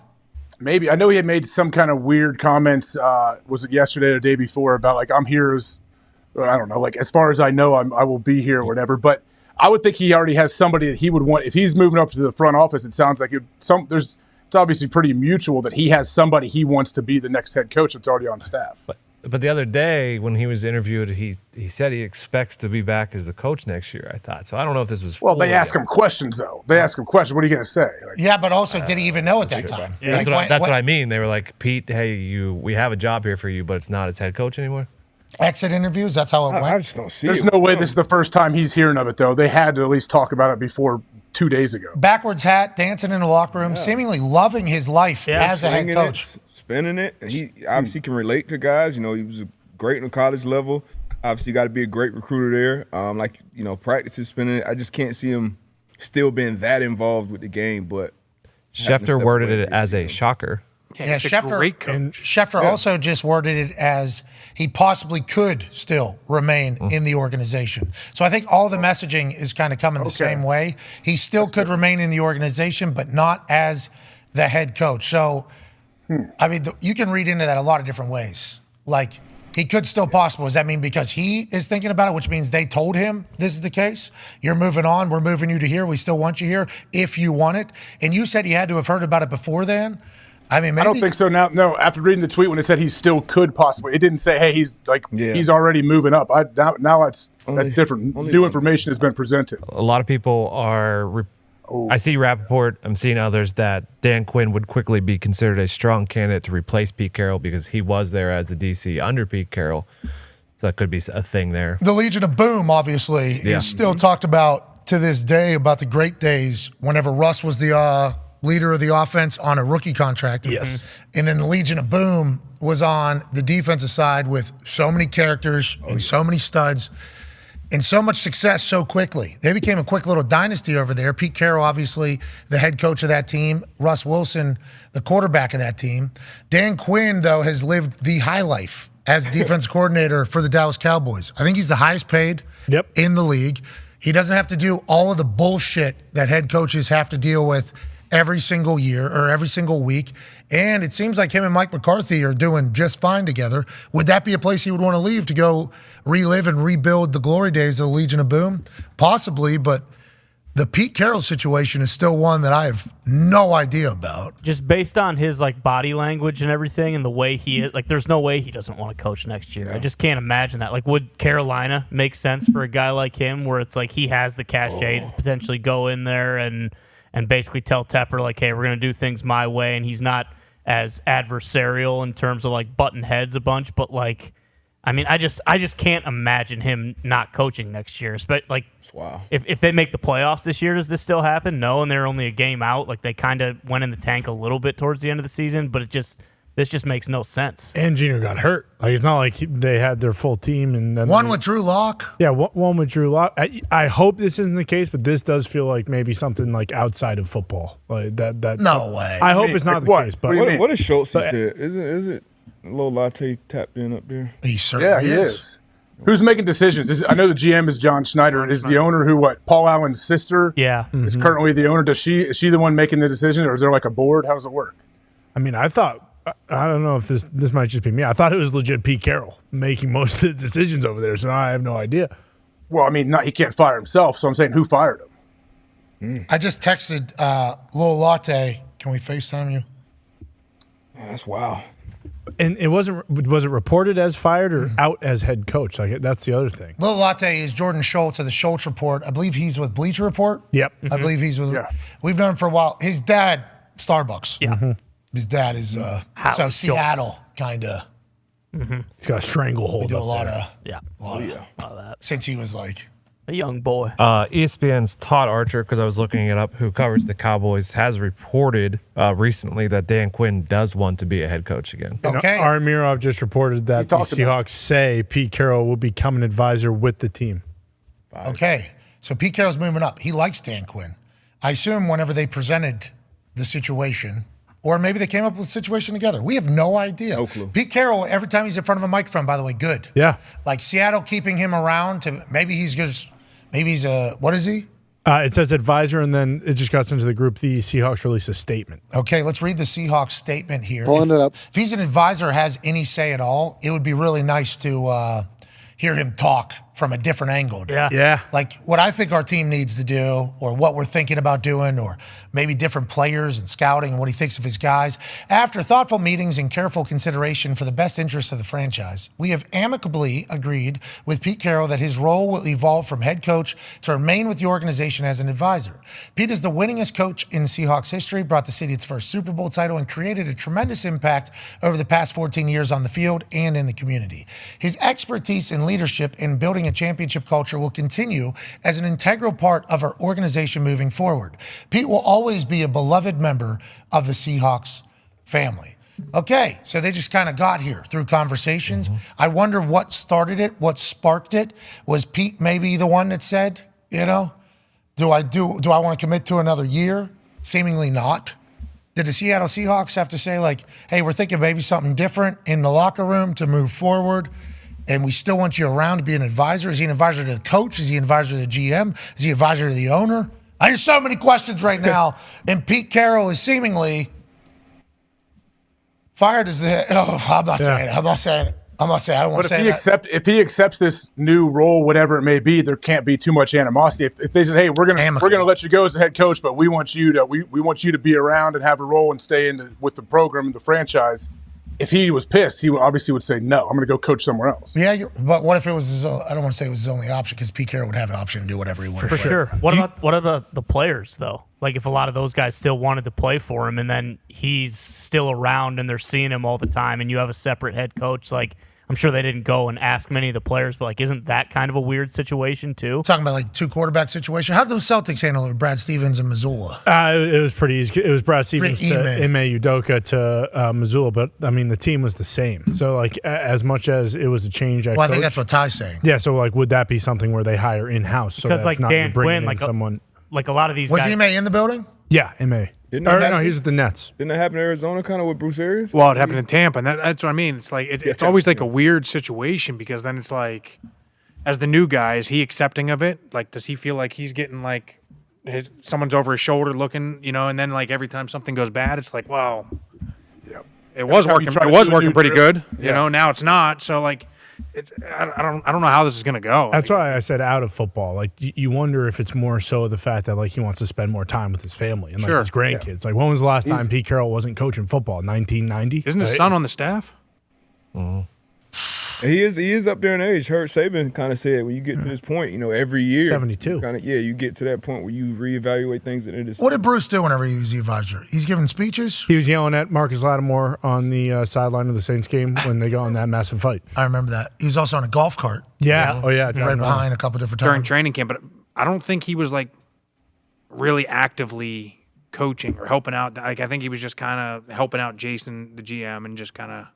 You see him at practice. Upstairs, exactly. Walk Upstairs. around, good to see you. Yep. Not in the locker room around Correct. the team. Correct. Because that would be a weird thing, Yeah. to your point, Ty. That would be an interesting situation. But hired in-house, right? Todd Bowles, just like, hey, you know the team knows you. Pass the baton is what Bruce said, right? Didn't Bruce say the team was set up? Now it's ready. It was the right time and to hand the baton over. And that's why it's kind of weird here, because a lot of these guys, like, they didn't play for Dan Quinn when he was the DC there, so it's basically this. It's not like you're getting a guy you already know and who you've played for. Like, it is an entirely new guy. Yeah. Bobby Wagner's probably the only one that's still there, right? Mm-hmm. Dumpy Cole Schultz. If anyone can do it, Dan Quinn can do it. Guys love that dude. He's awesome. Got some young pieces too with Devin Witherspoon. Came in, played at a really high level. I like Quandre Diggs at the deep end, so he's got some of that. A couple pieces in that back end. Tariq Woolen, he kind of. He struggled a little bit this year, surprisingly, but he definitely has the talent to be sophomore. They've drafted well. They've drafted well, Oh, yeah. even on offense. Kobe Bryant. Kenneth Walker. Kenneth Walker, Yeah. I'm interested to hear what Schultz has to say as a guy who's pretty well plugged in the into the building in Seattle. Yeah, he's got to be going through it. He's getting set up. I'm excited to see the shot. He's got to be crushed. I'm excited to see what's going on with Schultz. Turtleneck, probably. Gumpy's telling me that he looks fantastic. All-timer, he says. That's how great he's going to look. Ladies and gentlemen, the founder of the Schultz Report from Bleacher Report, insider for the NFL, Jordan Schultz. All-time setup. Hell yeah. You look good. You look great, Schultz. Hey, gents. How's it going? Hey, it's growing fantastic. Let's talk about, you look great, by the way. There you go, Schultz. You're glowing. Nice job, Schultz. You're glowing, Schultz. I want to let you know that. Hell of a year, hell of a season for you. We've obviously followed along. Question for you about the Seattle Seahawks situation. Obviously, we know that you're pretty plugged in over there. At least you know some people that would at least know something. This is a shocker. Everybody has broken the news as shocker. Pete Carroll out as Seahawks head coach. Then it moved forward to he could possibly remain in the building. Now it is being reported by the Seahawks that they amicably agreed to have him be an advisor with the franchise. He'll always be a beloved member here. How did we get here, and why do you think this is taking place? He's not going to be with the team on a day-to-day basis looking over the shoulder of Dan Quinn, the new head coach, or he's with the GM. How's it all work out, you think, from where we sit right now, Schultz? Yeah, I think the first thing is it's hard to believe, but he's the oldest coach in the league at 72 years old. He's been there for decades, obviously, been to Super Bowls, won a Super Bowl, but this was still a complicated scenario on a day-to-day, week-to-week basis in the sense that Pete Carroll, despite being the head coach, fellas, really had operating control of the franchise. It wasn't just John Schneider. Pete Carroll had the final word as the head coach. He had the power. And I think that was part of the power struggle, but also the fact that Pete Carroll at this point in his career, I think I don't know if he had the same level of energy. We always talk about Pete Carroll being this rah-rah guy, obviously having tremendous success. But when I talk to some of the players, they would tell me, listen, players would recognize that Pete Carroll's message, they wouldn't say the word stale, but they would say sometimes they felt like maybe it was time to move on. I've had players tell me that over the past couple of years. Not trying to be disrespectful of Pete, but just the fact that they have experienced the same coach, the same message for so long. And then I've also talked to former players, Michael Bennett, Cliff Avrils, and as much as they respect Pete, they would tell me at some point, maybe it would be in the best interest of the franchise to perhaps consider moving on at some point in the near future. Go ahead, AJ. Schultz, I know what Rap Sheet said he was shocked by this. Was there any rumblings of this, any kind of rumors or anything floating around during the season? Not necessarily during the season, but I think right when the season ended and they missed the playoffs, they obviously were very close. You started to feel that. And then he said something interesting the other day. He said, yes, I plan to be back next season, or that's the plan. Then he kind of countered it or qualified it by saying, that's the plan right now. That was a little bit fishy to me. And I think also you have a built-in replacement, right, potentially in Dan Quinn, who I know would love to be back in Seattle. He was a big part as an architect of the Legion of Boom. They obviously had a lot of success there. He has now been with Atlanta and then subsequently with Dallas as the DC, is getting interest from around the league. But I can tell you point blank that Dan Quinn is a built-in replacement, natural replacement for Pete Carroll. Okay, so Pete Carroll goes in for his exit meetings and they say, sit down, 72-year-old Pete. Okay? Well, I don't think it was so much of... Listen, this is so early. I got to dive into this. But to me, I don't think it was so much of them saying, Pete, you're out, Jody Allen saying, Pete, you're out, but a mutual parting of ways. And like you said, he'll still remain on to a degree with the organization. He has that type of respect. This is a Hall of Fame coach who's won at every level. But I don't believe, Pat, it's not my understanding that they were just saying, Pete, we want you out. I think, similar to what's going to happen or what is happening currently with Bill Belichick in New England, when you have that type of relationship and that type of success, this is a long process of communication. And you can't just say overnight, I want him out. You have to have both sides be willing to do it. Okay, so this is coming from Jordan Schultz of the Schultz Report on Bleacher Report. He is deeply connected to the city of Seattle through family ties and coffee. Yep. Starbucks. Hell yeah. You said a lot there that I don't think any of us really knew. I assume it's going to become a conversation piece about it all. But Connor does have a question for you, being the Seattle NFL insider guy. Yeah, Schultz, you broke the DK Metcalf contract. You've broken a lot of news in Seattle. Russell Wilson being out of there the entire thing. How the fuck do you not break the biggest news out of Seattle in the last 20 years? Are you gonna shoot your source in the head? When you don't have it, you don't have it. I was fishy about it, but nobody told me this is definitively happening. I couldn't get it confirmed, so props to the guys who did. But reporting. sometimes you don't get the story, and you just gotta respect it and move on. All right, Schultz. Well, we appreciate you, buddy, for joining us in the middle of the day. We'll be excited to hear how the news comes out and the ripple effect of this all. We're happy that Pete Carroll's still part of football, though. We love that man from afar. Mm-hmm. He's 72. That's old. Too, and I think, like you guys said, when you've been in an organization that long, sometimes the best action joint is to move forward amicably, and that's what happened here. Happy to hear that. Ladies and gentlemen, Gordon Schultz. Thank you, buddy. There you are. There it is. There. Oh, yeah, wait. Okay. Has Schultz noticed that once? No. Yeah. No, he's locked in. That's why he sits in I the same think exact spot. he has to notice it. He just doesn't play the game, I guess. For those that don't know, we've known Schultz a long time. Long time. And he's really come up. He certainly has. Bleacher Report owned by Turner, right? Yeah. Mm-hmm. TNT does a lot of sport. I mean, that's yeah.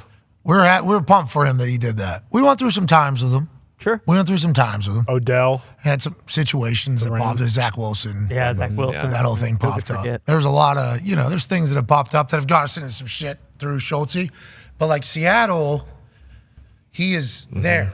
Like he is present. So him talking about how over the last couple of years, I've heard players say stuff about like, all right, I think we need something new. I've never heard that. Either have I. And I appreciate the fact that the team never let that out because of the respect that they have for Pete Carroll, if that is to be true. So my buddy Alex Boone, who we all know played in the NFL forever, San Francisco, signed with Seattle, I think like a year or two ago to practice what going in the playoffs, and said it was the best atmosphere he's ever been in the NFL. Like locker room? Yeah, just like the team meetings, the energy, Fun. the whole Fun, the basketball, like the whole thing. So 2 years ago, I don't think there was a big drop off like from 2 years ago. I find that hard. They went to playoffs last year, and like all those players came back for the first week against Russell Wilson. And yeah, what's going on? There has to be something. And when all the Russell Wilson stuff came out, like we were kind of saying how like, hey, not one of his current team, like everyone went to bat for Pete Carroll. Like no one went to bat for Russell Wilson and said anything about that. Like current players, previous players, like they all went to bat for Pete Carroll. Well, I mean, we talked about it though this year, like with the Steelers and potentially the Patriots. Like sometimes when you're just at a place for that long, like it's things can just end. It doesn't have to be a bad reason. Like, Yeah, you're right. Congrats to them. Yeah, and it's not over if he's staying. It's not over, but I don't know what his work schedule is going to be. Pete Cover. especially when you have a guy who's in the organization before as a DC, replacement. Same thing could happen in New England. Oh, maybe Bill Belichick's just an advisor. Yeah, I mean, there's been a lot of people talking But he has about- to get that record. Yeah, exactly. That's big. Really the whole thing that's hanging almost every conversation up, we assume, for Bill. Like, I assume Bill has had his eye on that number for, 10 years now? At least. 10 years. Whenever he found out he could potentially go get it, he's been locked in on it. And it's like he's earned the ability to be in the place that he's at so close. Oh, yeah. He's so right there. close to getting Two seasons. He'll get it in 2 seasons. No doubt about it. How many does he need? 15. Okay. You think he'll get it? Was his record this year? Yeah. 4-13. Could have ate a chunk of that this year. Yeah, could have easily been 1-16. Chad Ryland misses that kick against the Giants. You celebrate. Bill's like, God damn, there's a fucking year. I mean, we lose to the Chargers 6-0 at home. Chad Ryland misses 3 field goals. There's another one. There's God damn, Chad Ryland, 3 years ago. No, I think honestly, that's why he never cut Chad Ryland, because he's like, hey, I'm not getting it this year, and if we don't get someone better in here, I'm not getting it for the next decade. They were reporting that they've talked, right? Yeah, they had an initial meeting on Monday, and now there's supposed to be others later this week. But the latest was from Mike Reese, was that Hail Mary. You think Bill's wearing flip-flops in there, or what do you think? I think Bill is scouting the third-string fullback from Middle Tennessee State as we speak, and then he's probably – I don't think he's left. I don't know if he's wearing shoes at all. Probably staying grounded with the building. I'm talking about when he's talking to Kraft. Oh, when he's talking to Bob? Yeah. I don't know. Jeans and flip flops for sure. Jeans, flip flop, probably a button down. It's tucked into the jeans. Oh, okay. I was thinking hole and sweatshirt. Thong sandals on. Is that what he wears around? Yeah, toes tootsies out. Big I let the old. Tootsies breathe. He's a boat guy. He's got huge feet. So Yeah, we saw it in that video. Him with he's a huge. yeah, he's got a barrel chest. Exactly. Jeez, jacked. So jacked. How about tan too? Nice and tan. Well, he's on the beach. Everybody's thinking the Nudist. I talked to him post that video being released. Yeah. I can't believe I didn't bring up how big of a dog he is to him. Yeah. He didn't bring up that we reacted to that video either. It wasn't like a thanks for running that ring camera. You think if you did bring it up, he was like, "What video?" Oh, Coach, I'm not the guy that should be breaking this news. There's Ask Steve. I don't want to be the guy that's. We just met each other. I don't want to be this guy, but they showed you on the internet. Yeah, they got you. You look good though. You're at a Make-A-Wish event. Yeah, you should be pumped about it. Yeah, you were traveling with the kids and other people's. Went out to Saved the hospital. Went to get donuts and coffee in the morning. Took a deep breath, looking at a neighbor, and we saw it all. You were He was cheesing in his interview or his press conference. What was it, this week or last week? Because somebody had the sweatshirt of what's it called? What location was that?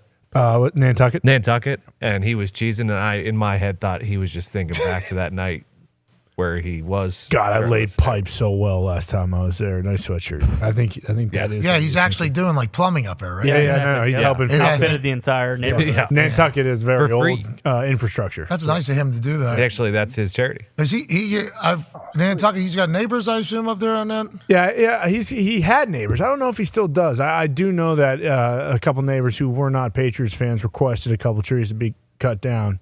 Bill said, "Get the fuck out of my garage." But that's just what I heard.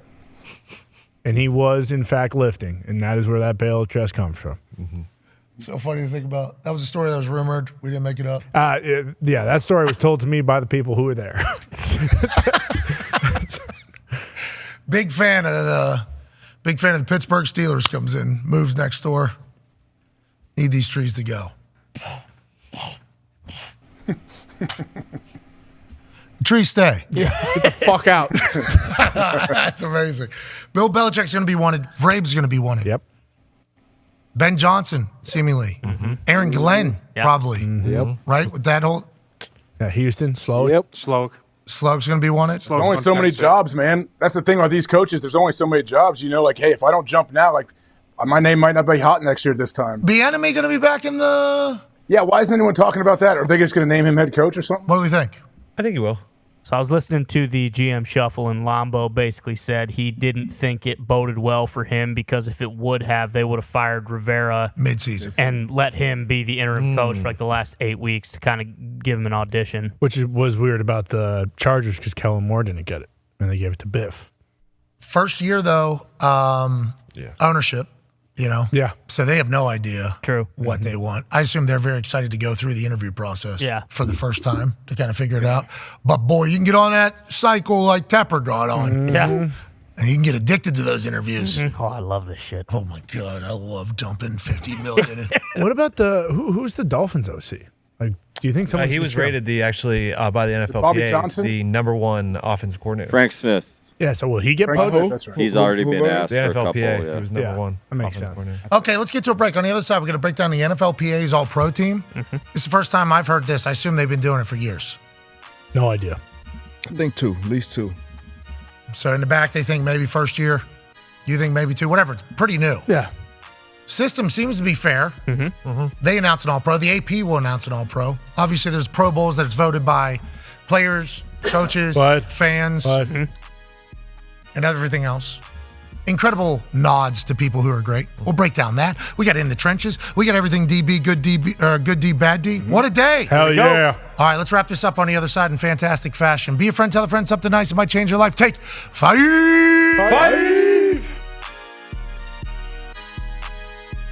Hey, we're up to something big. Hey, we're up to something big, AJ. We are up to something. This is the coolest moment of the history of my existence. I think people are going to be startled. It's a joke, and I can't thank everybody enough, honestly. I'm up to something.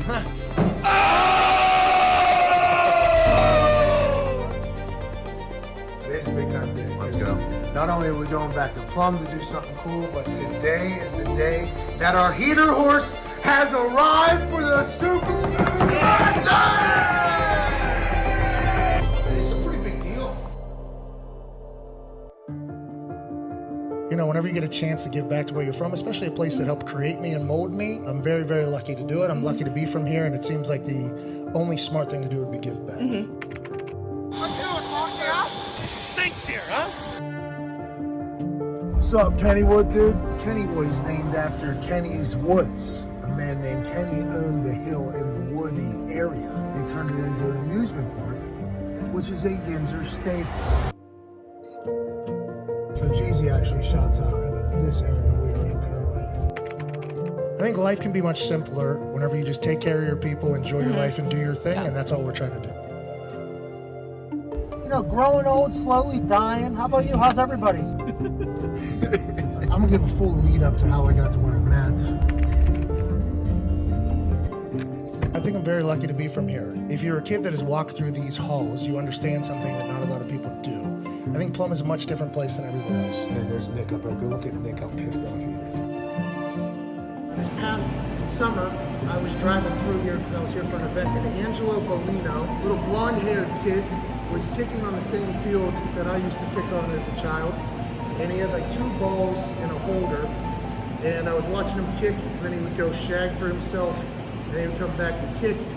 And the easy question is, if he had 10 balls, how much better could Angelo Bolino be? If I would have been able to have 10 balls, 15 balls, new cleats, new everything, chances to go to camps with my teammates and everything, what could have happened? So I said to myself, literally after meeting with Angelo, great season by the way, dude. I said, if I ever get a chance, I'm gonna try to take care of the potential humans and kids that were in my exact position in Plum. I'm gonna give $200,000 to the Plum area soccer. I'm gonna give $150,000 to the PMFA youth football. I'm gonna give $100,000 to the baseball youth. I'm gonna give $100,000 to the lacrosse. And then we're gonna have $2 million in this fund that'll just start. And hopefully it'll only go on from there. Sweet stuff for sports. Just anything to make everybody's, the teams and the players' lives easier, better. Trying to streamline the entire process of taking care of the athletes at Plum High School is kind of what it's all about.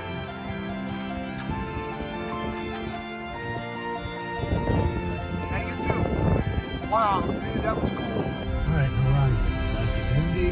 You're going to have a lot of people that have never accomplished anything in their life tell you that what you're thinking about doing isn't possible. Just because they don't think they could accomplish it doesn't mean anything to you. Cheers, everybody. Hey, we're all Mustangs here. Let's go. Just want to do what's right, but turned around and got dropped. Great sportsmanship. Into the cover, he has sportsmanship, but Mia Hill just picked up her first win ever in NXT. Here is your winner, Thea. What's the most beer you did in one night you think of one of those shows? Well, I never forget when we went to Japan one time. Dudley, Stacy Keebler. I mean, there were so many people out there. I think we went through 103 or 108. Now, between just for myself, I'd always make sure to have about a 12 or 18 pack there. And, here's the thing when some people say, oh, shit, man, you got too much of that beer on, you don't even know how to drink beer. It's like, dude, fuck you. You don't know what I'm trying to do. I'm trying to entertain 20,000 people in an arena. If I just go out there and sip it real properly, how fucking exciting is that? So when you're out there on an empty belly and you're shotgunning beers and all that shit's going in, the half that was going in was for me. The half that was going on was for them. Nice. But I'm telling you, Pat, when you shotgun a bunch of beers like that and you're drinking about half of each beer, you got a pretty damn good buzz when you come out. And that's a sacrifice I was willing to make every single night. I would assume you were pretty fucked up, yeah. When did you start self-cheersing? When did you start self-cheersing? Was that something you did in college? You're like, hey, Steve, good for me, man. Like, when did that start? No, you know what? I got to give credit to Sandman for starting that, but he was bashing him off his head, and I don't remember, and it wasn't because Sandman was doing it, so I don't want to say I copied him, but he was the first. So, and then my style was, because people always get us confused. They'll say, yeah, man, you used to bang them on your head. No, motherfucker, I was the guy that clacked them together. It was just something we came up with. I don't know how the beers got introduced to the ring, but it became a thing, and we ran with it.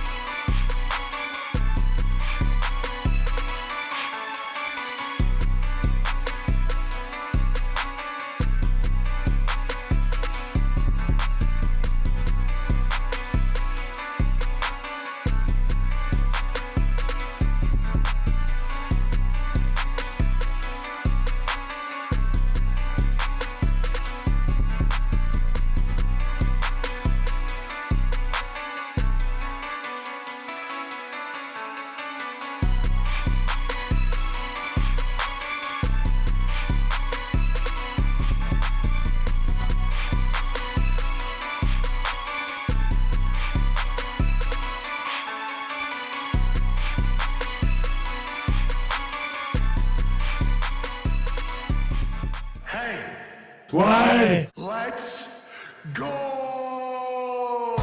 This show stinks, and the fact that you listen, we are very, very thankful for it. The all-time leading tackler for the Green Bay Packers, you pig! Damn it! Be a friend, tell a friend something nice could change their life. Sport! Hello, beautiful people, and welcome back to our humble abode, the Thunderdome, on this glorious Wednesday, January 10th, 2024. Hour 3 of the program starts now. Football is beautiful.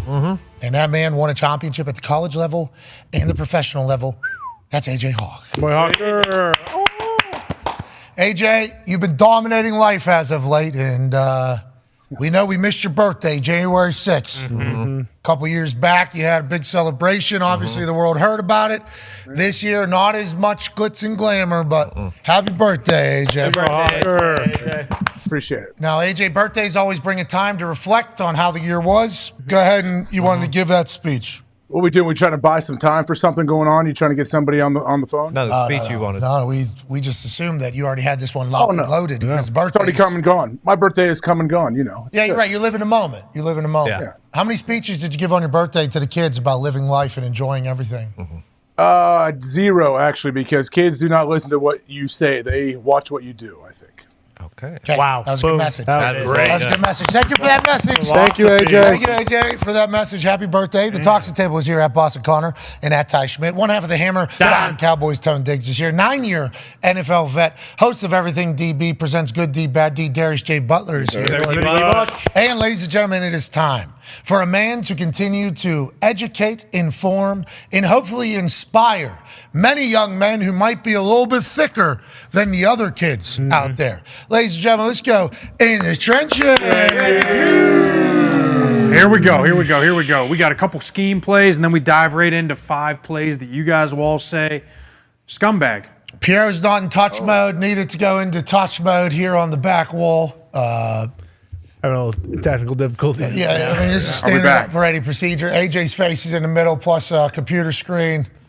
I mean, it's all going fantastic. It's all the water softener situation. I have one in the basement. It annoys me when that thing kicks on. Dude, it just went bananas up here. Started yelling at us in the middle of the Phil Mickelson interview. Started yelling at us in the middle of the whole thing. It was certainly a scene. Phil said a lot of stuff in there, AJ. Yeah. Yes, he was. Phil was very open. Phil was good. Did you check him or no? Whenever he was talking? I did not exactly check him as he was talking, no. I tried to that one time. I said, wait a minute, golf, what you guys are doing, taking that money. Ridiculous. Jeez Louise. Didn't I, AJ? Yeah. Yeah, invite him on just to bamboozle him, right, and tell him how terrible he is. Yeah, exactly. That's journalism. That's what they want, right? And now what you're supposed to do? I mean, it certainly sounds like everybody that's never really done anything in this particular world has a lot of ideas, on how they would act. And that's... How dare you let him say that? How dare you let a human speak how they feel? All right. It's a talk we're show. doing here, huh? It's a conversation show. That's what we do. You should see how dumb this guy is over here whenever he puts a cowboy hat on. You should hear what he has to say on the microphone. I can't believe I let that happen. Yeah, I try to say it. Hey, I see why you put that thing on and then take it off, though. Yeah. Feel a little different with that thing. Yeah, I love it. Hey, pretty sweet, right? Yeah. Oh, did you, D-Butt? I did. It was. Little tap, Interesting. Still catch my mic. Because you gave it away for a foam big hat. No, he's still... He traded. I saw the trade happen. It was a good move. Good trade by Good trade. It was a barter? What happened? You got one of those big foam cowboy hats? No. Big, one of the national big championship. yeah. So national championship got Michigan on one side, Fucking Washington guy. on one side. Oh, the big cap. Oh yeah, big cap. Oh, okay. I didn't know you got the big foam, the big cap. Hey, it's a moment I remember Forever. Yeah, national championship cowboy hat. What are we talking about? Had some people tell us that neither of the teams that are playing have anywhere near a cowboy hat represented. Oh, I'm sorry. Are we not in the great state of Texas? Did we not walk right by a steer on the wall? 3 of them. Sure did. As we were walking through the halls of the Houston Rodeo. Don't know if you've ever heard of it. Not my first rodeo. Did Blake Corum not or knew walk out as a light ranching cowboy? He did. Yep. Did Connor not grab 10 belt buckles? Bingo. Yeah, I grabbed 10 to 15. What idiots were saying that? I think I need one. A couple people were obviously not happy with the way we looked on there. I want to let you know, I think a cowboy hat makes you look really good. I guess you guys could have dressed as Wolverine from the X-Men. That would have been more professional. That would have been cool, though. Yeah. Imagine if we were all just super jocked all year. Or we all could have gained like Could have dressed 30 as a dog. 30 pounds and been husky. Fit. Just Fit the husky mold. as a whole. You're right. We could have been dogs. Could have put furry Yeah. costumes on. That would have been okay. Wouldn't have been able to go into some convention centers on certain times though, because certain things get ended up inside those furry costumes. Could have done. You ever hear about that, D-Butt? No. That feels like a really white thing. Yeah. Yeah. That feels like probably the whitest thing. They did that on Entourage, didn't they? Yes. Oh, yeah? Yeah. Turtle. What'd they do? Little furry. What was that? What are you doing? You went in the trenches? What was that? What's going on That's here? what Vincent Chase was doing, wasn't it? That No. it does feel like drama. So furries, do we think that is the most predominantly white thing that ever happened? Yeah, Certainly top two, or probably top 3 to That and accumulation like of pedophiles. most of the sports at the X Games. Skateboarding? No, not necessarily. BMXing? Winter X Games. Oh yeah. Okay. Yeah, but Sal Mascala. Yeah, exactly. He's the voice of it. You know, he's the actual. As I was saying, I thought of Sal, but I don't know if, like, you've never heard of the furries? So these whites, they wear costumes. Never heard of, no. Okay, they wear costumes. They're dogs, like he was implying for us to do. They're dressed up in weird they're not weird, sorry. Artistic, whatever you wear. I think they're weird. Well, you're judging them. I'm not judging them. Well, I am. These people look Weird forward. is fine. Weird's okay. I believe these whites look forward to these weekends for like months and months and months on end. They work on these costumes, make real realistic. So realistic, there's holes in places, allegedly, and they're all just boning each other all night. The pink dog is banging the unicorn over here. The rhinoceros is doing its thing to the lion. Like a convention, like convention center, yeah. And they're still wearing all of the all the gear. It's gotta be like an anonymous thing, right? Like you feel the anonymous thing. They feel like, hey, I'm a cat. I'm not really me right now. Yeah, it's like a bunch of. Yeah, there's a lot of that. Yeah. And then sometimes some of them are looking for a certain animal too. Yeah. Oh, for those sickos. Yeah. I could have went without knowing that. I'm cool. No, you needed to know You that. need to know that. Yeah. You need might to know want that. to jump in. No, whoa. AJ. I just said it's the whitest thing of all time. I don't think Darius is going to be so jumping what? in. Well, they want to break barriers. There might. it doesn't You sound never like- know. You don't I know. Yeah. I don't know if first. It's Yeah, we don't anonymous, know. True. Nah, but this feels like a white thing. It's a white thing. Yeah. If I had to guess, I'd say this is a predominantly white thing. But I've happened upon a couple of these conventions at different hotels I was staying at. Oh yeah. One in Indy. When I was in Indy, there was a full convention at, I don't know, 2 years ago maybe. It was everywhere. Wild. They were everywhere. They're just waltzing around. Yeah. Right in front of you. Just pretend like pretending like they're not wearing $600 mascot costumes. It ruins the city. City sucks that weekend. It does not. It does. It livens some things up. I'm there for a lot of conventions. It's like Comic-Con. And when that one comes to town, I do everything I can. The to get out future of the farmers of America are all in uniform. Yeah, that one's great. They got the Firefighters. Firefighters convention one. More Great one. mustaches in the city than ever before, and probably more alcohol drank Yeah. Yep. than any of the other conventions. Draft weekend. VCon. VCon, obviously. Gary VCon came to town. That was almost too much. Too many people. So Coming many back, people. right? I got to. I hope. All right, anyways. Got one right there. We didn't get to dress up like dogs. We were Cowboys because we're in Houston. But there's a couple dogs around the NFL. Couple dogs. Oh, yeah. Couple dogs. We got some good ones today. Oh, yeah? We got some good ones. I was nervous because, a lot of starters rest the Yeah. last week of the season. I was nervous trying to find, but this game obviously played all the starters. Check out this movie. Not the best block in the world, but we get a little vet move throw by, which gets this thing going. But this is the play that Miami ran over and over again. They ran it till it wore. I mean, they literally wore this play out. It's a fake dive just to get eyes one way, flip the other way. Look at the move by Achane as he goes. And then check out Terran Armstead, because listen, the backside block, the hustle play from the backside left tackle. This is the one that sets it. He's just hanging out right now. We get it. He lets it go. He's looking. just hanging. He's looking where he's going. And then he sees the safety, and that ends up being the block that springs it for the touchdown. Who's that? Robbie Chosen? Is that Chosen? Why they stop feeding Yeah. Achane? It wasn't Claypool. It wasn't Claypool. No. I don't know. It's a good question. But this play, they wore out in the first half. I'm telling you. This has kind of been their MO the last couple of weeks. They love this play. It's just, look how he opens one way, It just freezes everybody on the backside for just a half a second, and then we get the toss opposite. It ends up just being really a toss strong, but we get eye candy with the jet motion. We get eye candy with the fake open this way and then flip the other way. This guy's, he's throwing him into the hole almost. Yeah, and then watch the little flyby. We call this a little flyby. There, right there. Ooh. See the little shoulder grab up the field? That's holding. No, That's holding. No, it's beautiful. That's a hold. Beautiful. They called it on Washington this week. And sometimes they call it, but that's a great move. You can get away with it more than you can't. Well, I'm sure he's pumped that you spotlighted it. Yeah. Did you see that, by the way? A lot of people pretty bummed out about the officiating national championship. Yeah, but there was that one holding that happened. I didn't think it was bad. Yeah, but that was a bad call. That one? That holding with double move, Roma Dunze, because that was a big point in the game, too. I think they were down 7. Yeah, and it was just when like the that. offensive lineman gets beat that quick, though, and the defensive lineman ends up on the ground, sometimes you just... Those restaurants. You talking about on the deep ball? Yeah. The regular, Right tackle? The regular broadcast Clear hole. was on in the Oh, okay. truck. I mean, it's a clear hole. That was a clear hole. All right. You can't just get beat and throw a dude on the ground. Well, if Thank you you. said it, shit. Oh, okay, Old well, lineman, all right. so- Yeah. All right, okay. Friendly fire, friendly fire. Normally you protect everyone. I protect most, but that was clear as day. I mean, he got beat on the inside. Man, real it quick. sucks for the timing on that. Terrible timing. First big play of the game for Washington. That changes everything Yeah. potentially. It did. It was 2013, right? Yeah. Yeah, but they hit that. I'm assuming the next ball to McMillan's connected. Sure. Touchdown. I'm assuming the next one to Polk is probably coming. You know what I mean? Oh, yeah. they're- Just all you need is just a Start spark. getting a rhythm.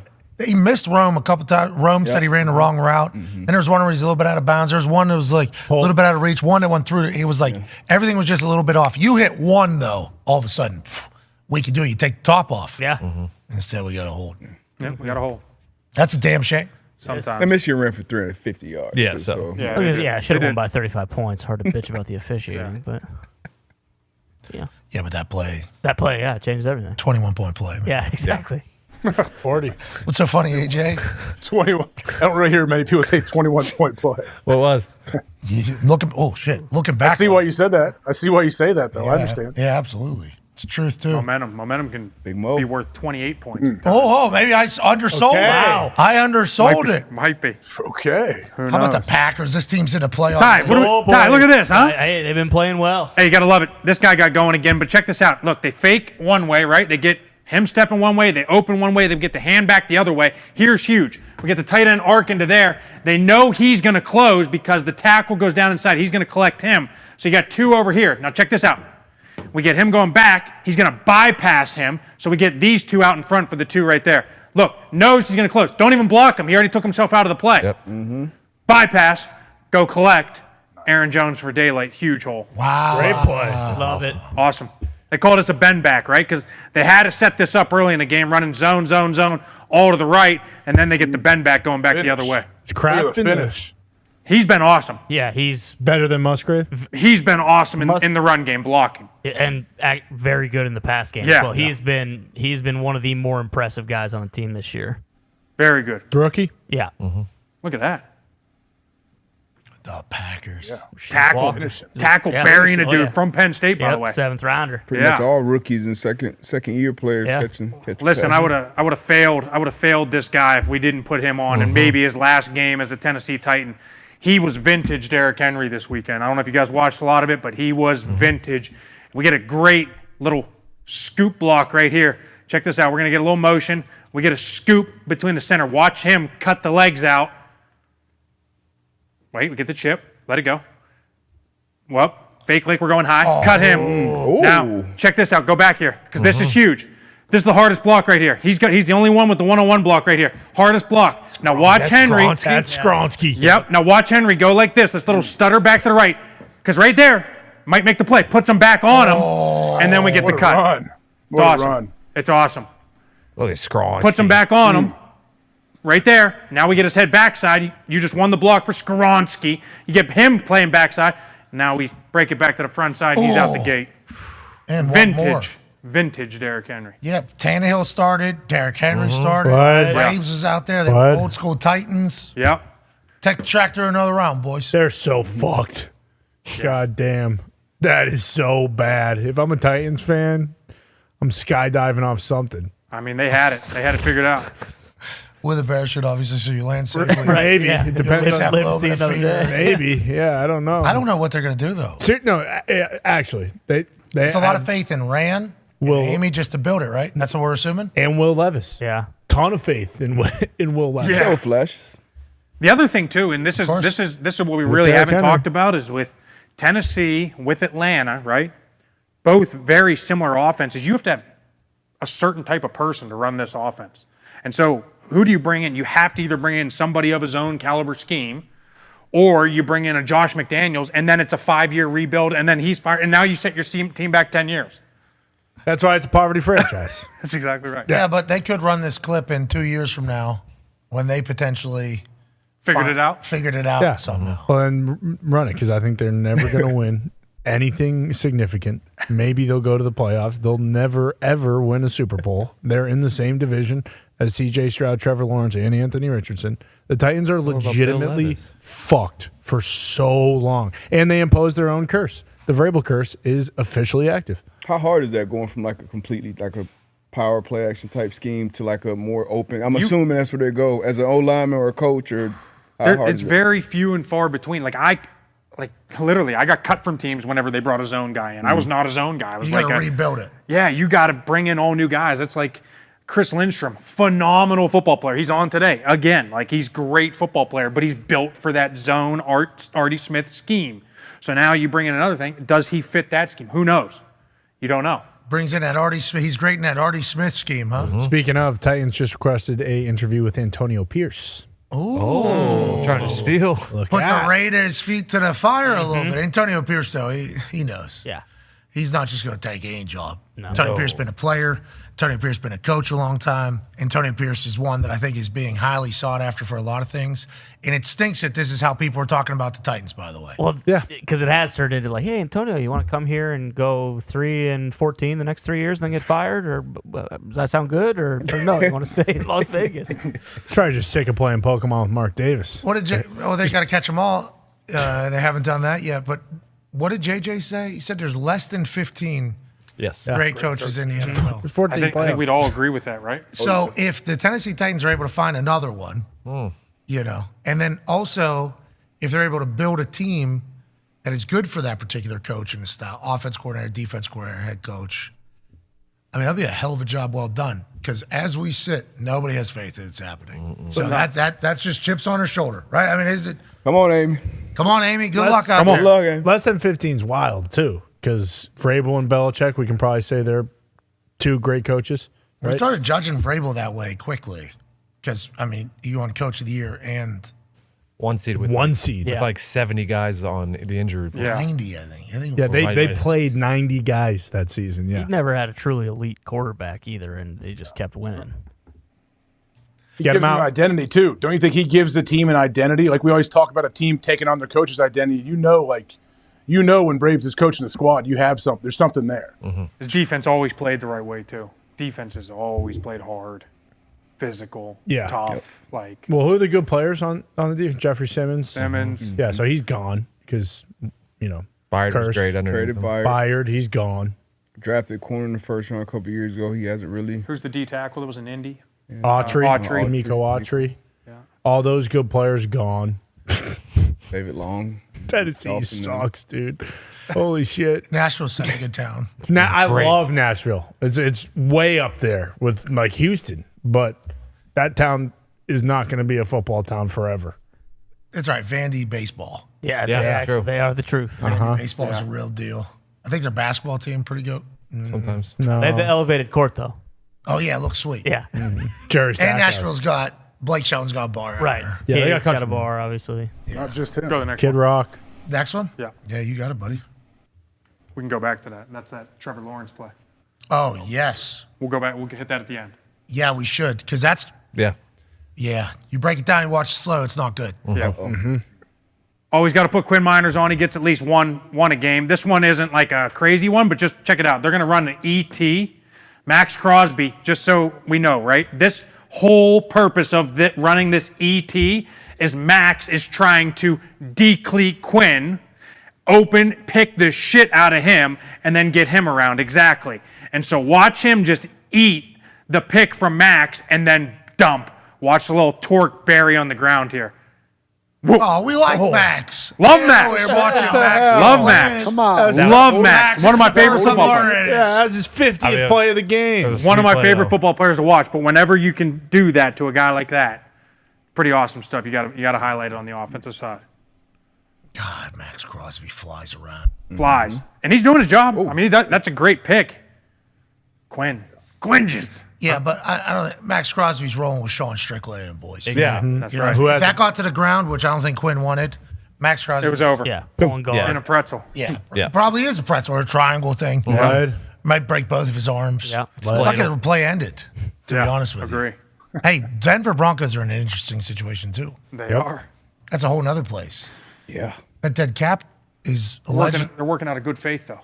That's what yeah. So, ladies and gentlemen, George Patton, the general manager of the Denver Broncos, has come out and spoke about the Russell Wilson situation, which we all learned of a few weeks back whenever he was benched as the quarterback of the Denver Broncos late, like last week. Allegedly, what came out was after the Kansas City Chiefs game, they were in a bye week, by the way, and the Broncos went to Russell Wilson, asked him to get rid of an injury guarantee that was like $37 million for if he was to get hurt this year would basically enact that. So they wanted to continue to play him, but they didn't want to roll with the dice of the injury potentially guaranteeing $37 million from 2025, especially if they weren't sure he was going to be their quarterback for a long time. So this is how George Patton described the situation that took place business-wise. I appreciate the question, Mike, and I'll address the Russ situation, hopefully one time and as thorough as possible. During the bye week, I did reach out to Russ's agent in a good faith and creative attempt to adjust his contract. We couldn't get a deal done. He's creative. We moved on with our season. It didn't come up again. Fast forward week 17, Sean makes a change at the quarterback position. This was a football decision made by Sean, what he thought was in the best interest of the team. This is completely independent of any conversations I had with the agent. Again, it was a football decision made by Sean. In regards to the negotiations, I'll just keep the specifics private out of respect for really everyone involved. Negotiations are hard. Yikes. You have difficult conversations, tough conversations. And you can characterize a negotiation really any way you want. And we always try to handle ourselves professionally and in the best interest of the Broncos. Why'd you give him the big deal then? And this was no different. Well, that would be negotiating in good faith then. And then he said it in the bye week. General George Payton, by the way, not Patton, even though they're, okay. He said that they were negotiating in good faith, independent. There was a lot of words said there. And they're all bullshit. Yep. All right. Yep. In my opinion. Well, agreed. If you're trying to take away a guarantee that has already been negotiated, you would think the good faith negotiation had already taken place. Now, him saying that it was an independent decision, that's a football decision, it's a business thing, we operate in good faith, those are all words to save himself from future lawsuits. Yeah. Okay, that's what, there was a lot of that happening in there, which is why he said, I'm hoping to cover this one time, and hopefully he doesn't want to have to check all the boxes every single time he addresses it. But players are always going to think that's bullshit forever. Now that we heard it. And I do appreciate that he said you can describe negotiations however you want from whoever's side. That's probably valid as well. I assume there was some other thing that they were willing to give to Russell if you would give that up, because what else would you be potentially bartering there? And we don't know what that is. But at this moment, yeah, it's like everybody's going to remember you did that. Oh, yeah. That is just how it's going to go. And players, free agents are going to remember that as well. And when you think about Russ, like now Russ could, sure, he's going to get cut and lose some money, but he could end up in, Las Vegas. Think about the places he could choose from to Tennessee. go to. Tennessee. Well, Levis, but still Tennessee. Oh, yeah, my bad, yeah. Was he the coach at Tennessee? What are we? Atlanta. Atlanta. Who knows what happens with the Bucks? They got Baker, but they might say, hey, we kind of like Russ more. Mike Tomlin bringing in Russell Wilson. He's going to want big money, though, right? He'll still get a good chunk, won't he? Can you not, correct me if I'm wrong on this, right? Because I think he's still owed $37 million, right? 34, I think. Whatever it is. 34, right? So let's say can't somebody just sign him to a vet min deal at $1 million and then let screw the Broncos and then let Denver owe them 33? That's definitely going to be. That's going to be the move, right? How it goes down. They Yeah. go higher too. But they also said, here's Sean Payton talking about the quarterback position, talking about Russell Wilson's future in it, actually. Look, I think that when we get back and we begin this process of looking at our roster,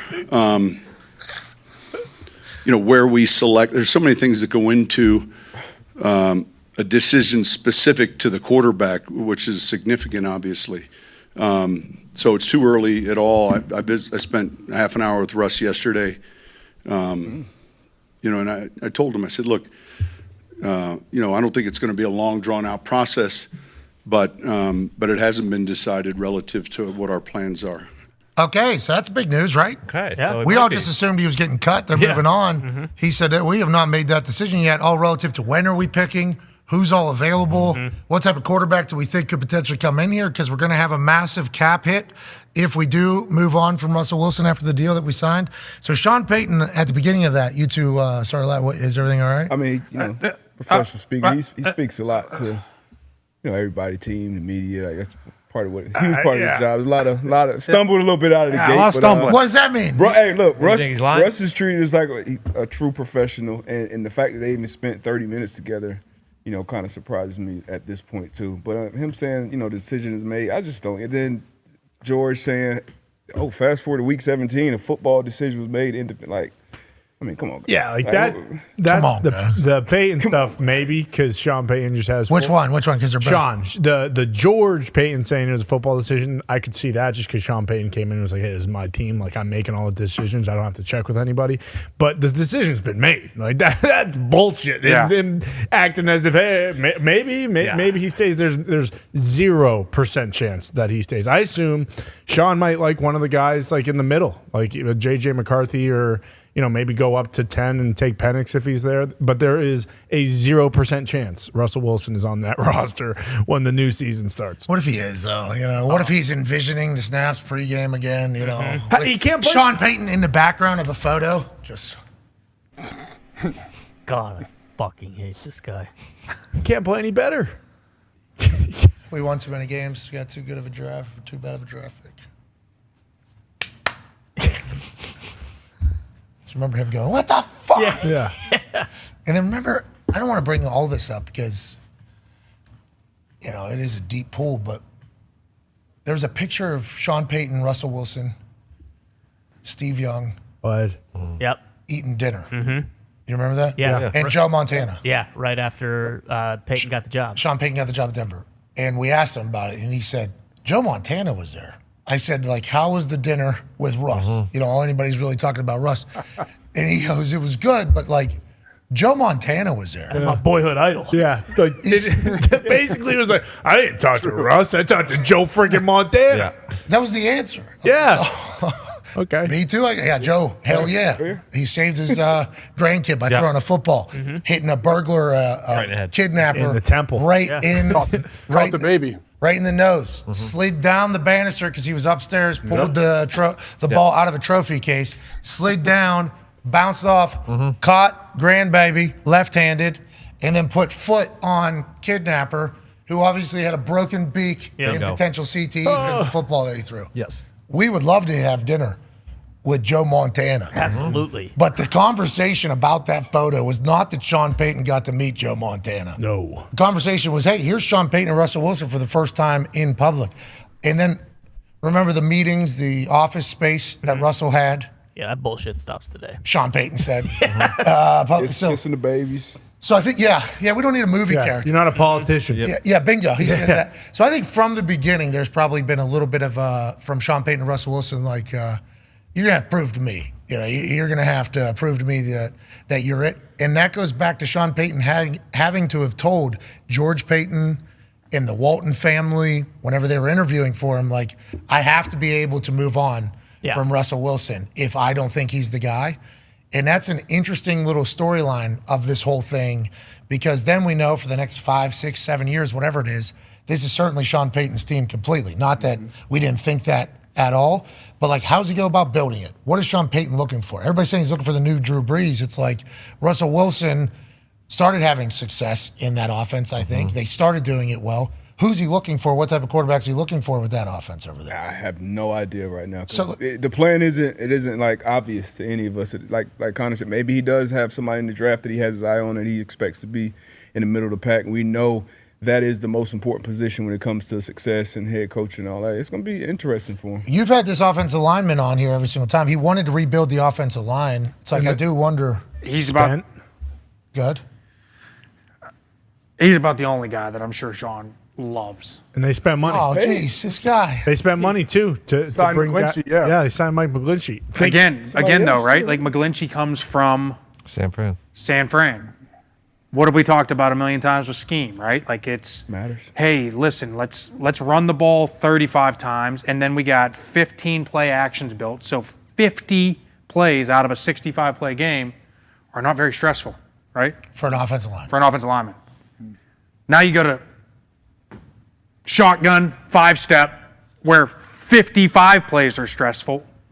It's a completely different world. Plus, you It's a never know. completely different world. Sean Payton might have been like, "Hey, McGlinchey, let's let a couple guys through today. Get Russ killed, maybe." Oh, like Sunshine. Was it bingo. Was Sean the one who brought him in? Or was he been there for 2 years? This is his first year. First year because he was a no, free they just agent. signed him this year, and they brought in Cleveland from Baltimore as well. God, would have Or loved. not Cleveland, Powers. No, Powers. that Denver story is interesting. Yeah. Because they're in the Chiefs Yeah, right.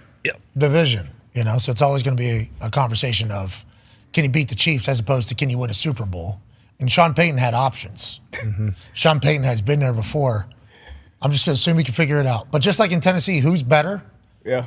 For Denver, like who's better? Who's better than Russell? But then Yeah. the conversation came after you beat the Chiefs for the first time in 8 years, I think. Wait, you talking about good Crazy like faith? that?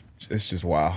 I mean, It was a bye week, by the way. Bye week. Now that we know, like how at least a little bit of the Sean Payton story in Denver, his last year with Drew Brees, I would have loved to get a little more out of Sean Payton that last year. Because what was he thinking then? When he decided to retire on a Monday? Yeah, Russell Wilson, what? He's played 50 times better than what Drew Brees was in his but he had all last those- season. He had all those great years with Drew, though. Yeah, there's a little build up probably in the bank. And remember, Drew Brees has actually gone on record as saying like that last year his arm. Yeah. We I can see it. cannot Everyone throw. can see it. Yeah, we all knew, we had respect, massive respect for Drew. And it was hard because they were on prime time because how good Drew Brees had been. And he looked different. I assume Sean Payton was certainly having a lot of conversations with himself, like, perfect call, of course, perfect call, of course. And then he retires out of nowhere on a Monday or whatever, noon or 2 o'clock. We had no idea what's happening. Then he has to get traded out of there, remember, to the Broncos. Big to do to get Sean Payton to the Denver Broncos. A first-round pick. Yep. First-round pick was moved, that whole thing. And now we're staring down they're going to have to rebuild if they move on from Russell Wilson. Yeah. But I assume it was all part of the plan. Oh, yeah. I assume it was all part of the plan. Yeah. Speaking of rebuilding, here's another one. Guys, this one. Just another one. Yeah. Another one that we love, though. We got one guy that we absolutely I love. love Bijan. We love some. They actually have a lot of pieces in place. They just need a quarterback. Big piece. But this might be the best one of the year, guys. No, whoa. What? Reed? Whoa, those are big claims. This might be the best one of the year. He's up for a Trenchy? It's up for a Trenchy. I like it. We love the trenchies. Yeah, we love the Trenchies. Check this one out. He is going to, once he locks his target, run full speed. 53. Oh, He saw him early. 53. It was off the desk. It was off the desk. I know. It sounded like the boy. Oh, jeez. Oh, boy. Look at that Look stride. at the forward lean. Oh, yeah. Body Look at the forward lean Just on look. this Just wait fucking for it. guy. Just wait for it. Oh no. Bro, look at the knee drive. I mean, that is... The arm 40. swing. Congratulations, Chris Lindstrom, Pro Bowl football player this year. Oh, Wait for it. God. Oh, Scumbag. oh, my God, look how wide open this guy is. Oh, yeah. he feels good about his rush. Defenseless player. He's going to get him right in the ribs, too. Look at that, just this shit in there. That might get him. I might get Damn him. it. Wait for it. Damn it. Damn it. Damn it. Damn it. Oh, jeez. That hurt. Look how happy he is. That one hurt. Look how happy he is. That one hurt. Everybody say we need a new quarterback. What's that? Look at James. Look at James. What is James? I mean, this one's a good one. Great check at the line. I mean, Desmond Ritter has command of the offense. Yeah, he does. good check. Get to a bench route, clearly, right? That's clearly what that means. Oh, my gosh. AQ, left-handed snapper. Any quarterbacks oppose that? They don't like that. It's always looks weird. It does look weird. Creed Humphrey, one of the best in the league right now in Kansas City. If it doesn't affect Mahomes, I'm assuming it doesn't affect very many. But Well, yeah, That's great ball. it is different to see though. There's actually three. James doing the doop there. Well, that's the thing. He listened to the team told him, hey, James, need you to go tell the ref. Go tell him. Get up there, James. That was awesome. What a legend, dude. Maybe he's the quarterback in Atlanta. What happened? Shannon Sharp said he needed to be fired immediately. Yeah, Cut him. And then Losers mentality. He said, I believe he went on to ask a bunch of questions about if this happened would this ever happen? Backup quarterback on any other team deciding to do this? Never, pretty much, is the point he made. And to argue that, counter that, I would be like, there's only one Jameis, baby. Yeah, exactly. There's only, like his explanation afterward. So good. So good. He was like, somebody asked, I saw more clips now of that interview than just the beginning clips where he was like, the team voted. It's a democracy. I told DA that. He had to understand that we voted this whole thing. We did it. He came out and basically had to defend like the fact they said, you play this team 2 times, like a big rival. He said, we already played them twice. And they were like, in the future you have to. Are you worried about that or anything? You tell me. He asked the person. And she was like, yeah, it's like added motivation or something like that. And then he just like kind of, you think Jameis is thinking about next year against the Atlanta Falcons? No way. Yeah, there's some older clips too coming out of a time when the Falcons were beating the shit out of the Saints, and OC Umenyiora picked up a fumble and ran it back as the clock expired. People were like, what about this? What about this? They did this too. They didn't have to score, and they still scored. So like Tyrann Mathieu would have scored, I think. Yeah. If he Lidstrom tracked him down. Yeah, Lidstrom. Yeah, he caught him. He caught him. He was going. Yeah. And we saw the knee drive. Oh yeah, saw the knee drive. He was moving. Go. I appreciate Jameis just being Jameis all the time. Yeah, he's my favorite player in the NFL, bar none. He's coming to the Patriots, maybe. That'd be awesome. Yeah. That would be so sick. Vrabel and Jameis would be. Oh yeah. How would that? They'd get along. They'd get along super well. Oh my god, that'd be amazing. Yeah. Match made in heaven. Imagine Jameis in the middle of one of his speeches and Vrabel. Yeah. Never. Yeah. All right, coach. Never again. Can't have it. They say he's one of the greatest shit talkers of all time, Vrabes. Yeah, I think. Yeah, he kind of has a knack for that of kind of just subtly getting under people's skin. I think. Ohio guy. Not even subtle. Actually, he's not even subtle with it. He's just. I think. Yeah, Brady's just awesome. He's just great. Yeah. He's one of one. You know that. And Jameis, we think Jameis 101. Yeah. Also one great. One. Also great. Jameis kind of the Vrabel of the quarterback world. Yeah. That is how a lot of people feel. That's what they say. Jeez. Who's this? Hey, Cush. Cam Robinson, left tackle to Jacksonville Jaguars. This is the first play of the game, so we talk about it all These the time. These are all teams that are out of the playoffs. Yeah. What are we doing, man? Well, this is the last time we're going to see them. Oh, yeah, you're right. The last time we're going to see them. A lot of teams in the playoffs. So that's the way I kind of looked at a lot of this stuff. But check this out. He's going to pull around. First play of the game. We want to set the tone. We're going to pull him around for number 41 right here. And then watch this. Oh, boy. Oh, boy. Oh, boy. I mean, this is tough. Tough angle. That's tough. I think I killed PFL. That's tough. PFL. Harold Landry crushed him too, and he tried to get back up after. Boom. Jeez. Boom. Oh, he did. I mean, that's tough. First play of the game, too. Why do you guys play defense? You guys should play offense. You see what the offense gets to do? Yeah. That. An offensive game. Hey, they get this.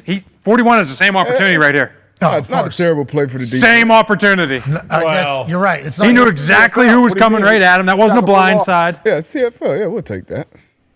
Well, we're not talking about the fucking play. Hey, we're talking about the result on defense. Talking about the block. On defense, we do our job. 111. Oh, okay. Yeah, he sent it back to his friends. AQ, look, we got a win on the outside. We may not have won, but we sent the ball back. Yeah, we just missed a block here.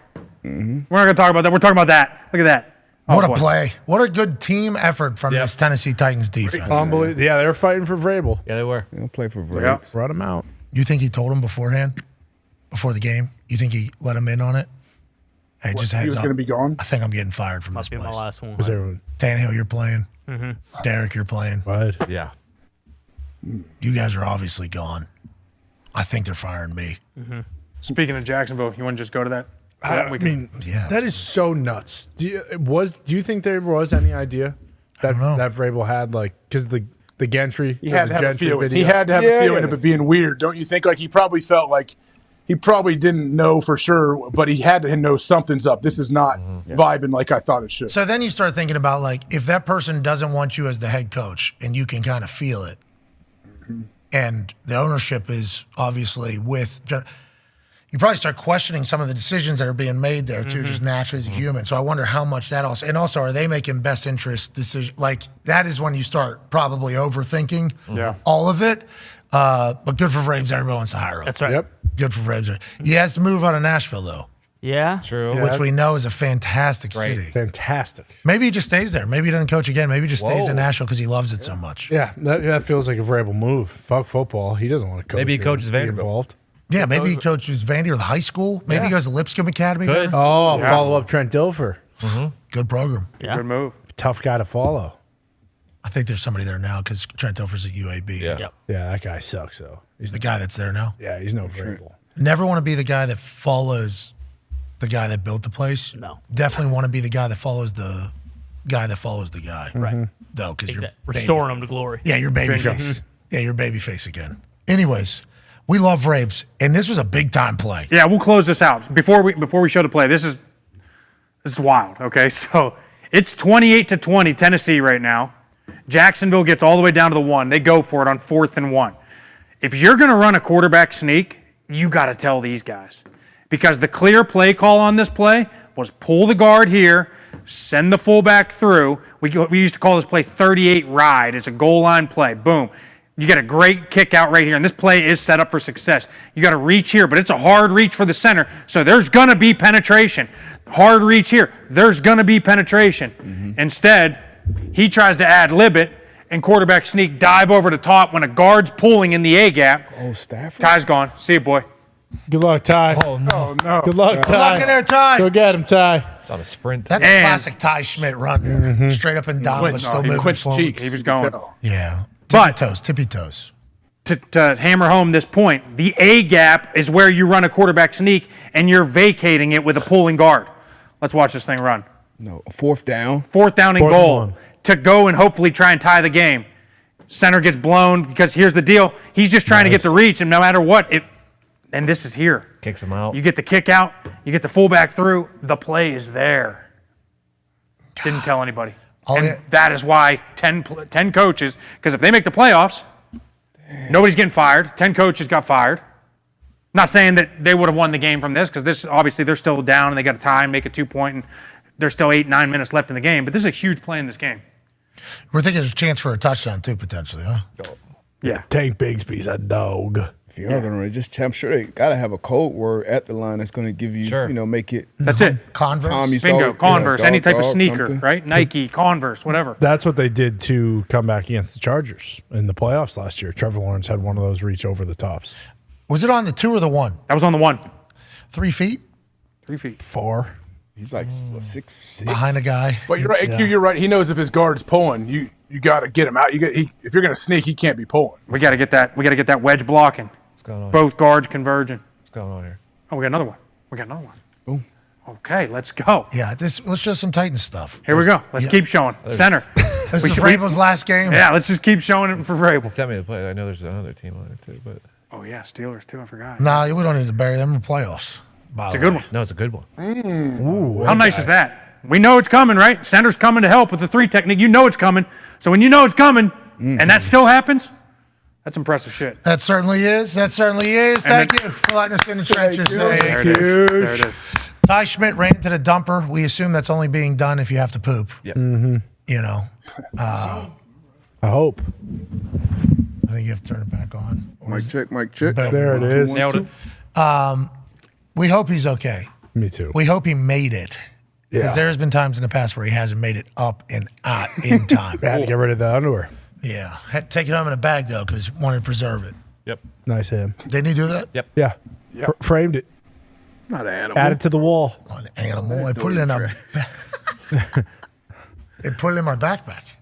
Yeah. You're welcome. I'm taking it home. D-Butch. Let's get it. Let's get better today. Come on, do it. Butch. Let's do it. Need you here.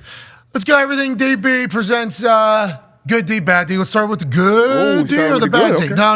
Let's start with the bad D. All right, let's start with the bad. Let's start with yeah. the bad D. You know, Let's to start get with the bad good, D. you got to look at the bad. Some self-correction. Now, Here we I go. will say the bad one is good and the good one is good in here. All right. So there's the bad one. D, but your jacket looks like Rocky Road ice cream. Okay. Or Green Monster ice cream. Appreciate that. You look sweet there. Yeah. You look incredible. All right, let's go with some. There it is. Okay, there we go. Let's go with some bad D. Let's go with the Indianapolis Colts. Indianapolis Colts. So I kind of went reverse AQ. Glad AQ showed the guys won't be seeing anymore. Send them off the right way. Most of these plays are from playoff teams. Starting with C.J. Stroud, who visited us down there in Houston. First play, I believe this is their first offensive play of the game. Yes, it is. Yep, first offensive play of the game. You run it back to the beginning. Some communication here you'll see. So big personnel in the field, right? 13 personnel. This is usually a run set on first down. Deep safety, you'll see the communication here on that across the field motion. You'll see the thigh tap, just like we saw him do the bench press. Thigh tap usually means quads, right? Usually universal signal for quads. Nick Cross gives the corner quads. As a corner, we are responsible for the 9 route, the takeoff route, the post route, and the 7 route, right? The deep routes in the route tree. You got to be on top of those. This safety, if he doesn't get a deep route here, which he doesn't, he kind of frees up and he can be your underneath help, but you have to stay outside leverage, top shoulder, and run with this deep post route from Nico Collins on the backside. You have nothing helping, holding you up so you can get some depth as well. He doesn't. He just absolutely runs by the rookie, unfortunately, for a 75-yard bomb. You guys probably had a great, unfortunately, a great view of this one. Yeah, first play. Nico Collins, in the must-have game, he showed his ass. He showed out in the loud house, big-time play. You'll see the read.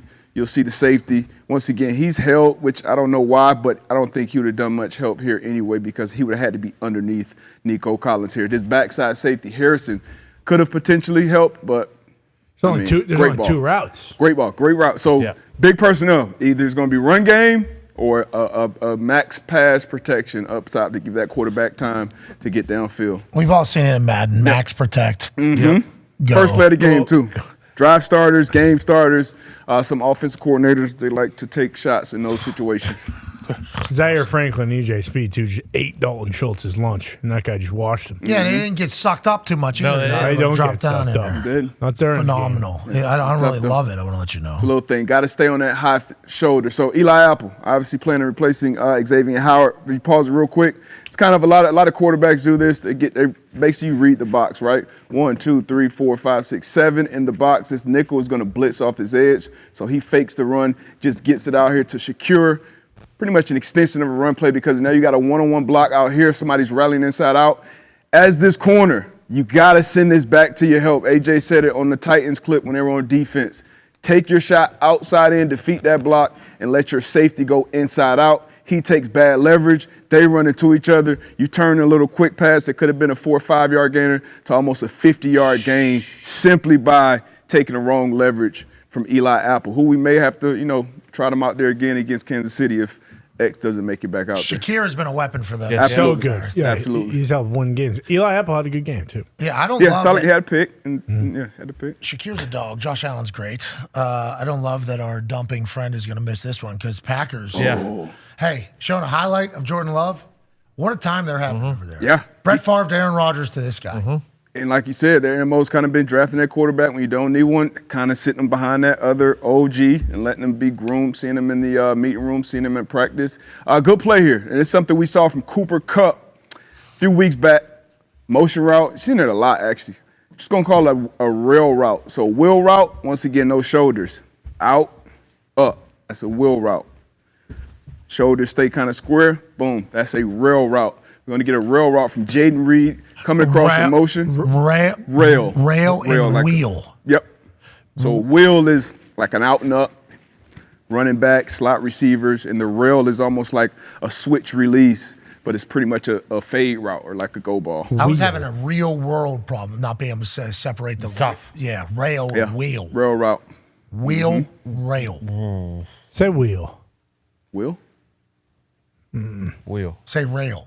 Rail? You know, I can hear it. Yeah. Will? Wichita. In a sentence, it almost sounds like what? Wichita. Wichita. There we go. Come on, D-Bud.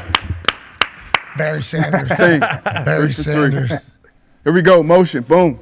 Just like the one we saw with Cooper Kupp. This is cover 2. So this was tough. Me and Bruce were actually looking this before the show, and he was like, hey, who's this on? I'm like, this is just a tough route. I think this corner, obviously, he can do a better job rerouting and sinking. And as this corner, when you're in the flat, when you reroute, you want to send this receiver inside of your reroute because that helps your deep safety Brisker back here because he has to deal with both of these, rail routes essentially. You see the distance. So he's 30 yards ahead of Jay Reed, puts the ball right in that keyhole, right in that hole shot, and now he's not really in a position where he can come down and tackle that. Playing that deep safety is kind of all about angles. So I think Stevenson, the corner here, could have done a better job of rerouting him and getting that receiver inside. He did not. He's rough too. Yep. Young boy. Look at that throw. He's moving left. He's on one leg throwing that. You see you got to be throw from the other angle. I don't think we so boom. Deep safety, motion, communication. Did a good job with everything pre-snap. But just get out a little more, get that reroute, force him inside.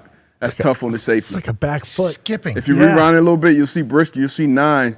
He's kind of opening up to get that depth. And then he flips his hips, and by the time he gets square, Reed is catching his ball and cutting it back across field. Let's talk about this guy real quick, too, I guess, if we're going to have the play run. Ty sent a text in as well to the group from the dumper. He said Brisker and some of the DBs were talking shit about the Packers receivers stinking as well. Wow. Before the game? Before the game, yeah. By the way, I don't know why. This is the play action off of the run play that I showed earlier, by the way. See how the tight end. By the way. This was a setup, by the way. See the little setup? See, then he bypasses 90, and then he's out on the route. That's what good offenses do. Oh, the run floor. play off it. Yep. Look at that skip side. That is in a bucket. That's a seed. Yeah. Can run with it. Filthy. Exactly where you need it. Unbelievable. Yeah, Jaden Reed is definitely becoming a go-to player. Now, if you pause it here, similar route. Now it's going to be Saquon Barkley, who's lined up as a receiver in this empty set. You got Cunningham, the linebacker, who's going to be guarding him, and he's going to try to pass it off to the rookie pass rusher, Nolan Smith. You'll see the point. You'll see the confusion. That's why you motion a guy, especially a running back. You got 2 guys who aren't used to being out there on islands covering, running him over to another bunch. He's going to run that rail route right up the sideline. Boom, there it is. Boom. Good ball from Tyrod, one of the best deep ball throwers. Bop. Better than Cutlets. Tommy Cutlets throws a great deep ball. Maybe that's why Wink left. That was this year. Yeah, and that's right at 2-minute Tyrod drill. was slicing him on defense all day. You fucking cut Cutlets. I look like shit in practice every day. Yeah. But good play, man. And that's a tough route. You've seen it week in and week out. It's a tough route to deal with regardless of the coverage, especially man-to-man coverage. Coming across the field, dealing with a bunch. You got to overrun him, don't you, D-Bud? Yeah, if you have him, you got to kind of overrun him so you get out of that garbage. So Nolan Smith has to get out here and basically be outside that he can run. And I don't think, Nolan Smith, we know he can run. But it's different being able to run and being able to cover, Saquon coming in that jet motion. Cunningham trying to pass it off. I doubt they practiced. I doubt they had one rep of this in practice. Now they're trying to miss each other. They might have, though. D-Bud, they probably could have gone over it once or twice in walkthrough, but maybe they didn't motion to it. So if you see it pre-snap, okay, cool, I'm out leveraged, I got to pop out. But when you see it, like things happen in a game pretty quick. Yep, and it's good job by Giants, too, because it's 3rd and 2. And you're going to get a man-to-man call, 9 times out of 10 on defense. So tough. Just some of the issues they've been having on that Eagles defense. Let's get some good D, shall we? Let's get that good D. Yeah. This guy leading this team, head coaching opportunities. Coaching opportunity leading this defense, and we got some big-time players making big-time plays. Donovan Wilson, 3rd and 10. 2-minute warning, 2-minute mark. Sam Howard got to take care of the ball. Drop right in that hole. It's almost like a cover 2, but he becomes that middle run-through player, the low-hole player. That's going to be the deep one. The corner's going to be deep. They're going to have the deep halves. You're going to have Curse, one of the safeties. He's going to go out and be the flat defender. Other DB down here, he's going to be the flat defender. So rushing 4, dropping 7, getting in the windows, and he's going to drop right into that window. Sam Howell will get hit as well, so he won't be able to throw this ball how he wants to. Slaughtered. Stun up front. Right at the sticks, yep. Right at the sticks. Good vision on the quarterback. 1-2. Boom. Make the play, Donovan Wilson. What about Sam Howell leading the league in passing at one point this year? Well, he also led in interceptions because he'll give you one. He's a gunslinger. Sacks at one point, too. Yeah. He's getting hit a lot early out of the gate. He doesn't have a whole lot of options on this play to go to. No, 3rd and 10. 3rd and 10 is tough. What is Bob Myers going to do? I mean, what is that, AQ? I just don't run get that it. back. Run that back. Like, what is this, AQ? I mean, first of all, Come on, AQ. let's get a got wristband, a glove on something. He got picked. He got picked bad on this. Michael Parsons makes a lot of headlines, but DeMarcus Lawrence has had 63. an unbelievable Got year. held. It's defensive holding. Just so you guys know, it's fucking defensive holding. I don't like it. All right, can't fucking grab the back of the guy's Like, thing. you're never good to be like that. Jeez, I mean, it's fucking defensive holding. Oh, you mean That's not the body position you ever want to be Because he got held. they are good at grabbing the back of helmets. Remember Dak when Wilkins sacked him? Yeah. He grabbed the back of that and when they Pulled called him down. yeah, roughing the passer. They're never going to call that. No. Never going to call that, they say. Here we go, another one. League leader, Why number you hate, 9. Why you hate the commies? Deron Bland. I mean, who doesn't hate commies? Yeah, amen. Deron Bland, get back, depth, cover 3. Well, actually, ball I've skills. heard from. I'm not even. I was gonna say. I'm not even. Yeah, I just I've been on the ice checking people these days. Oh man, It's not 100% true, I don't think. What I've been told. hey, good job. Adjusting, finding the ball, making the catch. Deron Bland obviously has been doing this all season long. His 9th interception on the year, taking a shot from Sam Howell. Out and up, eye discipline, getting his eyes back, not panicking. Underthrown ball. Usually you see underthrown ball. That's when the guy grabs. You saw it happen in the national championship.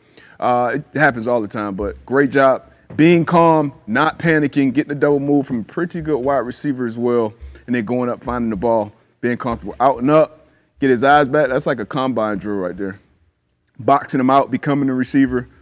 Great job, Deron. Backpedal, flip, Smooth. Everything smooth. Backpedal. plant, flip, Boom. Yep. Perfect. Sam adjust, Howell. find ball, get ball. Oh, yeah. Sam Howell taking another massive shot on that throw too. We'll see it from this angle. I think a little better. Just 97. Yeah. Another stunt around the edge. I'm sure he grabbed somebody. Let's Oh, see. geez. Oh, like the hand of the face Oh, right boy. there. There's the pick. Dan Quinn coaching him up. Oh, my God. The picker in Oh the. yeah. How about This Sam guy's Howell got not this. even looking? Doesn't even see it. Says, I got to fire one down Yeah, here. he does. Can't stare at the rush. Bah. Oof. Yeah, like the cartoon, like falling back. Hold on. So that's what Bosa said about Jalen. Watching the rush. Yeah, Patrick Mahomes had some issues with it at times too. And it's kind of cumulative. You start getting hit, you start losing trust in those guys up front. And if you're not taking, just like sometimes with play action, if you're not keeping your eyes downfield, seeing the coverage, seeing the moving parts, the zone, man, whatever, it can be tough for a quarterback. You drop those eyes to avoid the rush and then get him back up to throw the ball. Does that piss you guys off? No, you just try and literally just stop it from happening. You know it. You know if you got a guy like that. I mean, I've played with some guys that it's like, if they get a hit early, it's like long week, long day. There's gonna be a lot of early throws. And defensive coaches, they'll tell you, yeah. no, hey, this guy, he's going to be staring at the rush. Let's get him rattled early. The great ones, especially the pocket passers, do their best because they want to be on the spot. Hey, Sam Howell. Sam Howell has that quality. Yes, he does. He doesn't have a clue who's coming out. Doesn't care. How many helmets is his hand hit? That's the thing. How do they not hit more helmets? I know. You know? Yeah. Oh, yeah. Jalen's finger got pretty banged up on a helmet this week. That's what I'm saying. I don't know how that doesn't Probably broke a happen. thumb now. Every other Every play. game. Yeah. Because when you're throwing, like, that's a pretty big wings. Like, Yeah. Battle lines too. It's a big thing in practice too. get away. You learn early when you practice like a pro, especially if you're practicing to get Peyton Manning, Aaron Rodgers, Tom Brady, like it's a halo around those guys. No running by like trying to show that, hey, I would have sacked him in the game. Nah. All right, we got you. Good rep. Yeah, way to go. Good rep. Way to go. Quick way Stay to on get- your feet. Get a pink. Hey, great job by Xavier McKinney. He had a good year this year. Wink. I think Adoree Jacks had a solid year. Deontay Banks as a rookie had a solid year. Thibodeau, now this is not where you want him dropping the coverage, but I think he had like 12 and a half sacks this year as well. Great job disguising pre-snap, getting back to the post, getting off the hash, and then finishing the play, high pointing it, which you always hear coaches tell the DBs, go up and high point it. Don't let the receiver get to it. Awareness on the sideline to bring your feet down. Just an unbelievable play from Xavier McKinney. These are two deep ball. Oh, yes. Yeah.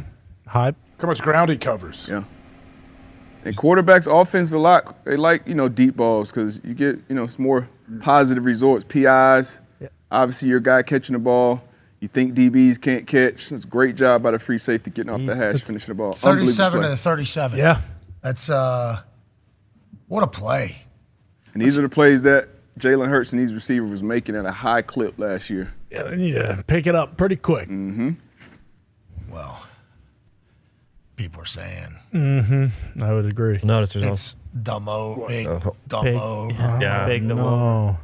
Is Dom allowed on the sideline for the playoffs? I believe so. I think it was just the regular season. That changed a lot. Is that real? Yeah, I believe when he got suspended, it was for the up until the end of the regular season. Hold the Italian phone, con man. Yeah, hold the Italian phone is right because Baker Mayfield was practicing with Zins in his pocket yesterday, so they're feeling pretty confident. I did see that. Yeah. I did. Yeah, so I think both sides have some things going for them. What a hilarious Any update with Beast. AJ Brown? I was gonna say, notice 11 and 6 are not on the field. Banged up. A little different. Lot different. This year's been a lot different for the Eagles. Yeah, whole thing. See Wink too. I've been kind of bummed out. Well, bummed out. Earlier today, they were saying Sirianni's coaching for his job. I did see that. Is Nick Been seeing Sirianni a lot coach of for that. his job on Monday? Kelsey just said that they did not handle the blitz well on Sunday. Thibodeau's going to drop out, double A gap. We'll see what they do there. Going to have some DB pressure coming. Let's guess now. I think he's going that way. What do we think? I think they're all coming. They're all coming. Simmons except dropping for out? him. You think they're all coming? Yeah.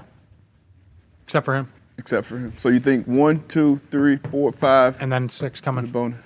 Bring it 6. That's what you think? Yeah. You already see it? So that would be 6 on 6. You already saw it. Yeah, fucking asshole.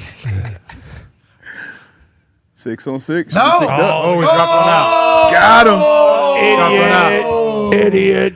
That is the thing about Wink's defense, though, right? Is you have no idea who's coming and who's not coming. He'll have a 290-pounder drop out because he knows that the ball is going to have to come out quick because we're bringing pressure from everywhere else. Yep. Against Jalen, too. You bring pressure, you know he's looking. You want to know the best coach speak point about that, too? Is whenever they drop that D tackle out, they'll say, oh, they only brought 5. You weren't hot. Yep, you weren't hot.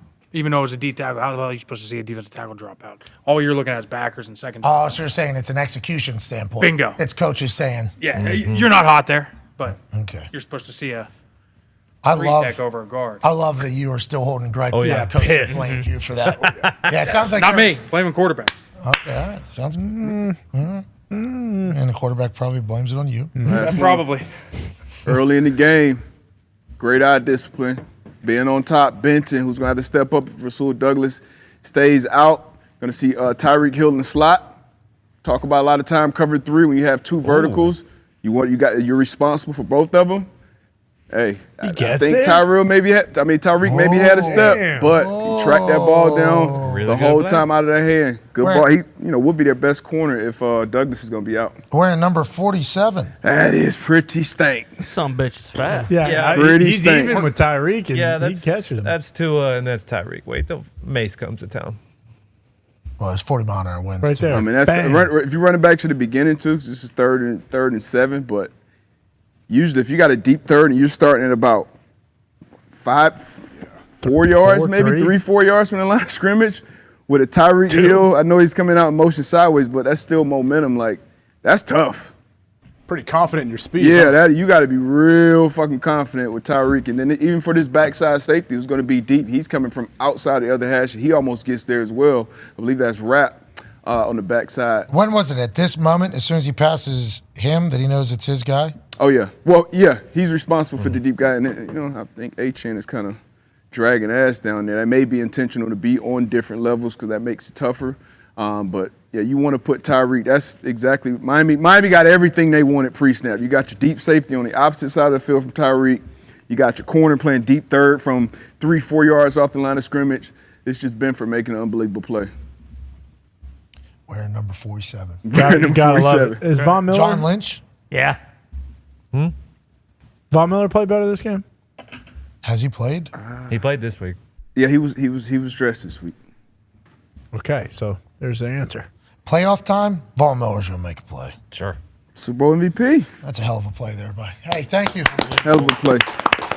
Hell of a Wednesday here. Buffalo Bills. Obviously, it's been a pretty active week. You had a national championship. Right. A lot of stuff going on. Yeah. So life is good. I hope you are feeling the exact same way. AJ, great work today, pal. Happy you could hear us. Hawker. Gotcha. Great audio today. Okay, great video too. You've looked fantastic. I think you've added to the memes in a proper fashion. Perfect. We all like to think that we're just living right here because we can talk about sports. Always. Oh, man, that looks so nice. Well, that's Joe Nardo's head. What island is that? All right. Not the one you've been See, to. that's what happens. That's the problem right there. Great work today, boys. Great work today. What's so funny, AQ? What's so funny? Nothing.